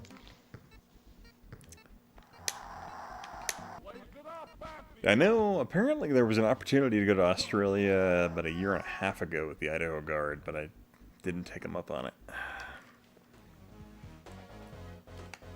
What, just to go, or were they going to station you there for a while? Just to go. And the Idaho Guard has a weird... I don't know, they have a thing like if you... I guess we're partnered technically with Cambodia as like our state partner. Sounds pretty sad. Yeah, there we go. We got Cambodia. Jimmy. Yeah. How, I guess Jeremy is in the chat. Is this, Absolutely, I got Jeremy in here. Okay. Yeah, I didn't know you were streaming. I got a message from Jeremy a while ago, and I was like, yeah, I'm awake. So I didn't know you did. I would have told you you were streaming. But I didn't know you yeah. didn't know. Like later, like, I was like, I wonder if that was about some streams. I didn't get a reply. Did you not get a notification that I was streaming? I never get notifications from anything, and when you are streaming, like, I actually was on. I was taking a bath, or that's why I just put on clothes. But Well, I was on YouTube, and I didn't see anything on the subscriptions or any of that shit. So, well, yeah. here's What do you I'm gonna go ahead and show you this Hey, great Colin? addition. It's called the dog cam. God. Just wait for it. Hang Reminds me on. that- Okay. Just wait for it. You'll This see is it. You'll see it here. This is gonna get some Patreon supporters. just wait for it. It's the pinnacle of my streaming capabilities. Oh man, there's a real big delay on this thing. It is. Yeah, there's a I delay. forgot to check the. I forgot to check. It's on normal Yeah, right bro, now, it's and it's smiling at me. awful. Oh, there he is. It's There awful. she is. Yeah. Oh, what a sweetie. Yeah. Still sleeping. It's a sweet setup you got, by the way. A lot of cool looking tech in that Yeah. on the shelf. Yeah. Oh Jealous. yeah, I got a Commodore PET, fucking iMac 2005. Yeah, I'm gonna grab another beer. I'll be right back. So so enjoy the dog cam. I'll be right back. Oh, I will. I'm definitely enjoying it. So, Jeremy, nice to. I guess I don't know, guys. You're not drunk, right? No, Yeah, that's I good. never get drunk. It's very rare. Designated streamer. Yeah, I haven't gotten drunk in weeks. Dog Daisy, YouTube. Yeah, Dog Time with NBA Jam soundtrack. Oh, I can't hear the soundtrack, so I can only imagine. We need to get like the dog cam and some like dedicated music. Yeah. So, how long has this stream been going on? Quite a while now, I guess, right? Yeah, I think 4 hours.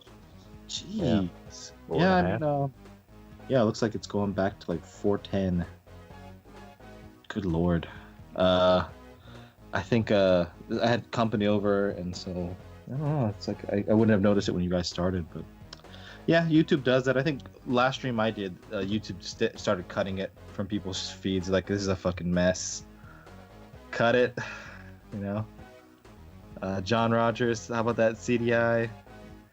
Yeah, I don't know. How about how well it fucking breaks up when I throw it from the fucking top of your hell's apartment? I don't know how many pieces. Wonder how big of a hole in the earth it'll cause. Oh, okay. Colin Swinburne's working on the video. Good. So gonna be on POW perspective. Gonna get that jump started. And also that Macross game I sent you is pretty good. It's not the best game, but it's pretty damn good. You ever play Macross? Do you remember Love? For Saturn or PlayStation? You used to probably have it since you had all the PlayStation games, right? Or Disappear. Jeremy? What? Oh, I'm sorry. I was reading what Seven Beetles of Doom said. What'd you say? Sorry. I was asking if you ever played that Macross Do You Remember Love game? No. Not the EFX missions, but yeah. Okay, it was pretty good. I mean, maybe I turned it on like for a few seconds once, but test the disc out. Yeah. It's not exactly something where you're gonna test it and be like, oh, you know what, I'll play this for like a few hours. Yeah, I'm reading what Seven Beetle of Doom said too about. Yeah, I don't remember that cartoon. I do actually remember that cartoon, and I didn't know about No Jackson Can't Look Cooler Than Michael Jordan. So Bo Jackson. Oh, Bo Jackson. When I was a kid, I always envied his sportsman abilities. But there's always that one famous catch of his where he kind of runs up on the barrier. Oh, Bo. And I was thinking he had a game, but it was Frank. Yeah. Frank. We were talking about Frank Thomas earlier. Hurt. Big Hurt. Yeah, we were talking about him earlier. Big Hurt. Oh yeah. I haven't heard that name in forever. Thomas. Or Frank Thomas. Oh my god. Screw the net likes the dog. Oh, the dog's up. Oh, I remember BoJack. It was when he was on The Simpsons. Okay, what a mess. Yeah. I remember for some people. Oh, we're just talking about that sports cartoon show with like Gretzky and Jordan and Bo Jackson. I don't know if you remember that. No, I don't think I remember that one. I remember the one where they had the guys that were like chemically infused with like a hammer and like particular tools. Remember that one? Toxic Avenger? No, it wasn't Toxic Avenger. It was real like they were like literally they were like superpowers associated with like hammers and wrenches. It was real dumb. They were a bunch of tools. They were a bunch of tools like those new warriors. I don't know if you've seen those redesigns. Oh, good lord. Oh no. No, I think it was during the era when like Beetlejuice was on TV because I remember. Oh yeah, I remember that cartoon. Watching Beetlejuice and like that sports thing, and like, I guess like Captain Planet was around the same time. Okay. Yeah, I never was a fan of that Beetlejuice cartoon though. I fucking loved. I had a crush on Lydia Dietz, but if I'm watching now, I'll be like, I like the movie a lot. I still watch it all the time, but I never liked that cartoon. Yeah. That's good. Yeah, I don't know. For me, I was pretty young and very stupid, so I liked anything on TV. You know what I was looking up the other day that I remember I actually did not like was the fucking King Koopa Cartoon Club or whatever the fuck it was. Do you remember that? Koopa's Cool Tunes or something. Somebody, probably John Rogers will probably know. He'd be around during that era. But I remember like not liking that show because King Koopa scared the shit out of me. He looked freaky. The Wrecking Crew? Is that Inigo Montoya is asking you? Is this the Tool Crew? Oh yeah, that sounds about right. Yeah, Okay. That might have been it. It was some really odd like it was like all these teenagers were like thrown in a pit with like different tools, and then they were chemically associated with whatever tool they had on them or some shit like that. It was a real dumbass like CBS cartoon. It was around the time like I don't know if you remember the show Project Geeker, like GKR or whatever it was. No. It was oh man, that was a fun time. Like I feel like there was like I feel like there was a period in time where like Saturday morning cartoons genuinely ran out of ideas. And they were just throwing whatever they could come up with. So like the GKR one was it's like that it's like the what do you call fucking Rob Schneider. Just throw them in any position and make a fucking movie. You're gonna find out it's not so hard. It's pretty hard being a stapler. With I guess cameos by characters created by Mike Judge. It'd be perfect. Oh, No, man. looking over in the chat. Looks like Screw the Net like the Beetlejuice cartoons. So screw you, Jeremy Dixon. Mario cartoons were garbage. They were pretty bad. Tyler brought like fucking gummy bears. remember that one? They I had hate like gummy they wore the like a fucking Had like those. Robin Hood outfits and shit, and the gummy bears one. Remember that one? I like associate them with those Robin Hood clothes. They all kind of had Robin Hood looking clothes anyway. But I had those shitty like toys that came with like it was either cereal or like some sort of like graham crackers. They were really bad little figurines. But Jeremy Nixon, did you hate gummy bears? No, I didn't like gummy bears either. Damn, man! How did you not like with that song? That was so short. I know dude. the song is catchy, but Bouncing here and there and everywhere. Like my bones. I didn't like bonkers. You didn't like Bonkers? Well, Bonkers was a little bit past my time. I was a little bit like, yeah, not I got not at into least the cartoons. 10 years, More into maybe bounce even balls 15 years on most of you guys. What was that? I said I probably got at least 10 to 15 years on most people in here. Well, Most of if those you do, 90s cartoons were yeah, it before would be my- it would be a little bit weird if you were like in high school and you're like, dude, gummy bears is on. Hey Cynthia, you want to come over to my place and watch gummy bears? I'll actually bring some gummy bears so we can eat them while we watch the show. Oh yeah, that sounds great, Jeremy. I gotta go fuck my boyfriend. No, when I was real young, the Okay, cartoons were whatever. like He-Man and Transformers, and that's what Well, was those- still on. Oh yeah, I was a little bit young, but I did have like He-Man toys. I just probably didn't really understand what was going on in the show. It's just that Prince Adam's pretty fine looking. He should do music. No, those shows were badass. said, like "Hey, Thundercats." What's going on? There you go. I still watch stuff too as late as like Ninja Turtles and the Batman cartoons and all the Disney stuff like Tailspin and Darkwing Duck and all that. Oh yeah, yeah. Most cool looking character. Mighty Max was unusually hardcore, and there was an MC Hammer cartoon. I don't remember that. Denver the Last Dinosaur. I remember that. That was pretty stupid. Yeah, I remember But I that. thought it was get all that '90s like. Even though he wasn't a bad character, he had the look of '90s too. And then there was also the Tales from the Crypt cartoon. That's such a weird. I remember the Tales from the Crypt cartoon being popular when I was a kid, Oh, and then yeah, I never yeah. watched the show until until I was maybe in junior high school. I was like, damn, this show's awesome. This is way better than that stupid cartoon. I remember watching People the dying. remember the first episode of Tales from the Crypt I ever watched was the one where it was like the bank robber guy that like he gets arrested by a highway patrolman, but he kills him. But then the highway patrolman like handcuffs himself to him, and so he's like dragging his body around. Oh damn. And it was like a crazy freaking episode. Oh, man. I think I was like 9 at the time. I'm like, why am I watching cable? That is right. Good times. You weren't in one of those ultra religious households, at least. No, I was not. It was whatever is available You're on only media. allowed to watch Disney's Tales from the Crypt. Oh boy. The Care Bear stare. Oh, Care Bears. There was like a pretty funny bit that Dave Chappelle had about the Care Bears in one of his Netflix specials. Can't even remember it though, but I remember laughing at it, which is sad. I got too much shit in my head that I can't, I can't retain new information. Just the feeling. So I'm basically a fucking simpleton. Yeah, I just remember I liked it. You know, Hulk Hogan rock and rolls. let's see here. I've been playing a lot of 32X stuff. I should probably switch over to like fucking Sega CD at some point. One sec. The Let's switch over to Dixon, dog cam. Hang on. back to the dog cam. It's gonna be more dog than video games. Well, sometimes he forgets and leaves it on dog cam for 20 minutes. I know nobody's gonna actually tell him. He's like, yeah, we love the dog. Dog is the real star.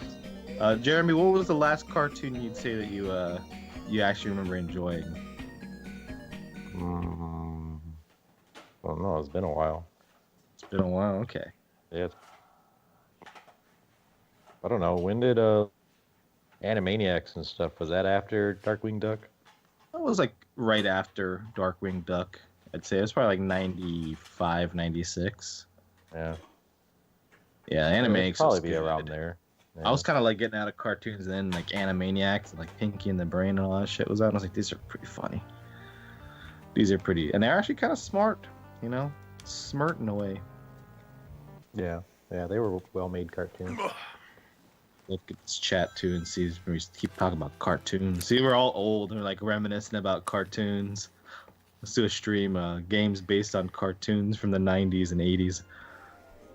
Peter Pan cartoon where Tim Curry voiced Captain Hook. Damn, it seems like a waste of his talents. You ever watch that? I remember Dark Water. Yeah, and being like, yeah. that shark's hot. I was just thinking about Dark Water actually when you said that. I'm like, fuck yeah, I love that show. Oh man, Captain Anna was a Princess Titan. She hot. I had one of the cells from that I bought last year when I was in Vegas. It was like $14. I was like, There's a cartoon of Highlander. We haven't seen. Yeah, we haven't seen People's that. heads off. But no, there's Cut the everybody's heads off in it. no, there's the shitty. There's the shitty '90s Highlander cartoon. Okay. Then there's actually like there's a fucking like 2007 anime you can buy for Highlander as well. That's pretty good. But that one's probably a little bit better than the cartoon. Well, I'm so imagining the one there's a one from the mid '90s that actually had a fucking Atari Jaguar CD game. Okay, I know. I saw that game. I know what you're talking about. It's fucking That's awful. a weird game. Not, yeah. It is awful. And that reminds me too. Actually, the last cartoon I ever saw then would be the reboot of Masters of the Universe. Oh god! Oh god! So, Was that you know really that good? one. 'Cause That I one. remember I was like, oh, So that that was one good. wasn't. That one wasn't actually bad. There was the reboot of fucking He-Man that was in the mid '90s. That was just fucking awful. That's the space one. That's yeah, with like no. with He-Man and his crew being It's fucking like space like a guys. Harry Partridge cartoon parody. No, it's not even. Harry Partridge was better.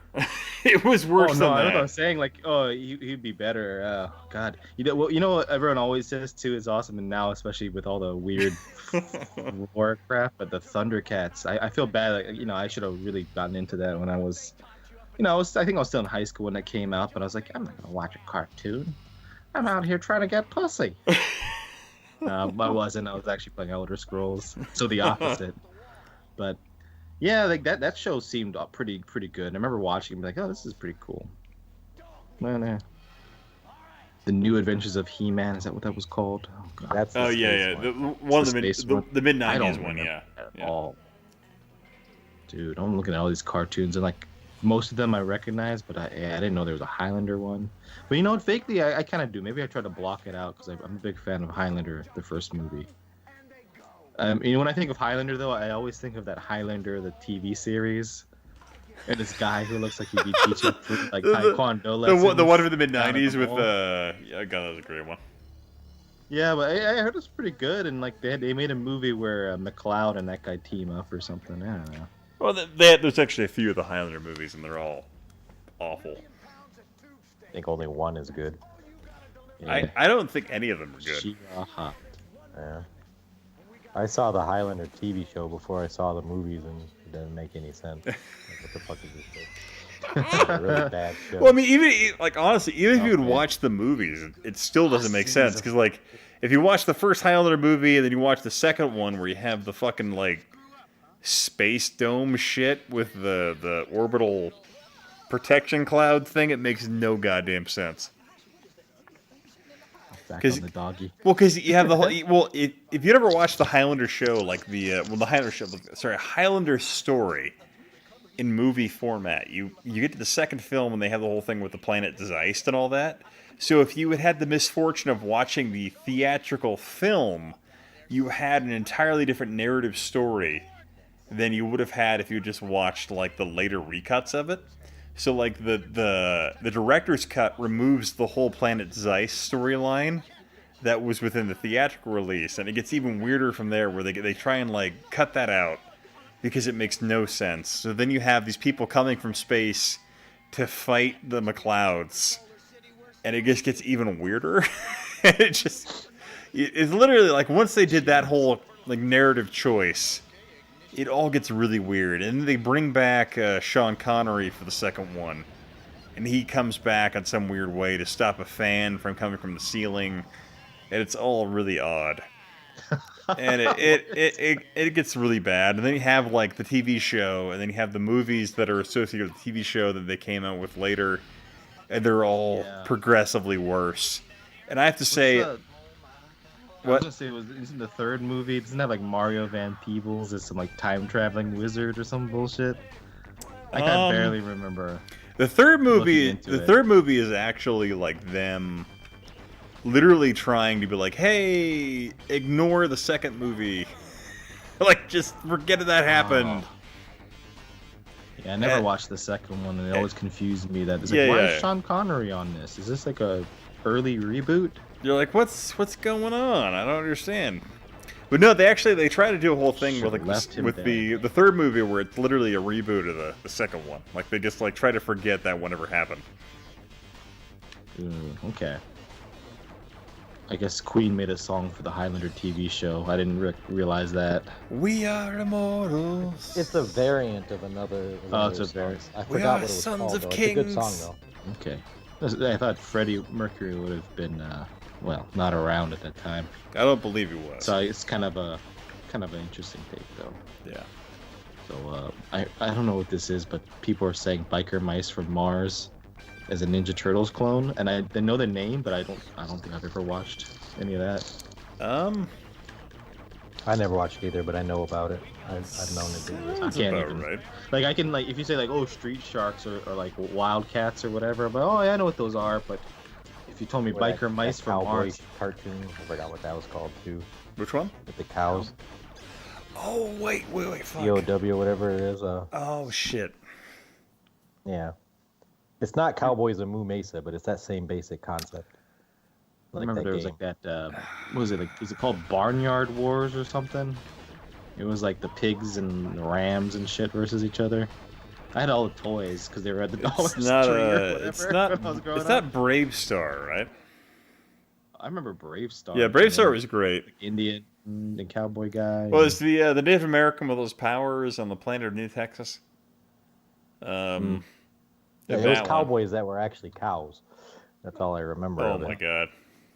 SWAT Cats, that's the one calling. Oh, SWAT Cats is great because they had like the fucking F-14 Phantom they were flying. No, F-14 Tomcat they were flying. This is the member berry stream at the moment. No, it was cool. So in my office, I actually have a piece of artwork I commissioned from what's his name? Jeff Everett's. And he had worked on like SWAT Cats, Heavy Metal, and Brave Star, and like so I actually commissioned him to make the artwork. And I was like, what is this? You said this is at your office? It's in my office upstairs. Oh, in your office at home. Yeah, it wouldn't. It's not in my garage area, but it's like other streams I've had before. So I was like, hey, would you mind drawing me like a sick ass spaceship? And he's like, yes. And I think he only charged, because like I used to work at a frame shop back in the day, so like I hooked him up with a bunch of shit. And so he charged me like, I think it was like $50 to do an original artwork. So I'm like, it was pretty awesome. Damn. Oh, fuck. That's pretty awesome. Yeah, it was yeah, I wouldn't mind. You know, it might be easy to reach out to people these days because everybody has a fucking social media account. And be like, hey, could you do a commission for me for something? Or, hey, I love your stuff growing up. Yeah, I'm sure you could probably get I think a majority of people would probably be like, yeah, sure. Yeah. Make me feel young again. No, it's pretty cool because like so he worked on like I think Fire and Ice, Fire and Ice, Heavy Metal, all those series. Like so, like he was like a animator from like that era of the studio work going on. But it was pretty cool because I think he also ended up working on like Princess and the Frog. Oh, okay, Disney. Yeah, the Disney one. Yeah, like the last traditional animation Disney film. Oh, okay. I didn't know it was the last of the traditional, but well, they haven't done anything since then. Pretty much everything else has been like CG shit. You know, I've never watched it, but like that Moana movie, I saw some like. Yeah, I'll be right back. Oh, sorry, Jeremy. 2D illustration. All right, man. So I saw some like illustration tests for it, where it was like, they had all the pencil tests, and it was animated like an old school Disney movie for a lot of these scenes. And I was like, oh man, that looks way better than this bullshit. I know it takes a lot more work and everything, and it's not as popular with the kids, but it would have been nice to see because that movie would have looked really nice if it was 2D animated. That absurd Coke scene in Heavy Metal. I don't remember. No, it's the one where they're doing the machine that's literally dumping coke on the just on a gigantic hangar bay, and they're just following it around their noses. Somehow I don't remember that. Yeah. Oh, well, I remember Heavy Metal is also like it's a vignette piece, so it has all those different like sequences to it. So like the coke scene, like it opens up with like a guy in the Pentagon offices, where, like there are no aliens, and then like a gigantic fucking alien tube busts through the ceiling and sucks him up. Oh, it's so good. But like yeah, so like the guy I actually commissioned that piece from, he'd worked on a number of other pieces, and so it was kind of funny because like me and some other friends of mine, we'd always done this weird thing where it was borderline like D&D, where we would argue like these different like space race things where like they would fight these wars intergalactically, and like so we'd argue about that, and so it was borderline D&D. But so I talked to him about like commissioning this one ship called like the Titan, and so like he was like drawing this like this the battleship Titan. Like something along those lines, like correlating with the ancient Greek myths of like the Titans and them being in space, but a warship that was associated with that power projection concept. And so he just drew this like awesome thing. So he had this like great. Oh, what the hell? But no, I guess my Sega CD went back to the primary menu. Oh. But so he did you beat the game? Doubtful. I'm gonna be honest with you. There's only like 1 or 2 FMV games I've ever actually beaten. Okay. And Sewer You Shark haven't officially beaten Thunder in Paradise until you're warped into the game and you and JT are rolling around on the beach with those '90s babes. And so we're just you're still working on that. Playing tonsil hockey. Yeah. Oh Lord. But no, should I need to call Jeff Edwards? I'd love to do another piece of work from him. This up's great. Sorry, I'm rather drunk. I apologize. It's okay. You're a happy, affable drunk. Yeah, that's how I always am. That's good. That's very good. And the world needs more drunks like that. Mm-hmm. I really do. Oh, Inigo, I remember Space Ghost Coast to Coast. I was always confused by that because I was like, did they take the old character and make a new thing and just recycle animation, or what's going on? And then, yeah, later on. Have you Someone watched mentioned Fast earlier? You know what I loved was I would say Dick Tracy. That shitty cartoon. It was a little bit. It was like reruns by the time I was a kid, but. Well, yeah. But you ever watch the live action show? For Dick Tracy. Dick? You mean the movie? Yeah, the movie. With Warren Beatty? Yeah. Fuck yeah, dude. Later on, like when I was a little bit older, rewatching it, I was like, oh, I didn't realize that all these like Al Pacino was Big Boy and Mumbles was the fucking Rain Man, Dustin Hoffman. I was like, oh shit, there's a lot of like cool cameos. I always loved Flat Top. Guy creeped me out. Yeah. That was good shit. And that little rat bastard kid from fucking Hook. I didn't realize it was him either. I was like, oh, it's that fucking kid who's run home Jack. Bad form. Great. What is this game that you're playing? Sewer Shark. Oh, okay. The pinnacle of Sega CD performance. This guy, he kind of looks like, what's his name? Captain Kirk a little bit. Like he was a little bit more attractive. So, Better actor too. What? Better actor too is what Jeremy said. But no, what I find really fascinating is Yeah, I guess so like Sewer Shark. facial. So Sewer Shark and oh my god, I'm having a drunk blank here. Night Trap. There we go. So I guess they had like a combined budget of $6 million. So apparently, like, Sewer Shark and Night Trap had like $3 million thrown at their productions, and so it's nuts to me. Like it's one of those things where like, so if FMV games had taken off more than they did actually in like the late '80s, early '90s, like it was one of those things where like they would have had to have made dramatically more money to really make up for the difference. Oh, Colin's like, Night Trap, you son of a bitch. Yeah. That's funny. Why? Like, I could not remember freaking another guy from the Console Wars book, but thankfully John reminded me earlier. But I'm like, oh my god, this was like being old, just not remembering little details of things. Well, maybe the alcohol is playing out. That I feel like that's I think getting old, yeah. Yeah, that's got to be it. It's not the fact that I've like finished off half a bottle of rum and like several beers. Jesus, man. Yeah. I'm super jealous. You know, Jimmy, keep staying sober, man. Uh-huh. Be healthy for both of us. You know, I have to. Yeah, I don't know. It was funny. I think you're still in pretty good shape. Yeah, Your body's not. Well, it was funny. you. It was funny, man. Like I did like a 2-mile run several months ago, where it was like I was sitting there. I had stopped drinking for a while, and it was like the easiest 2-mile run I'd ever done. I was like, whoa, it was weird. Like I was way too easy. It was like it was like a 14-minute 2-mile, and I'm like, wow, okay. It makes a pretty big difference in just like how I think fatigued you get, you know. Yeah, it definitely like impacts respiratory effectiveness. I've noticed that already, which I hate. So I'm going back to drinking tonight. It's awful. I hate it. Can't what stand am I it. streaming tonight?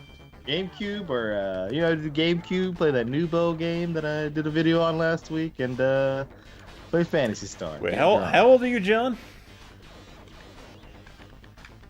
I'm 30. I'm 30. I'm 33. So if you say that's young, okay. Remember we started YouTube a decade ago. Good times, Jimmy. Good times, Jimmy. Good times. That was a long time. I think I'm almost at 7 years. So it's gotta be longer than that. But then again, I guess I was on Blip before that though. Yeah, I think you're on a little bit before me too, just like, but not by that much. Yeah. But so somebody left a comment on one of my videos, and he said, "Man, I've been watching you for a third of my life." What? Oh no! Pretty young. You also reminded me how just long I've been doing this longer than I think. Oh, he said he was 34, 19. okay. I was like, Jesus. I was almost gonna say, like, why were you watching me when you were Okay. out there? You should be bird dogging chicks and banging beaver, man. But you know, he's watching my channel and probably yours. And okay, so I'm 33. So John is a little bit older than me. Then Tyler, he's going to be doing some voice acting on the episode I'm working on right now. Oh, sweet. And yeah, God, it's good stuff. This is the Turbo Graphics. That is the legendary. Yeah, the legendary one and only TurboGrafx. Mythical. Yeah. Yeah. Doing some codes for me. Still waiting for that Sega Saturn. 37 is not the oldest here. But yeah, so oh man. Good Given the life expectancy shift in recent decades, we're all still like pretty much like in high school. We're still talking about cartoons, so maybe we might be like in fucking elementary. Yeah. That's all. As long as I'm still drinking into my 40s, I feel like I've yeah. I feel like I've accomplished You'll be all something. right. Yeah. God, it was funny. I was what was it? I was like at I did an army event it was a couple months ago before the whole COVID thing hit. It was an army event, and, like, I was basically drinking with a bunch of colonels, and they were like, yeah, I fucking drink with us. I'm like, ah, shit, okay. So I was drinking with them, and so I was basically just drunk, so I was like, well, I can't really drive home right now. So I went to, like, this restaurant, I basically sat down and just ordered food until I sobered up. And so I was in uniform, all these people were, like, buying me food, or buying me booze. And I'm like, oh my god, I need to sober up. Just stop it.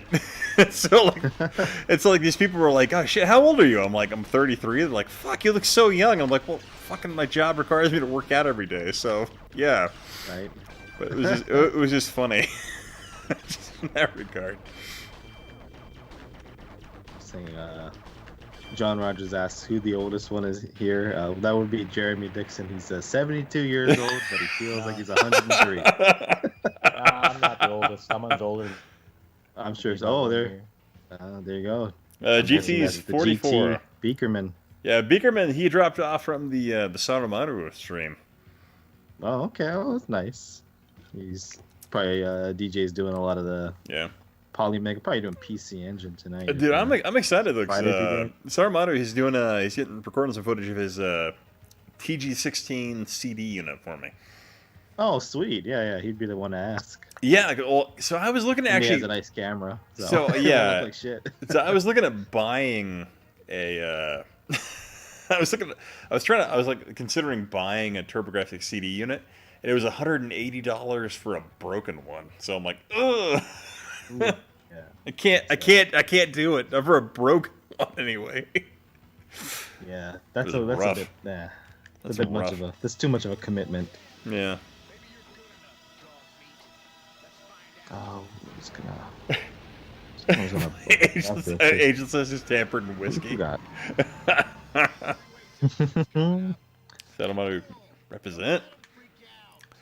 I remember like the other day, not the other day, but like it's like in February now, when I met up with the XR Arcadia president guy to drop off something that he bought from me and give him something else, and we were talking, and he said, "Oh, you know, like." Cause I was like, damn, you're like that old? He's like, fucking. Look, I thought he was like 10 years younger than he was. But he's like, yeah, but you know, we're Asians, so it's like, I thought you were like 24. I was like, fuck, get the fuck out of here. No one thinks I'm 24. That's funny though. Usually I get people saying that I'm much older than I am. I'm like, fuck. I was just happy when you showed up at PNG with the Tojo glasses. I'm rocking them right now, man. Dude, gotta keep the dream alive, man. Tojo V2. This is the second time around. It'll be better, I promise. Hey, I'm sorry about the first time around. Tojo 2.0 is gonna be a much better variant than the first one. I don't apologize for making history, but you know, this time around is gonna be a little bit better. You know, making positive changes in the world. The best. Who Married with Children prequel comic book? Pig. Oh, Pig Buddy's so had. I had a Married with Children comic book when I was a kid, and it was like, I think the pose was like Back to the Future, and I think they go into the future. It was really stupid. Well, you know what's really funny about Married with Children? So like, oh, thanks, Colin. So, all right. So the stream, I apologize if it gets too deep or dark for you guys. So, like, my father died I lost my father at a young age. And, like, so one of the things, like, one of my most in-depth memories of my dad was, like, I would hang out with him and watch Married with Children.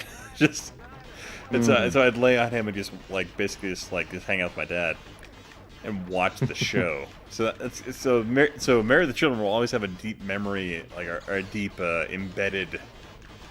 What do you call that? So deep place in your heart. Yeah, deep place in my heart. So like, soft spot in your heart. So a very soft spot, just because it was one of those things like I would do with my father before he died.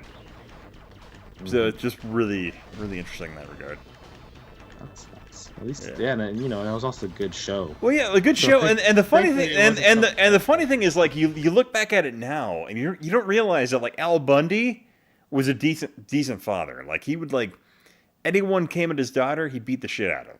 But, like, you look at it now, and, like, you're like, okay, so you have, you know, at the time, in comparison to Al Bundy, you had fucking Bill Cosby. And you're like, oh no. But apparently fucking Al Bundy was the good father of the bunch. Historically, anyway. History always tells. That's why Tiljo V2 is here to make a better world. Yeah, I don't know. Yeah, maybe when I'm in Vegas next time, I'll find that comic and I'll give it to you. Dude, when are you planning to come back to the States? Fuck, man, I wish I was gonna be back in August. Was the plan, right? Well, yeah, but that canceled for everybody. I canceled for everybody, and my work schedule's all changed now. I think I'm gonna be working the whole time during whatever short break the Obon gave me. So I don't know, man. Mm-hmm. And also just like flights, I think the flights right now are getting expensive. So. Well, yeah, I feel like the United States is probably going to be rather shut down for a while. Yeah, I still can't send anything to the States, so it's been almost a month. So it's very strange. Best father, Pop Williams. So, look under the couch or behind the fridge for him. I do every day. I got OCD. I have to before I open the fridge. Yeah. Colin got his mom got him into games. It's very nice. Oh. Yeah, it's a good thing. Yeah, your dad was had good taste in TV shows. Because I'm trying to think of something really awful that you could have had like what is it, a American History X moment when you look back. It's like, oh wait a sec, Dad was an asshole. No, I think the only... Let's see, my father was a rather interesting guy. Like, when I looked at, like... Why? No, and it's rather fascinating, because my dad, like... It was one of those things where, like, my brother and I were discussing... Because my brother, he got his security clearance to the Air Force, because he went Air Force and I went Army. And he had this thing where my father... he had like a weird exposure to like some like random Christian cult that was like rather deep and how do you describe it? Like influential. And so like he had this whole interrogation thing where he's getting his like security clearance and like they were like grilling him on this thing and he's like, I had no idea this was even a thing my father did. So he was getting just attacked by it. So I found out about it later and when I did mine, I'm like, yeah, apparently this is the thing he did. And they're like, okay. But my other brother, he got like just fucking destroyed during his security clearance brief because they were just like attacking him about it, like he would somehow know about this thing my father did. Right. So it was rather amusing in that regard. But I'm like, I'm glad he didn't go first. You let the brother take the brunt of that. Mm-hmm. But yeah, that's always been our relationship. Dude, I've been thinking about getting a Sega CD. They're just so expensive, and when you find them, it's how like... are they? How expensive are they in Japan? Well, here's something. I found one for $5 with the little metal plate Model 1, and it didn't work, but it still powered on. And I guess like the disk drive or wouldn't open, like the drive wouldn't open. And I was like, I don't know what I'm gonna do with this, so I actually gave it away to somebody. But if I want to get one that works and it's like complete in box, like probably $200+ bucks, $250. That's not bad, actually. It doesn't seem that bad. If I get one that's like refurbished too for that price, I'd be like, you know what? It's something I've always I already have like a decent amount of Mega CD games. So I'd have like a good library, and there's a few games I'd love to get for it. I would send you $50 to watch you fucking live stream that. Live stream looking for Mega CD games. Like if you bought one, I would PayPal you $50 to watch you play that. Okay, let me go ahead and download a bunch of other people's gameplay footage and just pretend like I'm playing it. Hey man, $50. No, I would watch you play that. Whoa, like if you had like because you're saying we have legit fucking Mega Drive games, I would pay to see you play that. Yeah. No, I mean you don't have to pay me obviously, but. But no, I mean if you had to buy a new console, I would like subsidize that for sure. Yeah. Well, we gotta figure out. Well, once this thing, I've been looking around. I'm like, oh, I should get these PlayStation games for you. I should do a box, get you that Famicom disk system that you want, and some games with cool historical figures on them. But I was looking around yesterday at a store, and I was like, oh, these are some PlayStation games that Ian could play. So, yeah, we'll have to figure something out. Oh yeah. The Walking Dead game, that would be good. But I guess There they is a zombie Tales. FMV game. Is it Wait, that one that what? Ian tried to play that was shit, or was it hell? Wait, Someone played it. zombie FMV game? When now? I feel like you played it or Yahel played it. No, Dixon, you seem to remember. Oh, I just remember the game. I don't know who played it. Okay. And it's kind of low budget though, isn't it? Yeah, it was real. Yeah, I think it was a big disappointment. I think it must have been Yahel, but yeah, I feel like a good budget, like a cool. But I was thinking like you have like was it Telltale or Traveler's Tales? They have those adventure games like they have the Walking Dead and Back to the Future and all that. So it'd kind of be like that, just with like real people, I'd imagine. That's not that push So- square to live or whatever. it Oh, was, right? I know Yahoo played that one. I never played that one. Yeah, There's another one called The Compound that I tried playing a month or so ago. The Compound. Yeah, that I was having a weird fucking video rendering issue of some type. So Seven Beetlejuice talking about his great grandma's racist, dude. My grandma was racist. She disowned me for a Oh, few years. yeah, my She dated a black chick. It's like, damn, grandma. Don't you like, grandma? Don't you remember that time you always told me the story about how you went to the mainland and people wouldn't serve you at a restaurant and they called you a Mexican and all this, even though you're not Mexican at all? Don't you think you'd like learn from that and be like, oh, that's terrible? Oh well, you know, it's just they're from a different age, so whatever. I'll be pretty good. Well, I Change think your- it's just go, baby. it's about 3 a.m. my time, so I think I'm gonna go ahead and end the stream here. But Jeremy, you gonna be on tonight or tomorrow night? I mean, yeah, I'll be whenever. yeah, Jimmy, you as well. I'm not doing anything on the weekends right now. Yeah, I might. I got my sleep schedule back under control. Oh, okay. Thanks to work, but I was thinking about maybe streaming and screwing it up Oh, later. So, are you? yeah, I really want to. So Yeah, we'll see. dude. If I do, yeah, definitely, you guys can come. Yeah, come through. let me know. I want to fucking bug the shit out of you. Good, bug me. You don't have any family obligations or? You know what? I save up Home Depot or my Lowe's? I save up my points. I'm gonna tell my wife to go to hell if you're streaming. So, like, watch the child. I'm gonna do my thing. We don't want Sounds another. like a familiar. Yeah, that's gonna be a Yeah. familiar stream. Fuck you. Can't divorce me. Hey, Say, oh no. What are you gonna do? Find somebody else? What are you gonna do? No one will take you. But yeah, be off on that regard. But yeah. But yeah, you're just fucking around. So. No, Yeah. no, dude, I've been married to my wife for apparently. So like, my wife and I were talking. Like, we've been married 12 years in August. So we've been together a long time. Yeah, I'm good. Yeah, Good luck. we're fine. Don't worry. at least until the daughter has grown up and gone to college. Oh, don't worry. Until You guys are good. until she, like, you know, established herself, then we're just married for the appearance at this point. Don't worry. Tax and appearances. Yeah, you don't want to be judged by the community. the tax bonus. Don't worry. That's right. Well, yeah. Well, I'll let you know if I do stream. It'll probably be like 6 hours from now or something. Oh, fuck yeah. Let me know, man. I Someone will. needs to wake me up. If So, my daughter will wake. Okay, My I'll kid's set up message or something. my kid's gonna wake me up here in like 4 hours anyway. So just let me know. All right.